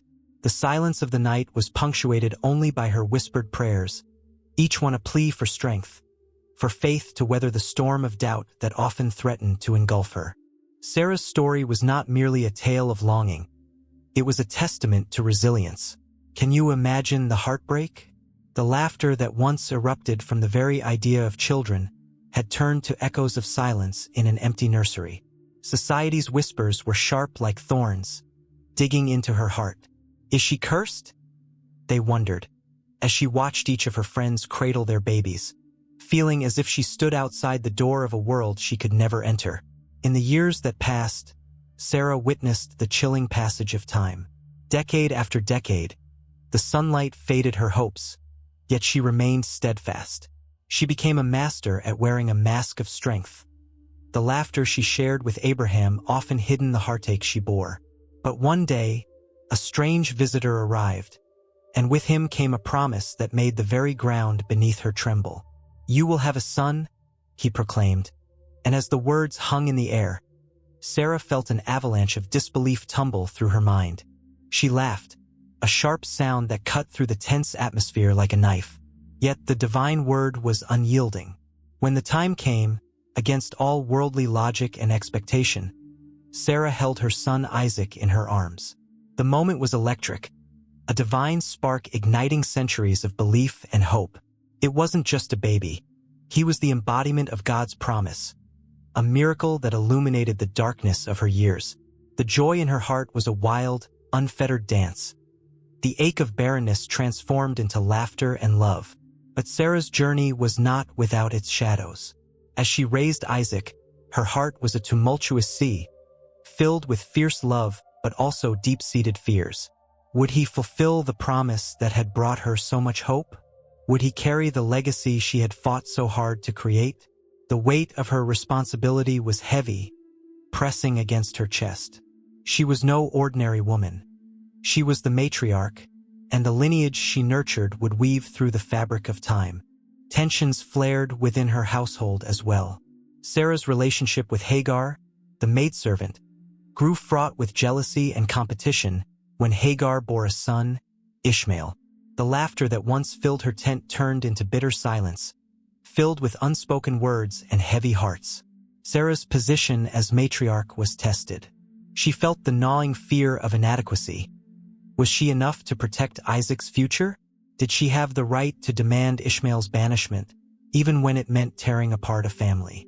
With trembling hands, she made the painful choice, a decision that would echo through generations. The heartache of that moment lingered long after she sent Hagar and Ishmael away into the desert.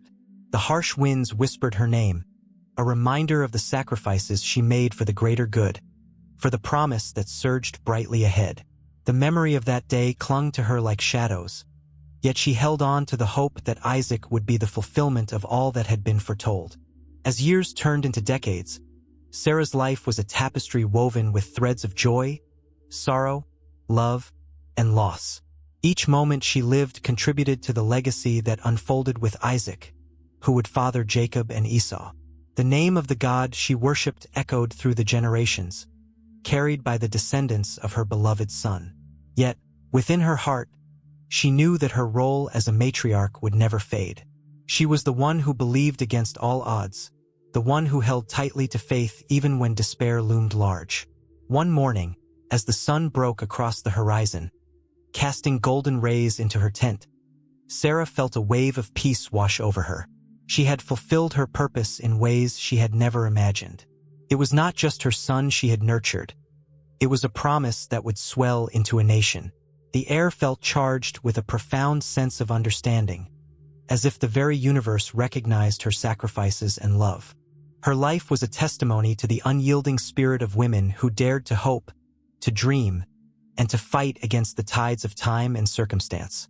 Sarah was not just a matriarch. She was a beacon of strength, a woman who shaped history with her faith and resilience.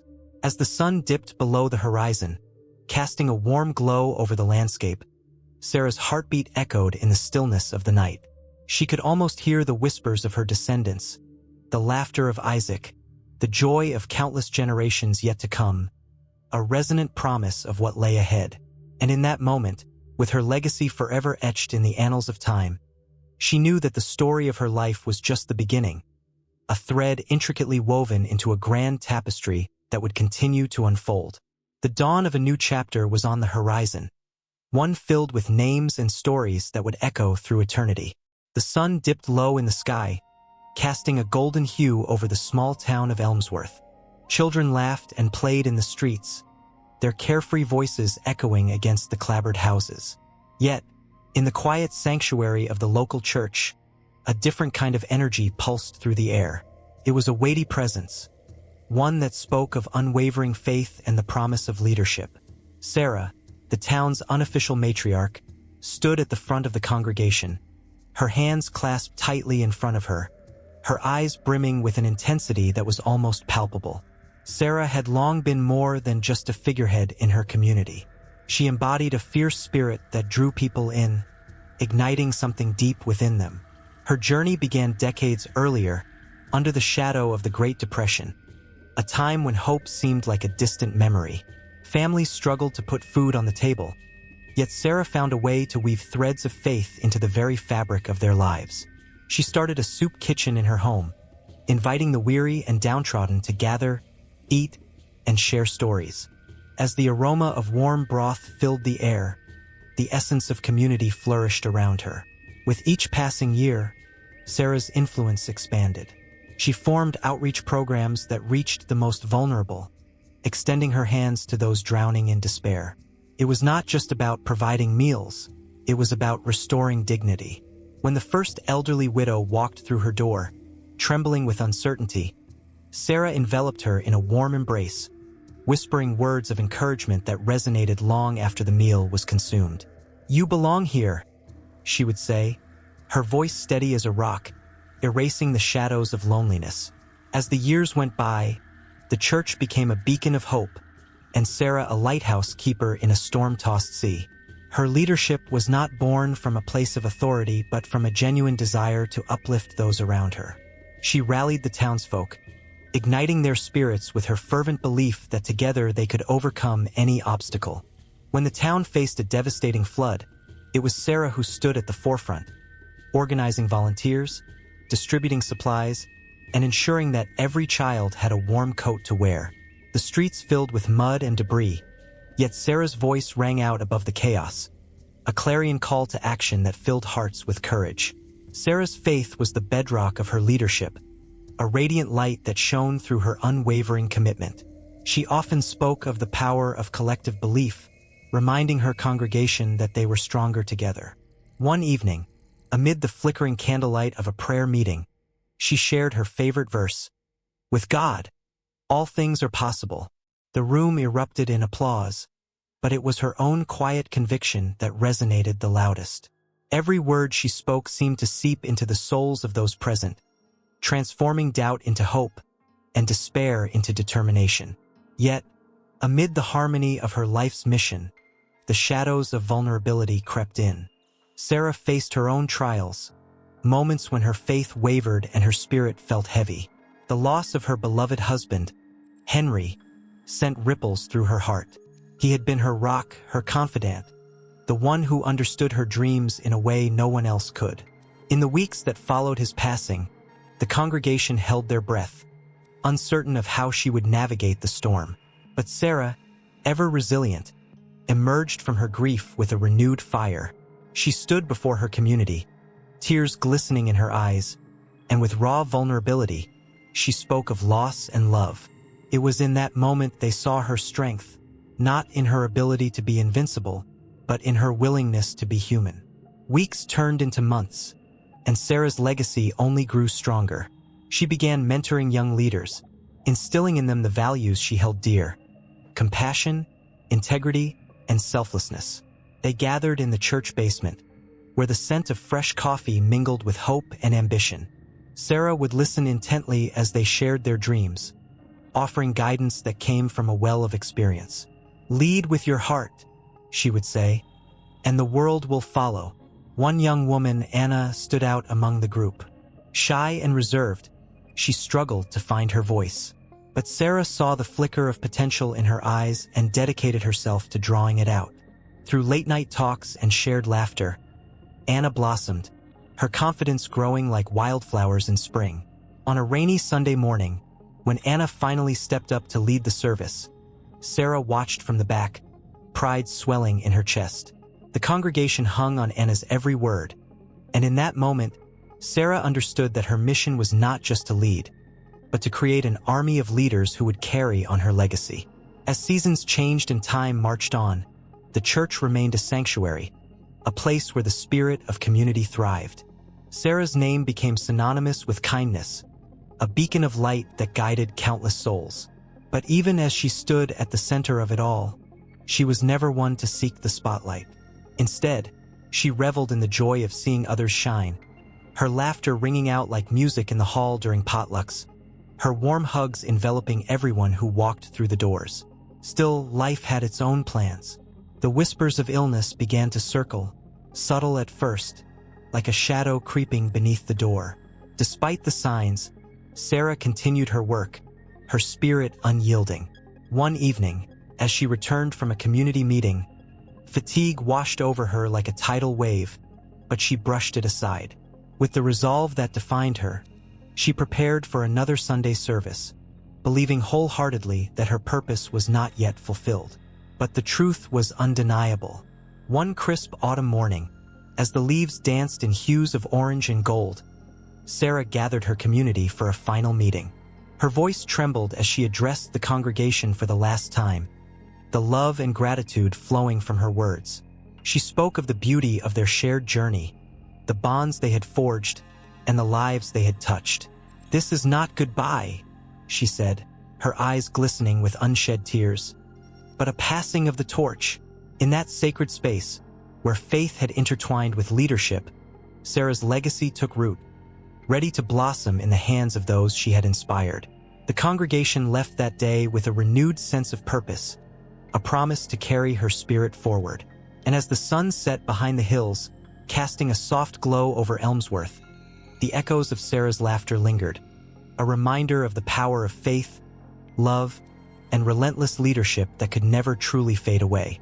Beneath the oppressive weight of the early morning sun, Sarah stood by the wooden fence, her fingers tracing the rough edges as she gazed across the fields that stretched endlessly. The air was thick with the scent of damp earth, and the promise of harvest lingered like a distant melody. Yet, the rhythm of her heart beat with a wildness that belied the tranquility of the moment. The world around her was both a sanctuary and a prison, where expectations wrapped around her like an iron chain, heavier than any burden she carried. Sarah was not alone. Surrounding her were the echoes of laughter and whispers of the women who shared her life, weaving their stories into the very fabric of the community. Each face told a tale, some painted with joy, others shadowed by sorrow. There was Eliza, her bold spirit evident in the way she tossed her head back when she laughed, a sound so bright it could shatter the silence of despair. Then there was Ruth, whose gentle smile held the weight of 1,000 untold stories, each one a testament to resilience and strength.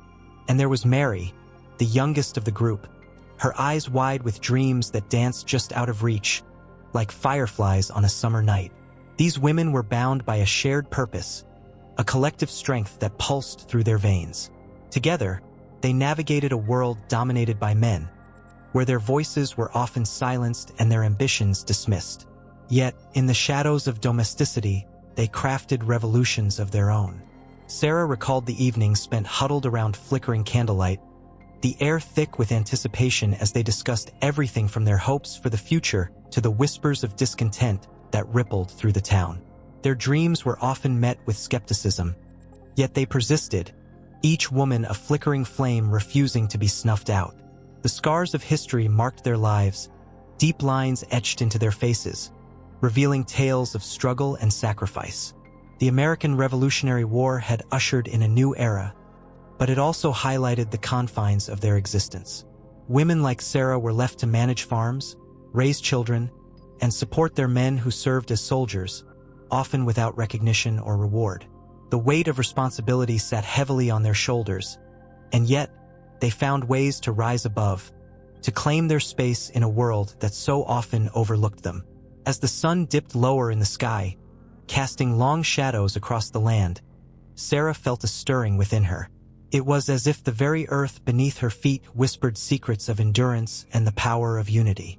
She thought of the women who had come before her, mothers, grandmothers, each one a silent warrior in her own right, battling against societal norms that sought to confine them. They had faced the tumult of war, the heartache of loss, and the relentless tide of expectation with unwavering grace. Yet the bonds of sisterhood often clashed with the harsh realities of their lives. Competition lurked in the corners of their camaraderie, a silent specter that threatened to unravel the thread of support they so desperately needed. Rumors swirled like autumn leaves caught in a gust of wind, pricking at the edges of their friendship. Sarah yearned to break free from the confines of jealousy and rivalry that sometimes marred their interactions. In those moments of doubt, it was the memory of their shared laughter and whispered dreams that pulled her back, anchoring her to the belief that together, they could shatter the glass ceiling that loomed above them. One afternoon, as the sun hung high and the cicadas sang their relentless song, the women gathered in Sarah's modest kitchen. The scent of freshly baked bread enveloped them, a warm embrace that felt like home. It was here, amidst the clattering of pots and the murmurs of shared stories, that Sarah proposed an idea, a gathering to celebrate their strength, a way to showcase their talents and affirm their worth in a world that often overlooked them. The room erupted in a flurry of excitement, each woman contributing her voice to the plan. Ideas bloomed like wildflowers, unfurling in the sun. They envisioned a fair, a day when the community would come together to witness the artistry of their hands, the power of their minds. Eliza would showcase her skills in knitting, their shared laughter punctuating the air as she mocked the men who thought women's work was trivial. Ruth, with her keen eye for detail, would organize a small marketplace where their crafts could shine. Mary's youthful enthusiasm charged the room, her dreams taking flight as she spoke of performances, dances that would draw the community closer. Yet, amidst the enthusiasm, a dark cloud loomed. Whispers of doubt crept into Sarah's mind, twisting around her heart. Would the town embrace their efforts, or would their aspirations dissolve like sugar in water, unnoticed and unappreciated? As she gazed at her friends, their faces radiating hope, something shifted within her. They were more than just women. They were a force, powerful, unyielding, and deserving of recognition. As the day of the fair approached, a palpable energy crackled in the air. The once quiet streets buzzed with the chatter of anticipation. Sarah found herself at the center of this whirlwind, her heart pounding with a mixture of fear and exhilaration. Each woman poured her soul into the preparations, transforming the ordinary into the extraordinary. Their laughter rang through the air, a beautiful symphony of solidarity, drowning out the lingering doubts that threatened to overshadow their triumph. When the sun finally rose on the day of the fair, it cast a golden glow over the women who stood together, ready to embrace their moment. The scent of baked goods mingled with the earthy aroma of freshly cut flowers, each breath filling them with courage. They were not simply presenting their crafts. They were declaring their existence, their worth. Their art spoke of struggle and strength, resilience carved into every piece they offered. As the fair unfolded, the cheers of the townsfolk echoed around them, filling Sarah with a warmth that spread through her like wildfire. The joy on her peers' faces ignited a powerful realization. These women were not just participants in the narrative of their lives. They were the authors, the architects of their destinies. Each clap, each cheer, served as a reminder that they were no longer invisible, but a vibrant thread woven into the tapestry of society. Yet, in the midst of laughter and applause, a shadow flickered at the edges of their celebration. Underneath the joyous surface lay the question that haunted them all. Was this just a momentary flicker of recognition, or could it ignite a lasting change? Sarah's heart raced as she looked at her friends, their faces glowing with pride, yet the uncertainty lingered like a distant storm cloud. The winds of change were beginning to blow, and as they rolled into the future, it became clear that their journey had only just begun. A lone woman stood beneath the vast sky, hands stretched towards the heavens, as if beckoning the stars to illuminate her truths. Her name was Sarah, an echo of faith, promise, and struggle, woven into the fabric of countless cultures. There was something electric in the air when her name was spoken, a stirring of emotions that transcended time and place. from the dusty roads of ancient Mesopotamia to the sun-soaked plains of the Americas. Every culture breathed life into her legacy, each interpretation adding layers of meaning that resonated through generations. In the Jewish tradition, Sarah was a matriarch, revered for her unwavering faith and her role as the mother of Isaac. Within the warm glow of candlelight on Friday evenings, families gathered to tell stories of her laughter echoing in the tents, a symbol of hospitality and strength. Children listened with wide eyes as their parents recounted how she once laughed at the notion of bearing a child at her age, a laugh that mingled with disbelief and a touch of hope. This laughter turned to joy when she held her baby boy, Isaac, cradled in her arms, a miracle birthed from the ashes of her doubts. In synagogues, her name was spoken with reverence, a reminder of the power of faith against the backdrop of life's harsh realities. In Islamic tradition, Sarah's story took on a different hue, her character painted with strokes of resilience and grace. Known as Sarah, the wife of Abraham, she was often viewed through the lens of maternal sacrifice and devotion. As the sun dipped below the horizon, the faithful gathered to recount her unwavering support for Ibrahim, her spirit intertwined with the very fabric of sacrifice. She stood by him as he faced trials that would have broken lesser souls, embodying the strength of a woman who believed in the promises of the divine. The tales of her enduring love and unshakable faith echoed through the mosques, stirring the hearts of those who listened, filling them with a sense of purpose and warmth. In the vibrant cultures of the Native American tribes, Sarah became a symbol of the earth, nurturing, life-giving, and wise. The stories woven into the fabric of their history spoke of her as a mother figure, the essence of nature itself. In the twilight glow, when the stars began to blink into existence, elders shared tales of her connection to the land and the cycles of life. They spoke of her as the keeper of secrets, a protector of the people who taught them to honor the earth and its gifts. Her name was whispered in sacred rituals, each syllable a prayer that echoed through the canyons and valleys, reminding all of the power of harmony and respect for nature. Across the seas in Africa, Sarah was not merely a name but a legacy woven through the tales of matrilineal societies. She represented the strength of women who held families together, often viewed as the backbone of communities. In the flickering light of a communal fire, gathered around the warmth and safety it provided, her story inspired hope and resilience. The women sang songs of her trials and triumphs, their voices rising and falling like the rhythm of the drums accompanying their tales. They saw in her a reflection of their struggles, a reminder that womanhood was not just about bearing children but about nurturing dreams, aspirations, and traditions. In the rich tapestry of the South Asian tradition, Sarah transformed once again, embodying the complexities of desire and destiny. Hindu stories often explored themes of love and sacrifice, and Sarah's narrative echoed in the ancient scriptures, a figure caught between personal longing and divine purpose. Her story became a metaphor for the eternal struggle between societal expectations and the quest for personal fulfillment. Young women gathered in courtyards, their voices weaving together as they recounted her journey, each retelling a celebration of their own aspirations, dreams, and the challenges they faced. In the modern world, Sarah's influence surged in contemporary discussions around feminism and empowerment. Scholars dissected her narrative, unearthing layers of meaning that spoke to the struggles faced by women today. Women rallied around her name, finding strength in her story as they fought against the constraints of tradition and societal norms. In vibrant discussions across university campuses, her legacy ignited fiery debates, evoking passion and solidarity. The mere mention of her name sent ripples of energy through the air, as if her spirit stirred within the hearts of those who sought to channel her strength in a world that often felt indifferent. Each cultural interpretation of Sarah reflected the evolving human experience, a connection that spanned continents and centuries.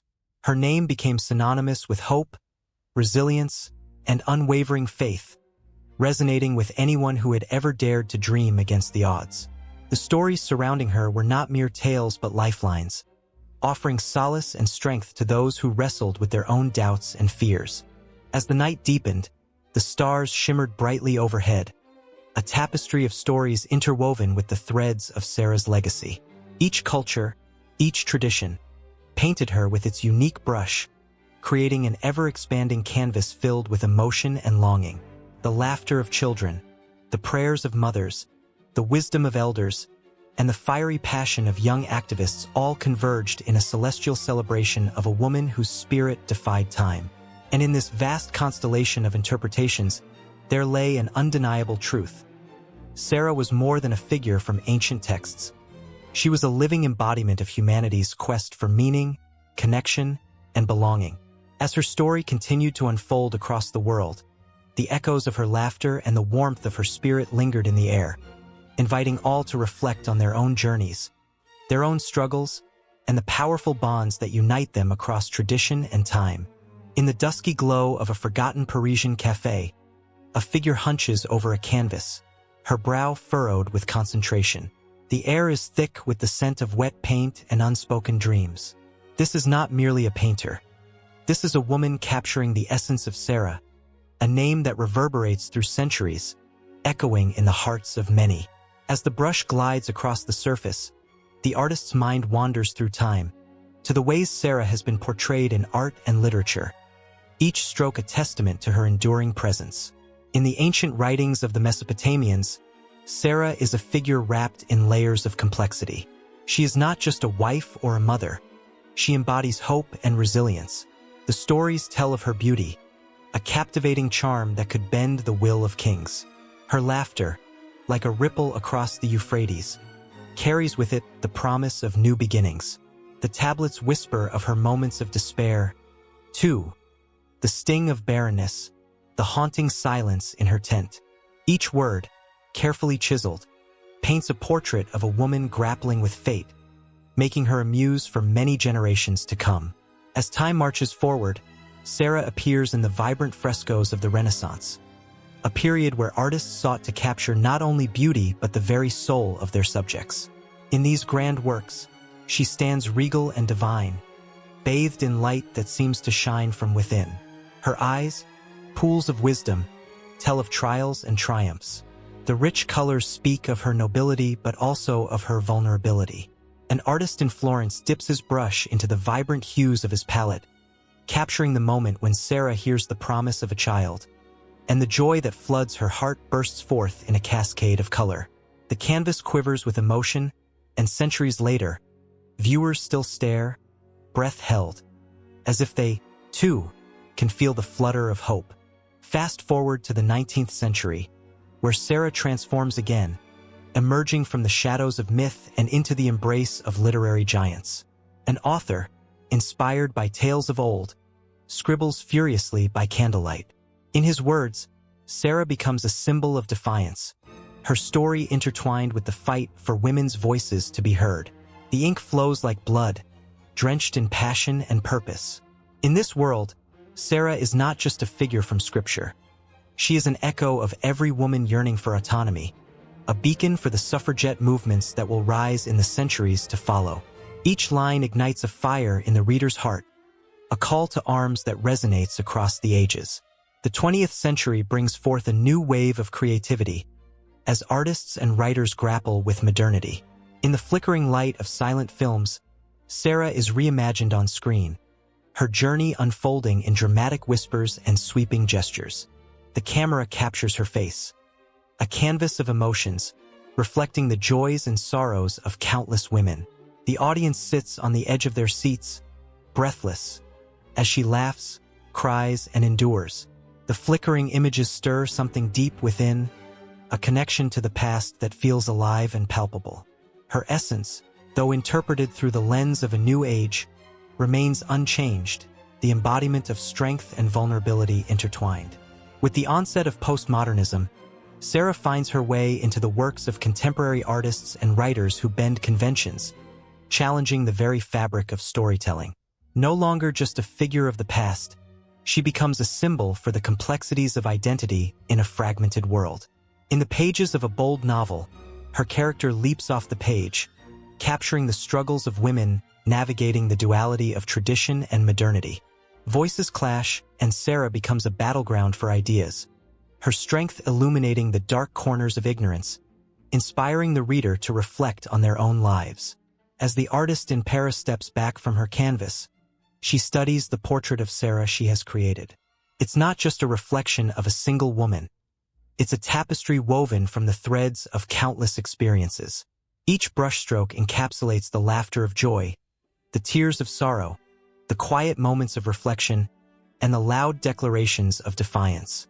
The cafe, with its clinking cups and murmured conversations, buzzes around her, but her heart beats only for Sarah, the timeless figure who has transcended eras, cultures, and artistic expressions. And just when the air is thick with silence, a burst of laughter erupts from a nearby table. A group of friends, animated by their own stories, discuss their favorite portrayals of Sarah.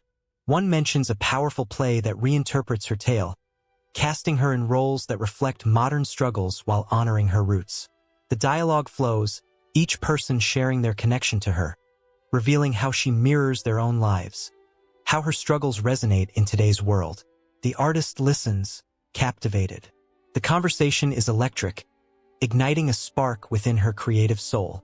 The narrative of Sarah continues to evolve, a testament to her resilience and adaptability. She has endured the test of time, morphing from a character in ancient texts to a symbol of empowerment in contemporary literature. Each depiction, each story, adds another layer to her existence, painting her not just as a single entity but as a collective experience of womanhood. The artist knows that this is not the end of Sarah's tale. It is merely a pause, a breath before the next chapter unfolds, echoing the rich tapestry of human experience that continues to inspire and challenge. Outside, the sun begins to set, casting a golden hue over the cobblestone streets. The cafe is alive with laughter and chatter, yet amidst it all, Sarah's story lingers, a haunting melody that beckons the heart to listen closely. For the next stroke of the brush, the next line of poetry, is waiting to be written. And just like that, in the soft glow of twilight, the world turns, and the tale of Sarah shifts seamlessly into realms yet unexplored, a promise of more to come. Under the vast expanse of a star-studded sky, a woman stood at the threshold of the unknown, her heart heavy with longing. Sarah, the matriarch of a nation, was defined not just by her beauty or her roles as wife and mother, but by her quiet strength and the deep, aching desire for what seemed forever out of reach. She had laughed in the face of impossibility, her voice echoing in the silent night, yet the tears glistening on her cheeks told a different story, one of heartache and hope intertwined. Born in a land of promise, Sarah's life unfolded against a backdrop of divine covenant and human doubt. Her story begins with a whisper of destiny in the ancient city of Ur, where she first learned that faith could lift mountains. But faith came at a price, and Sarah paid dearly. The weight of barrenness choked her spirit, a burden that twisted her dreams into shadows. This struggle became her silent prayer, echoing through generations, a testament to the trials of womanhood. It was under the harsh sun of Canaan where her journey deepened. The laughter of children was a distant melody, haunting Sarah as she watched her husband, Abraham, chase after divine promises. With every passing year, the hope of motherhood slipped further from her grasp. How could she bear the weight of a promise that felt unachievable? Her frustration danced with her faith, creating a tempest in her heart. The same God who called them to this land had not yet answered her most fervent plea. The encounter with Hagar, the Egyptian maid, was a turning point steeped in desperation. In a moment of anguish, Sarah took matters into her own hands, seeking to fulfill the longing that consumed her. The plan felt right in her heart, a flicker of hope amidst the darkness, but it ignited a firestorm of conflict. Hagar, once a servant, became a rival, and in Sarah's quest for control, the seeds of jealousy took root. The laughter of Ishmael echoed in the tent, a constant reminder of what could have been. The ache of her choices became a tangible weight, pressing down on her spirit. Years passed, and Sarah found herself standing on the precipice of faith.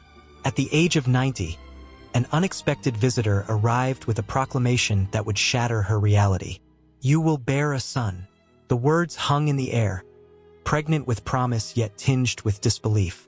She laughed, a sound filled with irony and bitterness, unable to reconcile her past with the radical hope being offered.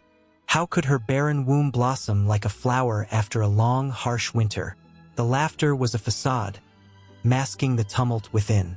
But divine promises have a way of reshaping our narratives. In the quiet that followed the angel's visit, Sarah began to feel a stirring deep within her.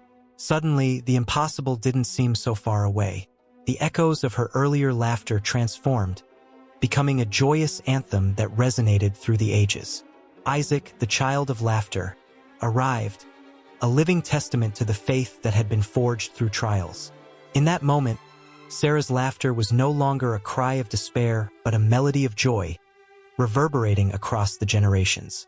Theological reflections on Sarah reveal a tapestry woven with themes of faith, doubt, and redemption. She stands not just as a figure of history, but as a symbol for countless women who have faced the sting of unfulfilled dreams. In her struggles, the faithful find a mirror reflecting their own heartaches and hopes. Her story speaks of the God who sees the overlooked, the God who meets us in our darkest moments and whispers promises of light. As her life unfolded, Sarah's relationship with God deepened. Each blessing carved a path through the wilderness of her soul, teaching her that faith is not a straight line, but a winding road filled with detours and surprises. Her laughter, once a mechanism for coping, transformed into a powerful declaration of faith. Theologically, her story encourages discussions about the nature of divine timing. Why do some prayers seem unanswered for so long? Why does faith often require us to walk through the valleys of despair before reaching the mountaintop of fulfillment? In the quiet moments of reflection, one can almost hear her heart beating in sync with the rhythm of divine grace. She became a matriarch, interwoven into the very fabric of the Judeo-Christian narrative, embodying the struggle between human frailty and divine promise. Her legacy is not merely in the birth of Isaac, but in her journey through hope and heartbreak, a journey that mirrors the lives of so many who seek and yearn. Even as the sun set on her earthly life, Sarah's influence rippled through time, affecting countless generations. The stories told around fires, the prayers whispered in the night, all carried her name, a name synonymous with laughter and faith. In synagogues and churches, her legacy finds life in sermons and teachings, reminding believers that faith is often forged in the crucible of doubt. Yet, as the shadows stretched long and the evening air grew still, one could sense an unbreakable connection to the divine still looming over Sarah's story. Her laughter, her struggles, and her triumphs became part of a larger narrative, one that reached beyond mortality. These moments of theological reflection invite us to ponder: what does it mean to truly trust? How do we navigate the chasms of despair and reach for hope? In the tapestry of faith, Sarah's threads shimmer brightly, illuminating the path for those who follow. The journey doesn't end with her laughter, nor does it conclude with the birth of Isaac. It flows into a legacy that invites others to explore their own faith, to wrestle with doubt, and to embrace hope. Just as Sarah's story is intertwined with Abraham's, so too are our stories interwoven with those who came before us and those who will come after. And so, under the same starry sky where Sarah once stood, the echoes of her laughter blend with the cries of those who seek to understand her God. The night whispers promises, calling forth the hearts of the faithful. The journey continues, and with it, the unyielding quest for connection, faith, and laughter that transcends the ages. A chill swept through the air as twilight descended on the ancient city of Haran, where shadows danced among the ruins. The winding streets, once bustling with life, now lay silent, their stones holding echoes of the past, whispers of a woman who changed the course of history. Sarah, the matriarch known for her beauty and strength, had walked these very paths. Her story, intertwined with faith and struggle, resonated through generations. But what if the remains of her life lay buried just beneath the surface, waiting for the right moment to resurface? In a dusty excavation site not far from Haran, a group of archaeologists gathered, their faces etched with determination. Each shovelful of dirt held the potential for revelation. Each fragment they unearthed could tell a story long silenced by the sands of time. As the sun dipped below the horizon, casting an orange glow across the site, the team's leader, Dr. Miriam Farid, felt a sudden jolt of anticipation. Something was different today. The air crackled with possibilities, almost as if Sarah herself were watching over them. With careful hands, they brushed away layers of soil from an ancient pot, its surface adorned with intricate designs. It was not just any pot. It evoked memories of meals shared, laughter, and the warmth of a home. But what truly caught their breath was the inscription nestled along its rim. A name, once revered, now lost in the annals of time. Sarah, it read, a name that echoed through the ages like a heartbeat. A gasp erupted from the team, a collective spark of excitement igniting in their hearts. Could this be a sign that they were on the brink of uncovering something monumental? As dusk settled, the atmosphere thickened with anticipation, and the archaeologists knew they had stumbled upon a treasure trove. Each new find unveiled more of Sarah's story, from terracotta figurines believed to represent fertility to beautifully crafted jewelry that hinted at her status. Among the artifacts, a small amulet glinted in the fading light, a symbol of protection, perhaps given to her by Abraham, her husband. The thought sent shivers down their spines. The connection was undeniable, as if they were peering into the sacred moments of a life filled with hope and heartache. That night, as the stars twinkled above, Dr. Farid couldn't shake the thoughts of Sarah's life, the struggles she faced, the sacrifices she made, all while navigating a world steeped in tradition and expectation. The discoveries resonated with her own experiences, echoing the universal themes of love, loss, and resilience that bind humanity across the ages.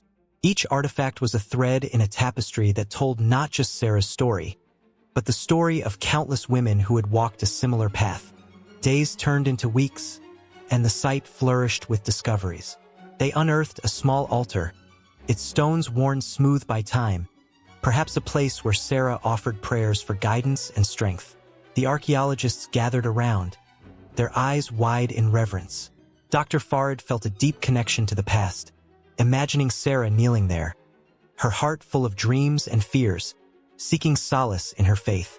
As they sifted through more layers of history, they found ancient scrolls, the writings delicate yet poignant.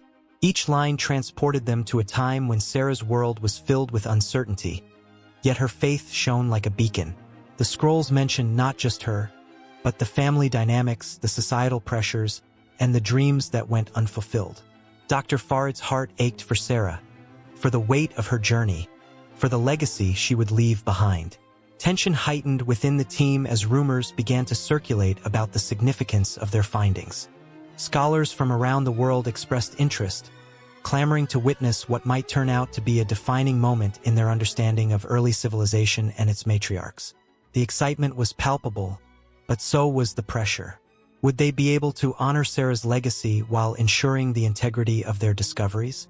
One fateful morning, as the sun broke through the clouds, a breakthrough came. A perfectly preserved tablet, inscribed with cuneiform symbols that spoke of Sarah's lineage, proclaiming her as a mother of nations. The weight of the words hung heavy in the air, reverberating through the hearts of the team. This was not merely a story of one woman. It was a testament to an entire lineage, a celebration of strength and resilience that had shaped the very fabric of history. As each new layer of Sarah's life was peeled back, it painted a vivid picture of the world she inhabited. Her struggles with infertility, her unwavering faith in a promise, her willingness to leave the familiar behind, all became palpable. The team felt the thrill of discovery morph into an emotional bond that transcended time. They were not just uncovering artifacts. They were breathing life into a story that had long been silenced. But just as the excitement reached its peak, a storm brewed on the horizon, both literal and metaphorical. The archaeologists faced opposition from groups who believed the site should remain undisturbed, fearing the revelations would challenge long-held beliefs. Faced with adversity, the team wrestled with their mission. Were they prepared to fight for Sarah's story, to stand against the tides of skepticism and uncertainty? With every challenge, their resolve strengthened. They understood that what they were unearthing was more than history. It was a narrative that needed to be told. In their hearts, they held the weight of Sarah's legacy, a legacy that echoed the struggles of countless others who fought for their voices to be heard. As the sun began to set behind the ruins, casting a golden hue across the excavation site, Dr. Farid felt a wave of determination wash over her. This was not the end of Sarah's story. Far from it. It was merely the beginning, a gateway to a deeper understanding of heritage and identity. The discoveries continued, layer by layer, revealing not just the life of Sarah, but a complex web of relationships and histories that intertwined with hers, illuminating the path for future generations. With every heartbeat, the past grew closer, and the mysteries of Sarah's life swirled around them like a gentle breeze, whispering secrets waiting to be told. The archaeologists knew they were on the cusp of something monumental, a moment that would reshape their understanding of history and humanity itself, a moment that would echo through time, binding the past with the present and paving the way for the future. In a dimly lit library, the scent of ancient parchment hung in the air, mingling with the whispers of scholars who have come before. An aged volume lay open on a table, its pages yellowed with time, revealing the story of Sarah. The flickering candlelight danced across the words, casting shadows that seemed to breathe life into her tale. The scholars, driven by a fervent desire to understand her world, leaned in closer, their hearts racing with the thrill of discovery. Who was Sarah, really? And what did her story mean for modern times? Recent studies have cast a new light on Sarah, illuminating the contours of her existence with a vibrancy that had long been overlooked. Scholars have examined her life not just through the lens of history, but through the depths of emotion and the complexities of her relationships. The familiar narratives of old, of a woman bound by the conventions of her time, have expanded. She emerges not merely as a passive figure, but as someone who navigated the tumultuous waters of her era with determination and grace. Researchers have unearthed letters and artifacts, fragments of Sarah's life that speak volumes. Each piece tells a story, her laughter echoing in a sunlit garden, her tears falling onto the pages of her diary as she grappled with the weight of her choices. These discoveries challenge the simplistic views often held about her, painting her as a multifaceted individual, forged by love, loss, and an unyielding spirit. In one particularly gripping study, a historian unearthed a series of correspondence between Sarah and a close confidant, which had languished in obscurity for decades. The letters, filled with raw emotion, reveal her struggles with societal expectations and her longing for personal freedom. Readers can almost hear the intensity in her words, the trembling of her hand as she penned her thoughts. Each letter is a window into her soul, a reminder that beneath the historical veneer lies a woman grappling with her identity in a world that sought to define her. As scholars sift through the evidence, the tension in Sarah's life becomes palpable. The stakes rise with each new finding. Her decisions ripple through time, resonating with those who find themselves in similar struggles today. A young academic, reading Sarah's words, felt the heaviness pressing on her chest, an echo of her own fight against the constraints of a world that often feels impossibly rigid. It is in these moments that Sarah becomes a living presence, her spirit entwined with those who dare to challenge the status quo. Dramatic interpretations have also emerged, bringing Sarah's story to life on the stage. In these performances, the audience is swept into her world, feeling the urgency of her passions, the despair of her losses, and the fire of her ambitions. Critics have noted the emotional intensity of these portrayals, with actors capturing not just Sarah's words, but her very essence. The applause that follows is not just for the performance, but for the revived recognition of a woman who has waited too long for her story to be told.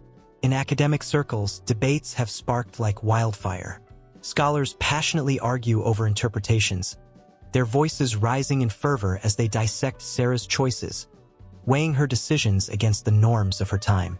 Was she a rebel or a conformist, a victim or a pioneer? Each perspective adds another layer to her narrative, revealing the richness of her experiences and the emotions that fueled her journey.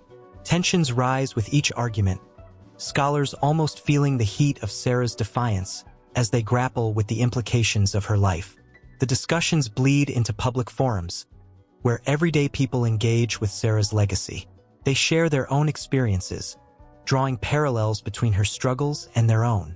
In a small cafe, a group of women huddles together, voices hushed yet passionate. They recount their own battles for autonomy, their laughter mingling with tears as they find solace in Sarah's story. It is an electric moment, as generations connect through shared experiences, igniting a flame of empowerment that flickers brightly in the hearts of those gathered. Yet, with every revelation, shadows loom. Questions linger, demanding answers that may never come. What was Sarah's true motivation? Did her choices lead to the liberation she sought, or did they ensnare her further in the web of societal expectations? Scholars remain torn, caught in a whirlwind of emotion as they sift through her contradictions. Each new piece of information adds fuel to the fire, igniting passions and debates that refuse to settle. As the days pass, the energy surrounding Sarah's story only intensifies. Documentaries emerge, blending expert commentary with evocative visuals that recreate the essence of her life. Viewers become transfixed by the unfolding drama, tears streaming down their faces as they witness Sarah's struggles and triumphs. The screen becomes a canvas, painting a portrait of resilience that captivates hearts and minds alike. In the end, Sarah is not just a figure of the past. She becomes a symbol, a mirror reflecting the ongoing battles faced by women everywhere. Her narrative transcends time, her voice echoing through the ages. Every new study, every heartfelt performance, and every conversation fuels a fire that cannot be extinguished. Sarah's story is alive, electric, and pulsing with emotion, urging the world to listen, to feel, to understand. In this whirlwind of scholarship and emotion, the air crackles with anticipation. The next wave of studies promises to delve even deeper, to unearth more hidden truths about Sarah and her world. The scholars, the performers, the everyday people, all are on the brink of something monumental, an understanding that could shift perceptions and inspire generations to come. As the candle flickers and the library whispers, the story of Sarah continues to unfold, inviting all to join in the dance of history, emotion, and discovery, never quite reaching an end, but always spiraling onward.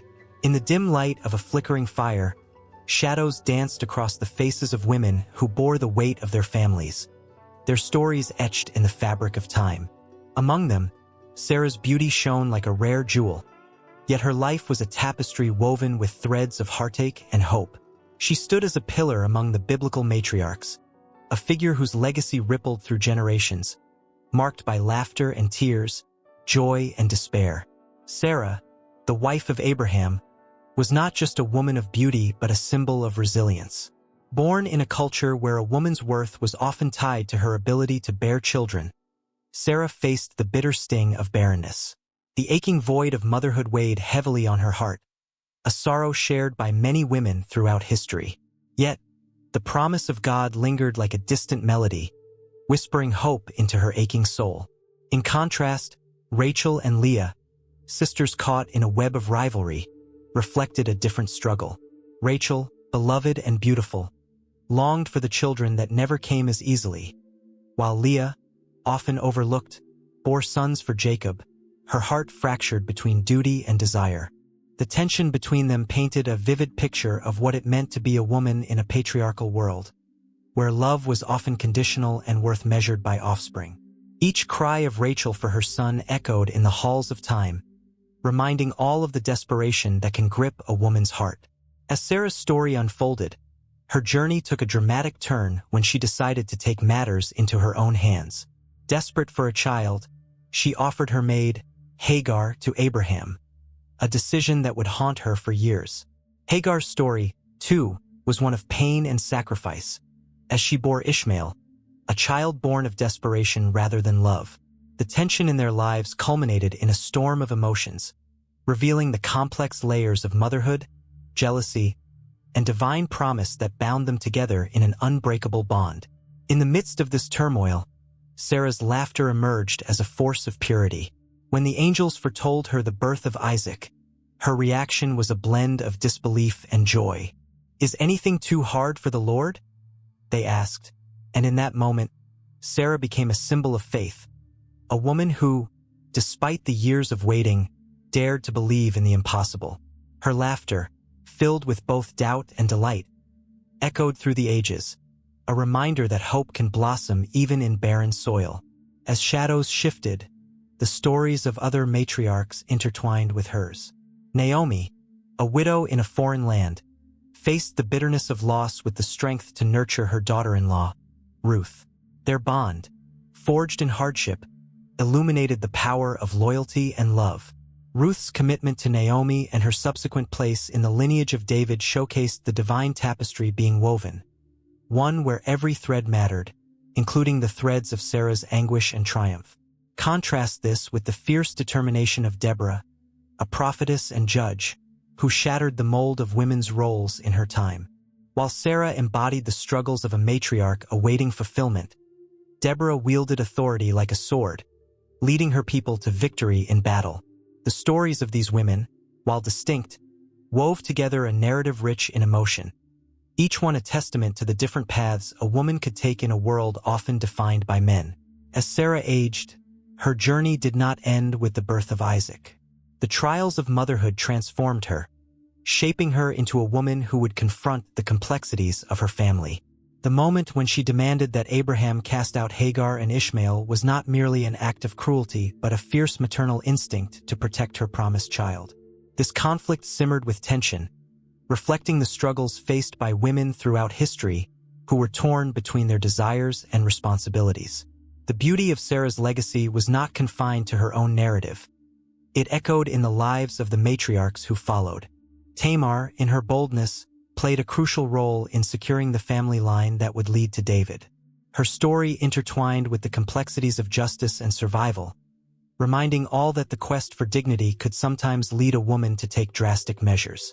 As the night deepened, the fire flickered, casting light on the faces of these women, each one carrying the weight of their stories, their sacrifices, and their triumphs.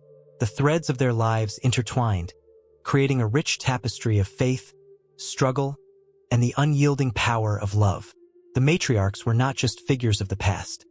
They were living, breathing embodiments of the trials faced by women across time, their legacies echoing through the ages, calling forth a shared strength that transcended time and culture. Sarah's laughter transformed into a chorus of hope, uniting the voices of matriarchs who came before and after her. Each woman, with her unique tale, contributed to a collective narrative, a narrative full of emotion, resilience, and an unwavering sense of purpose. As the stories flowed from one heart to another, an undeniable bond formed, reminding all that while the paths may differ, the struggles remain universal. In the quiet moments, when the fire dimmed and the stories lingered in the air, those who gathered felt an overwhelming sense of connection.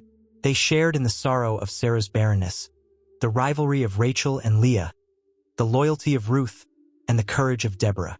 Each story became a thread in the fabric of their own lives, weaving together a shared history that resonated deeply within them. As dawn approached, the light began to break through the darkness, casting a golden hue over the scene. The stories, rich with pain and joy, continued to echo.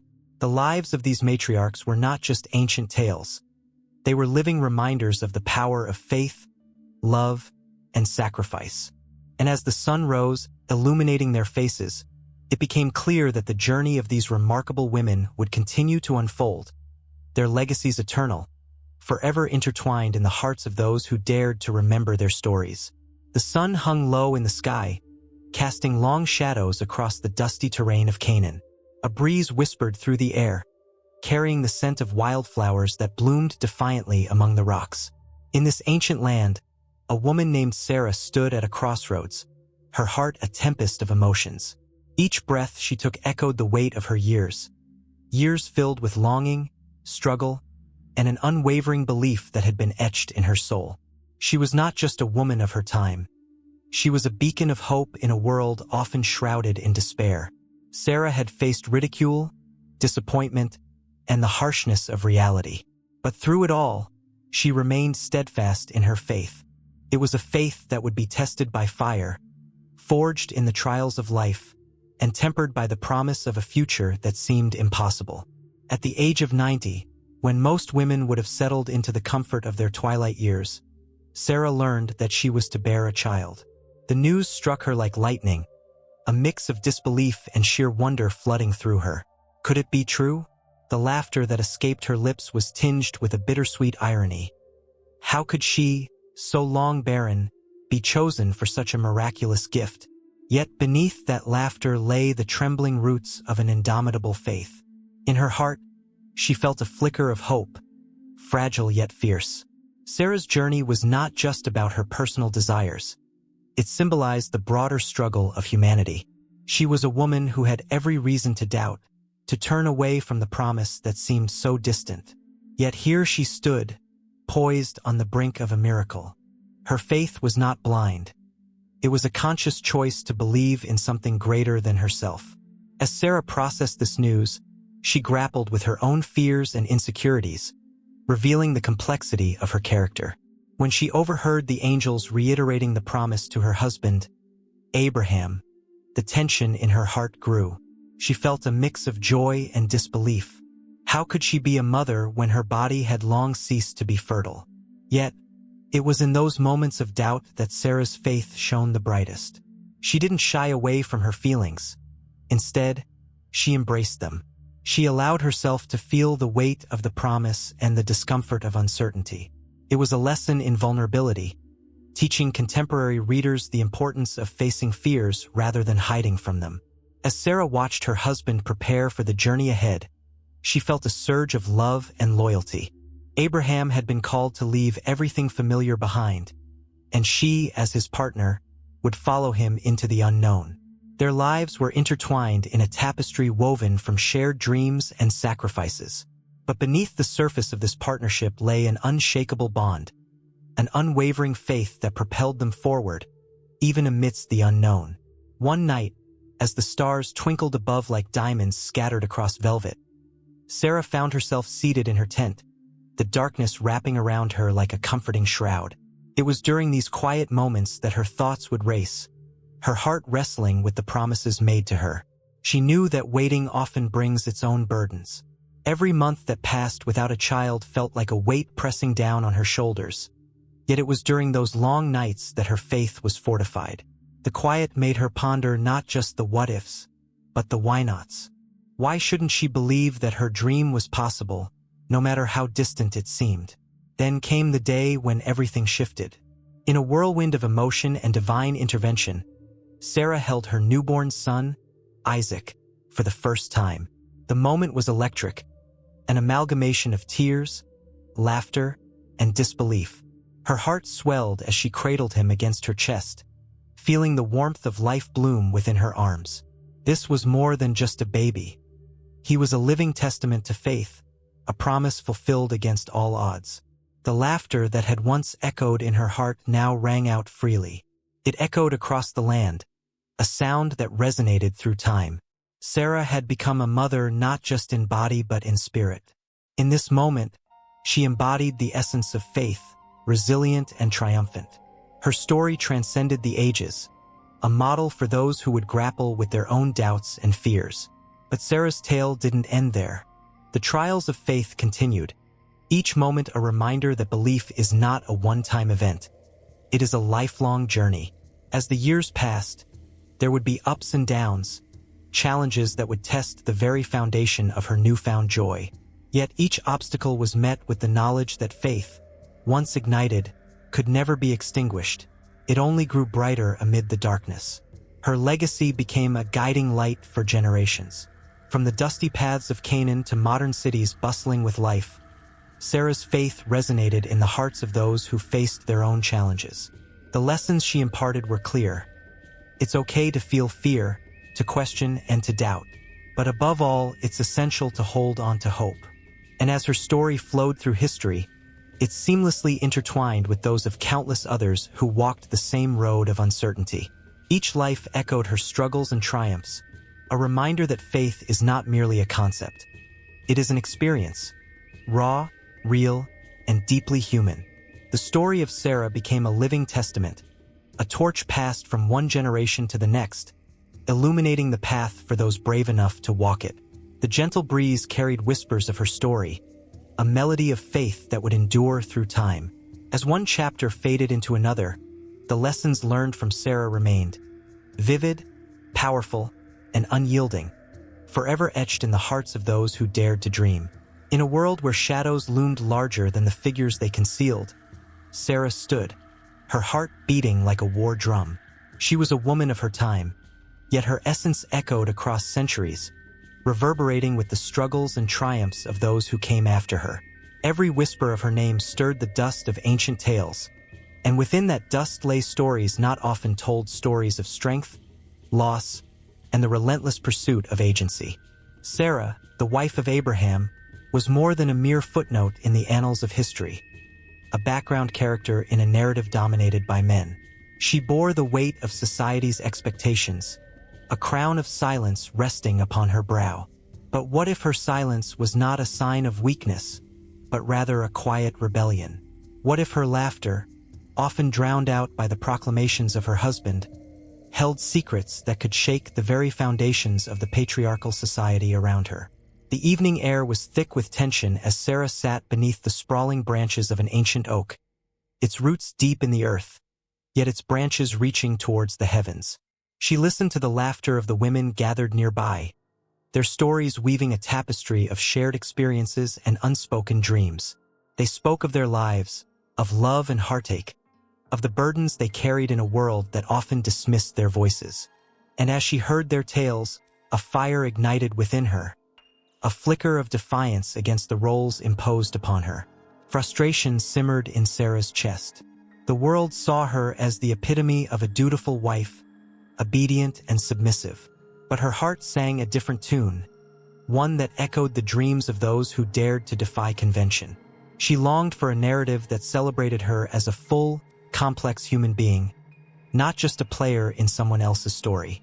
Her relationship with Abraham was a complicated dance, one filled with longing and tension, and she often found herself asking, "What about my voice?" In feminist interpretations of her story, Sarah emerges as a figure of profound complexity. She was not just the bearer of children. She was a woman who faced profound choices, each one laden with consequence. When she handed her maid, Hagar, to Abraham, it was not merely an act of desperation but a calculated risk. In that moment, she wrestled with her identity, grappling with the societal pressures that dictated her worth through motherhood. Hagar's subsequent pregnancy ignited jealousy in Sarah, stirring feelings of inadequacy that many women could empathize with. Yet, instead of cowering, Sarah's actions became a reflection of her struggle for control in a world that sought to strip her of it. The tension between Sarah and Hagar was more than rivalry. It was a clash of identities, a confrontation between two women caught in a web of patriarchal expectations. Each woman was trying to navigate a world that offered them little autonomy, and their stories intertwined in a way that revealed the depth of their shared pain. As Sarah realized the weight of her choices, her journey became a mirror, reflecting the experiences of countless women throughout history who have fought against oppression. Sarah's laughter rang out like a siren call, leading women to her side, sharing tales of defiance and survival. They gathered under the ancient oak, drawing strength from one another, crafting an unbreakable bond. Their stories flowed like the nearby river, winding and unpredictable. Sarah learned to embrace her complexities, her contradictions, and her desires, transforming her narrative from one of silence into one of powerful defiance. She became a symbol of resilience, her journey resonating through the ages, an unspoken anthem for women seeking their voices. As night fell, the stories became more intense, each woman revealing her truth, a raw vulnerability that echoed through the air. In those moments, Sarah discovered her own strength. She began to see Hagar not merely as a rival but as a sister, a fellow traveler on the uncertain path of womanhood.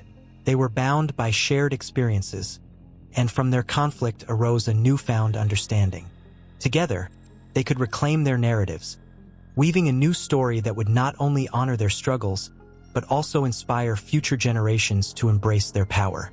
The moon cast a soft glow on the gathering, illuminating the faces of those women who stood shoulder to shoulder, united in their quest for self-identity. They laughed, cried, and shared in a symphony of emotions that echoed within the depths of their souls. Sarah's heart swelled as she realized the weight of their collective experiences. They were not just supporting characters in someone else's story, but the authors of their own destinies. Yet the journey was not without shadows. As Sarah navigated her newfound agency, she wrestled with the fear of stepping beyond the confines of societal expectations. Would she be cast out for seeking her voice? Would the world still love her if she challenged the norms? Those questions haunted her, but her burgeoning strength began to drown out the whispers of doubt. Sisters stood with her, their hands intertwined, forming a fortress of support against the world's judgment. Each woman had her own story of defiance, and as they shared, the oak tree seemed to listen, its branches swaying gently, a silent witness to their courage. Sarah felt rejuvenated, her spirit soaring. She began to understand that her fight was not just for herself, but for all women who had been silenced, all those who had been reduced to mere shadows in the grand narratives of life. As the gathering began to disperse, the fire flickering low, Sarah found herself standing alone under the vast sky, the stars twinkling like the eyes of countless women who had come before her. She was filled with a sense of purpose, knowing her story was not complete. It was merely at the beginning of its next chapter, ready to intertwine with those of other women, past and future.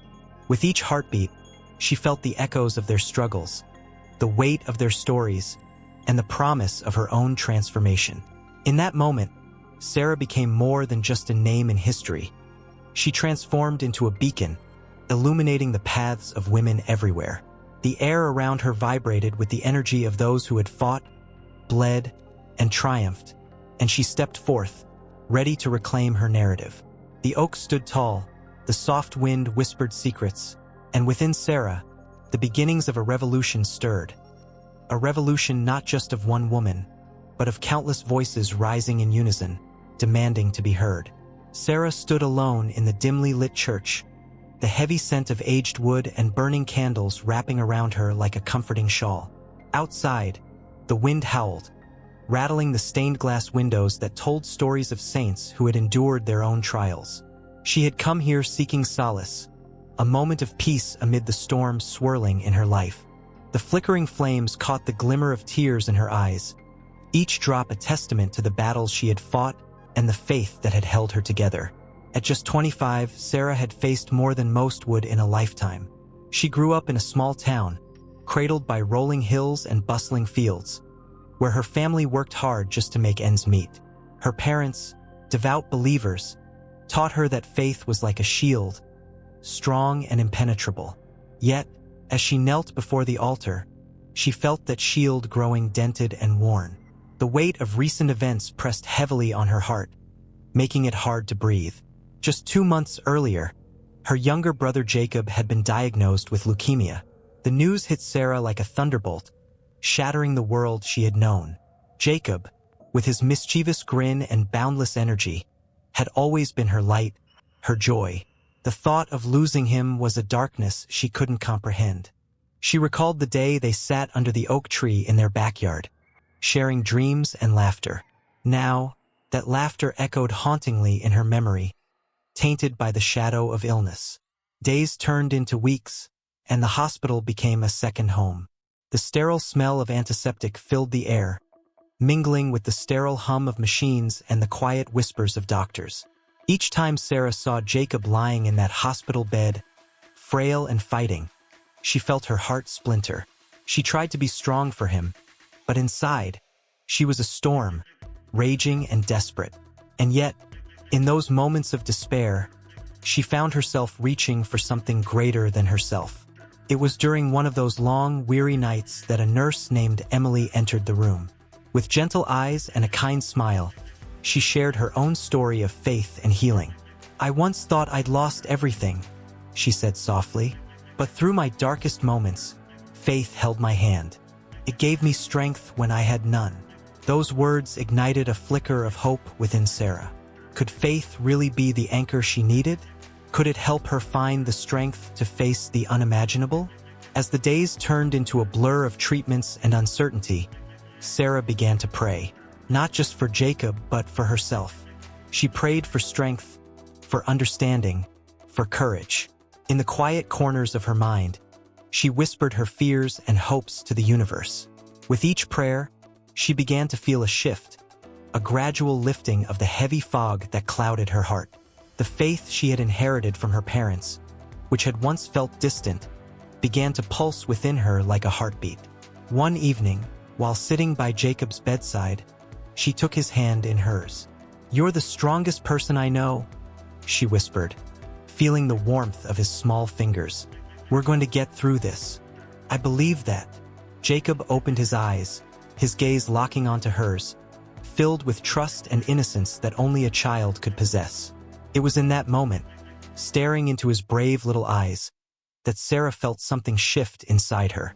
She realized that faith was not just about believing in a higher power. It was about believing in each other, in the connections that bind us. Weeks passed, and the challenges mounted. There were moments when hope flickered like a candle in the wind, moments when the doctors spoke in hushed tones, and days when the darkness threatened to swallow them whole. Yet, Sarah clung to her faith, steering through the storms with a fierce determination.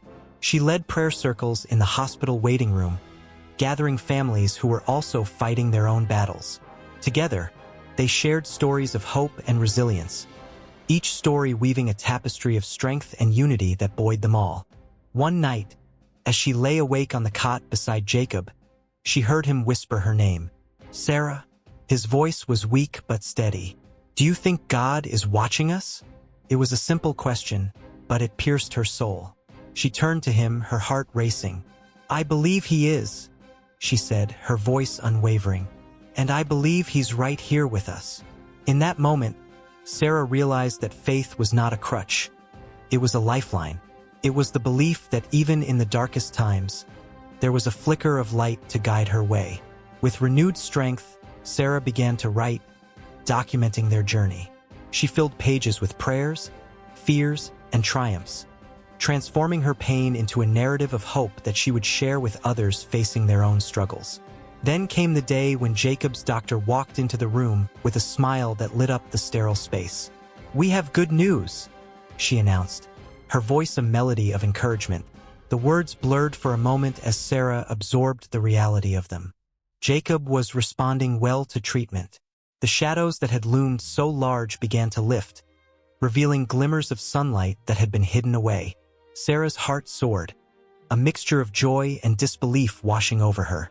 She thought back to the nights spent in prayer, the community of support they had forged, and the unwavering faith that had sustained them. It was as if every tear shed had been transformed into a pearl of hope, illuminating their path. But as she reached for Jacob, who was smiling with renewed vigor, the church bells chimed outside, echoing the triumph of faith in overcoming adversity.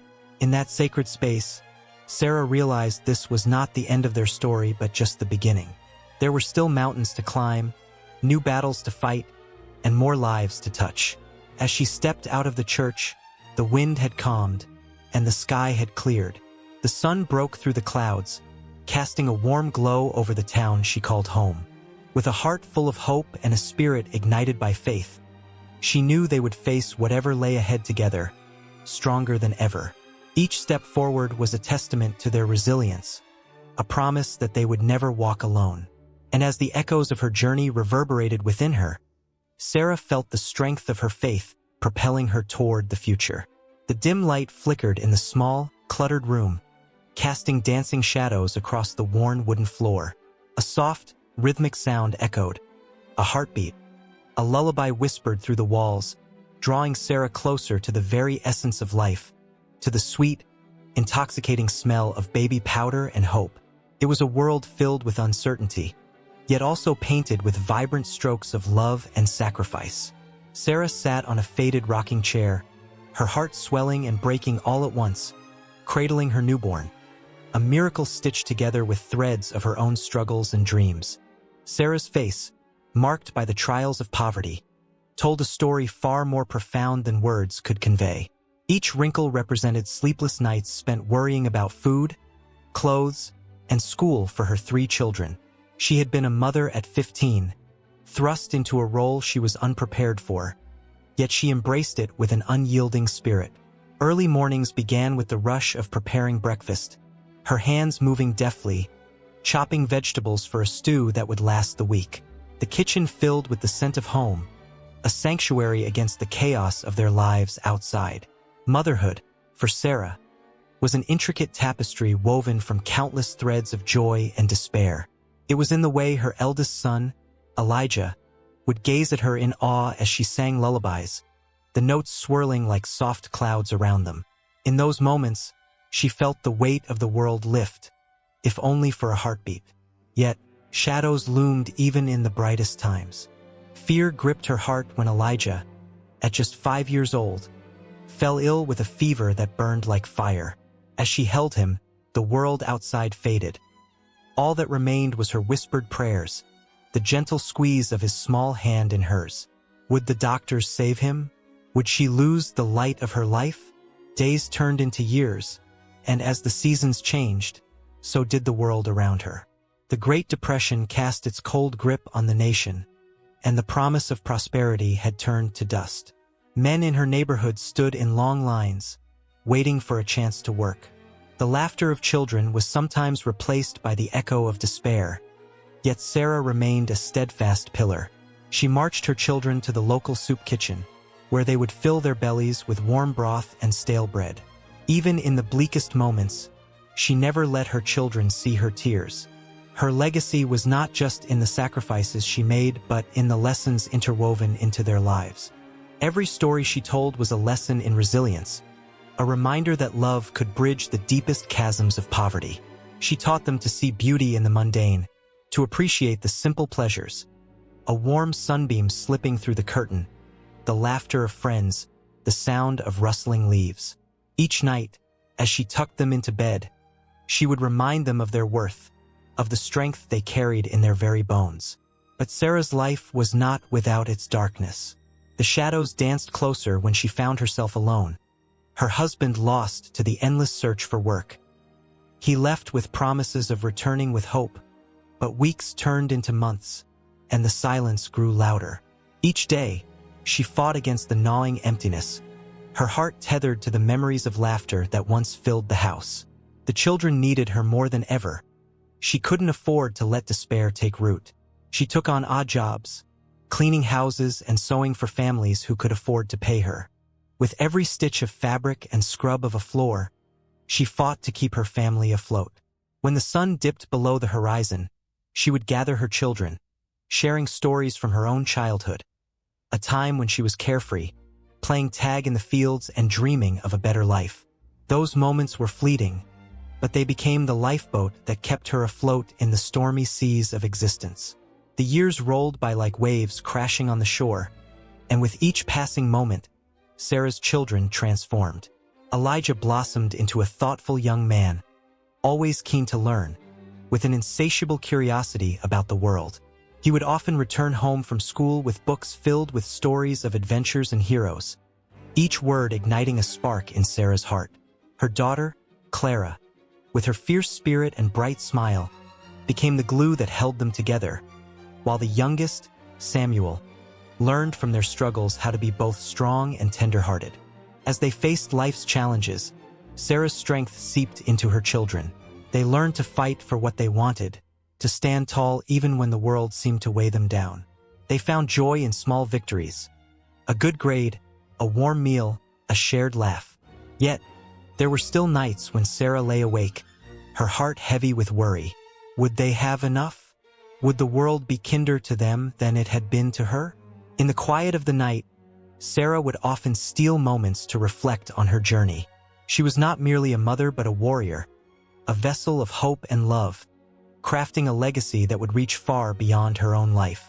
She thought of the women who had come before her, the mothers who navigated their own struggles, leaving behind stories of resilience and courage. Sarah was part of that lineage, a thread in a vast tapestry of womanhood, each stitch telling a tale of survival. Her experiences shaped her, but it was the love she poured into her children that would echo through time. Each hug, each meal shared around the table, became a building block for their futures.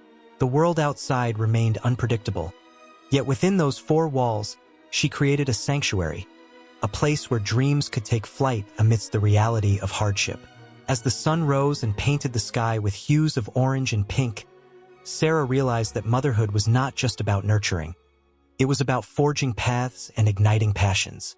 The legacy she would leave behind would not only be in the lives she had shaped, but in the strength and love that would ripple through generations to come. And in that moment, a new chapter began, for the story of motherhood was far from over. The lives she had touched would continue to evolve, their journeys unfolding with the same fierce determination that had carried her through the storm, weaving a legacy that would inspire and uplift those yet to come. A cold winter night blanketed the small village, the air thick with the promise of snow. Inside her modest home, Sarah sat by the flickering flame of a single candle, her heart heavy with despair.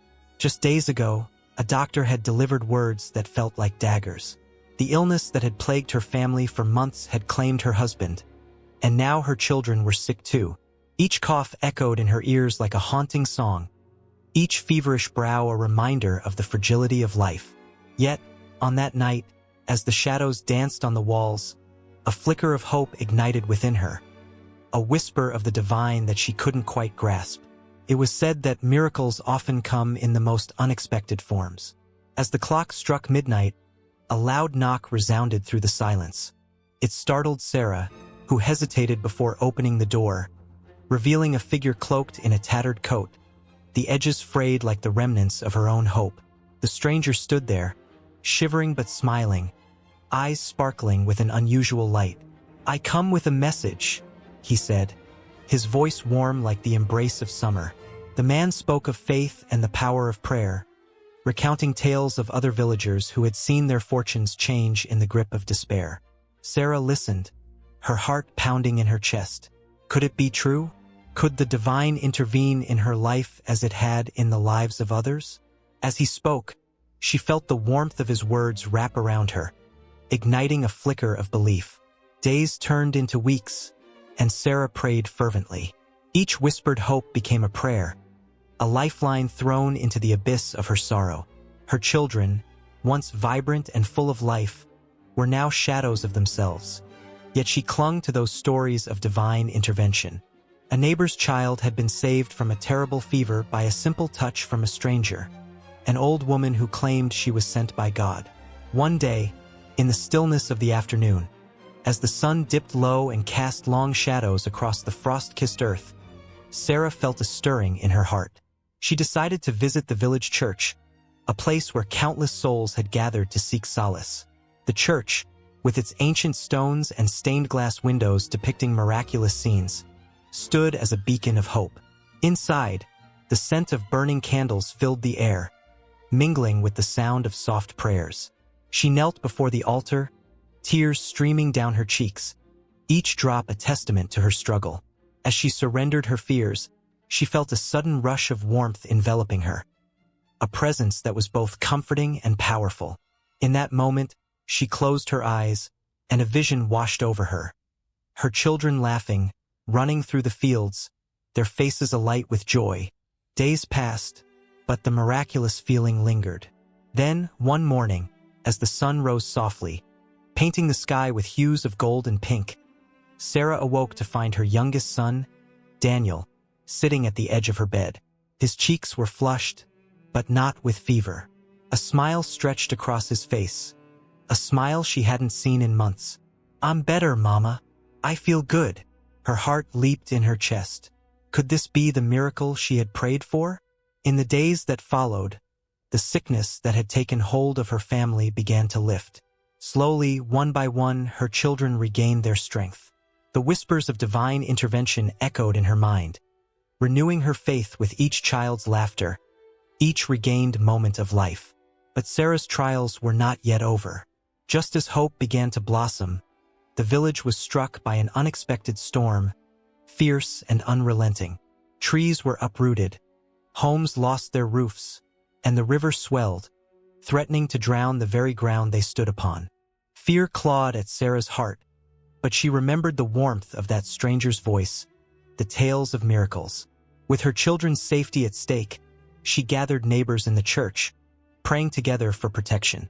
As they joined hands, a deep sense of unity enveloped them, as if the divine was weaving their hearts into a tapestry stronger than the tempest outside. And then, just as the storm seemed to reach its peak, a stillness descended, like the eye of a hurricane. The winds calmed, and the clouds parted to reveal a dazzling light illuminating the church.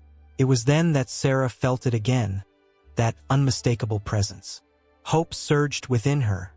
The divine had intervened once more. The next day, they emerged from the church, hearts lighter, to find that the worst of the storm had spared their village. While destruction lay scattered through the land, the church remained untouched, a miraculous haven amidst chaos. Whispers spread through the community like wildfire. Stories of salvation grew, weaving together the threads of faith, resilience, and the inexplicable workings of a higher power. As Sarah stood amidst her neighbors, eyes wide with wonder, the realization struck her. This was not just about her. It was about everyone. A day of miracles had become a day for the village. The divine had not only reached into her life, but had woven a tapestry of hope into the fabric of their community. With every prayer spoken, with every act of kindness shared, it became clear. The role of divine intervention was not merely about the individual, but about the collective strength found in unity, the miracles that blossomed when hearts joined as one. And so, in the aftermath of the storm, the village began to rebuild, not just homes, but a sense of belonging, a renewed faith that together, they could weather any storm. Sarah felt the unbreakable link between them all, a bond strengthened by trials and triumphs. As laughter and love filled her home once again, the whisper of miracles lingered in the air, a promise that the divine would always be present in the most unexpected and beautiful ways, waiting for those willing to believe. In the fading light of a warm summer evening, a young girl stands in a field, her hair dancing in the gentle breeze. She clutches a worn-out book to her chest, its pages yellowed with age. The words she reads carry the weight of history, tales of courage and struggle, of visions that reached beyond the horizon. As she looks up, her eyes shimmer with dreams unspoken, dreams nurtured by a legacy that pulses through her very veins. This is the legacy of Sarah, a woman whose spirit has transcended generations, leaving an indelible mark that still resonates today. Sarah's life was not one of comfort or ease. Born into a world that often sought to silence her voice, she found strength in adversity. In the early 19th century, a time when women were often relegated to the shadows of society, Sarah emerged as a beacon of hope. Her words stirred the hearts of those around her, challenging the status quo and igniting the flames of change. She understood the power of her voice and wielded it with an unwavering determination. In the throes of the abolitionist movement, Sarah stood shoulder to shoulder with those who fought for freedom. Her pen became a sword, slicing through the chains of oppression. Letters she wrote, filled with raw emotion and fierce resolve, rallied people together, urging them to rise against injustice. Each word was a rebellion, each sentence a step toward liberation. She embodied the spirit of those who dared to dream of a world without shackles, a world where every soul could breathe free. As the years rolled by, the echoes of her passion grew louder, weaving themselves into the fabric of history. The suffragette movement lit a fire beneath her, and she became an ardent advocate for women's rights. Picture her marching in the streets, her voice rising above the din, calling for equality, for a seat at the table. She understood that her fight was not just for herself, but for every woman who had been told her dreams were too grand, too audacious. Sarah was not just fighting for her legacy.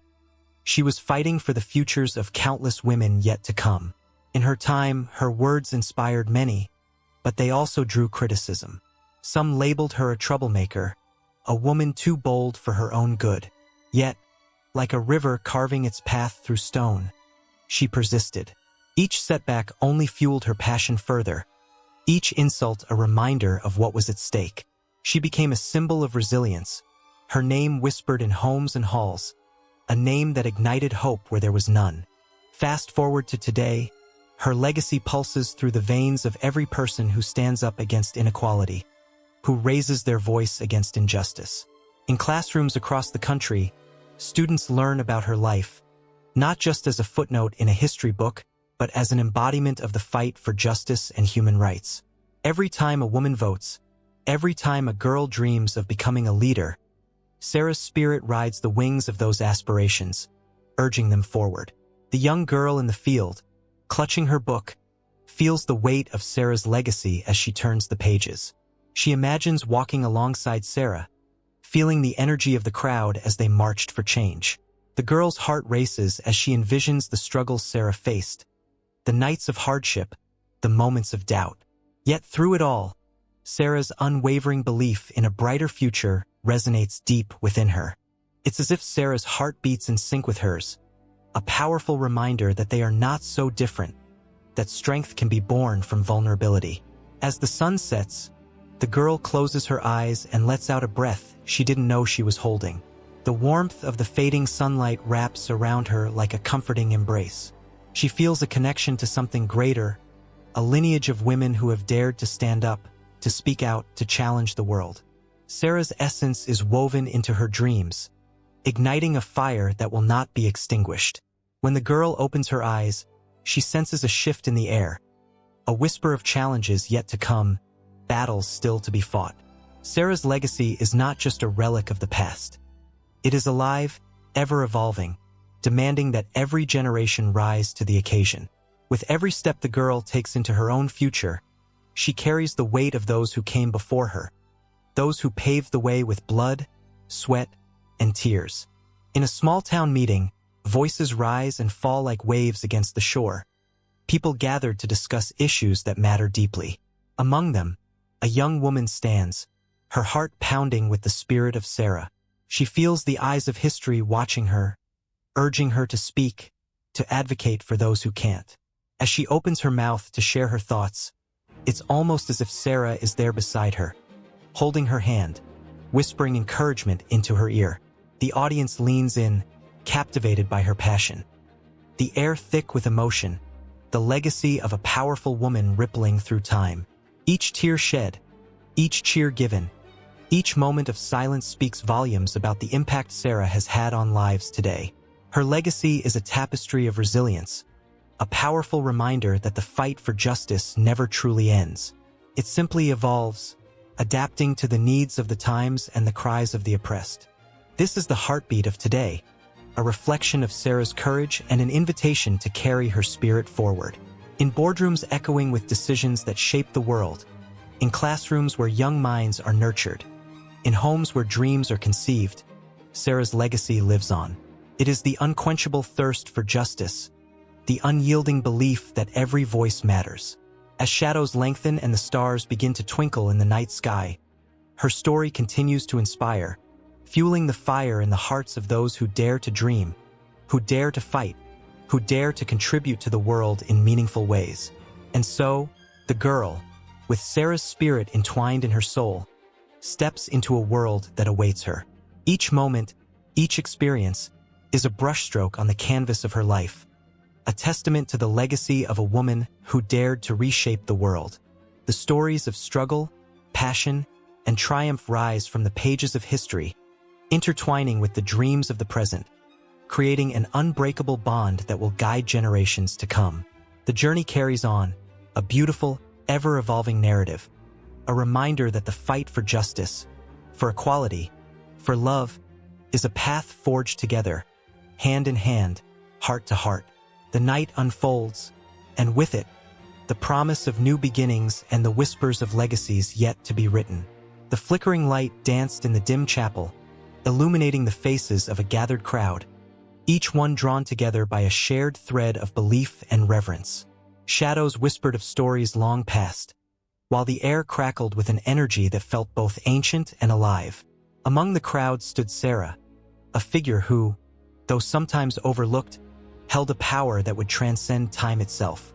Sarah's life was a tapestry woven with threads of faith, resilience, and an unwavering spirit. Born in a small village nestled between rolling hills, her early days were marked by simplicity and the warmth of community. Yet, those quiet moments belied the tremendous impact she would later have on various faith traditions across generations. As a girl, Sarah would often sneak away to the riverside, where the water sang softly and the wind whispered secrets of the universe. It was here, surrounded by the hum of nature, that she first felt the stirrings of something greater, a profound connection to the divine that would shape her destiny. But it wasn't just her own faith that burned brightly. It was the way she ignited that same passion in others that would leave an indelible mark on the world. The years passed, and Sarah grew into a young woman, known in her village for her kindness and wisdom. People came to her for guidance, seeking solace in her gentle words. Mothers would bring their children, hoping to instill in them the same sense of wonder that Sarah radiated. She shared stories of creation and faith, tales that intertwined the sacred and the ordinary, nurturing belief in the heart of even the most skeptical. Then came the day when the winds of change swept through her life. Sarah found herself facing trials that would have tested the strongest of souls. A famine struck, and with it, desperation clawed at the hearts of her people. It was in these moments of despair that Sarah's spirit shone the brightest. Instead of retreating into despair, she rallied the villagers, reminding them of their bond and the power of collective faith. "Together, we can weather any storm," she proclaimed, her voice ringing clear and true against the backdrop of suffering. Her unwavering belief sparked a revival amongst the weary. With her guidance, they pooled their resources, sharing what little they had. In doing so, they discovered a strength that had been hidden deep within them, a flame that would refuse to be extinguished. As weeks turned into months and the famine lingered, Sarah became a beacon of hope. She organized gatherings under the stars, where prayers mingled with songs of gratitude. The community came alive, each voice rising in harmony, creating a symphony that echoed through the valleys and up to the heavens. Those nights were transformative. They forged connections that went beyond mere survival. They kindled a faith that would grow, stretching far beyond the borders of their village. Word of Sarah's compassion and leadership spread like wildfire, reaching neighboring towns and even kingdoms. People traveled great distances, seeking her wisdom. Each encounter left an imprint, a spark igniting new traditions of faith. Her teachings blended elements of spirituality and humanity, embracing diversity and fostering an understanding that transcended dogma. In one such encounter, a weary traveler arrived at her doorstep, burdened by questions that tormented his soul. "How can I believe when the world is filled with suffering?" he asked, his voice heavy with doubt. Sarah, with her calm demeanor, took him by the hand and led him outside. They stood in silence beneath a gnarled tree, its roots twisting deep into the earth, its branches reaching for the sky. "Look at this tree," she said softly. "It endures storms, drought, and the harshness of winter, yet it stands tall, rooted in both the earth and the heavens. Faith is like this tree. It requires nurturing and resilience to thrive amidst adversity." As she spoke, the traveler felt something shift within him, a flicker of light piercing through his darkness. He left with a renewed sense of purpose, carrying Sarah's wisdom back to his own people.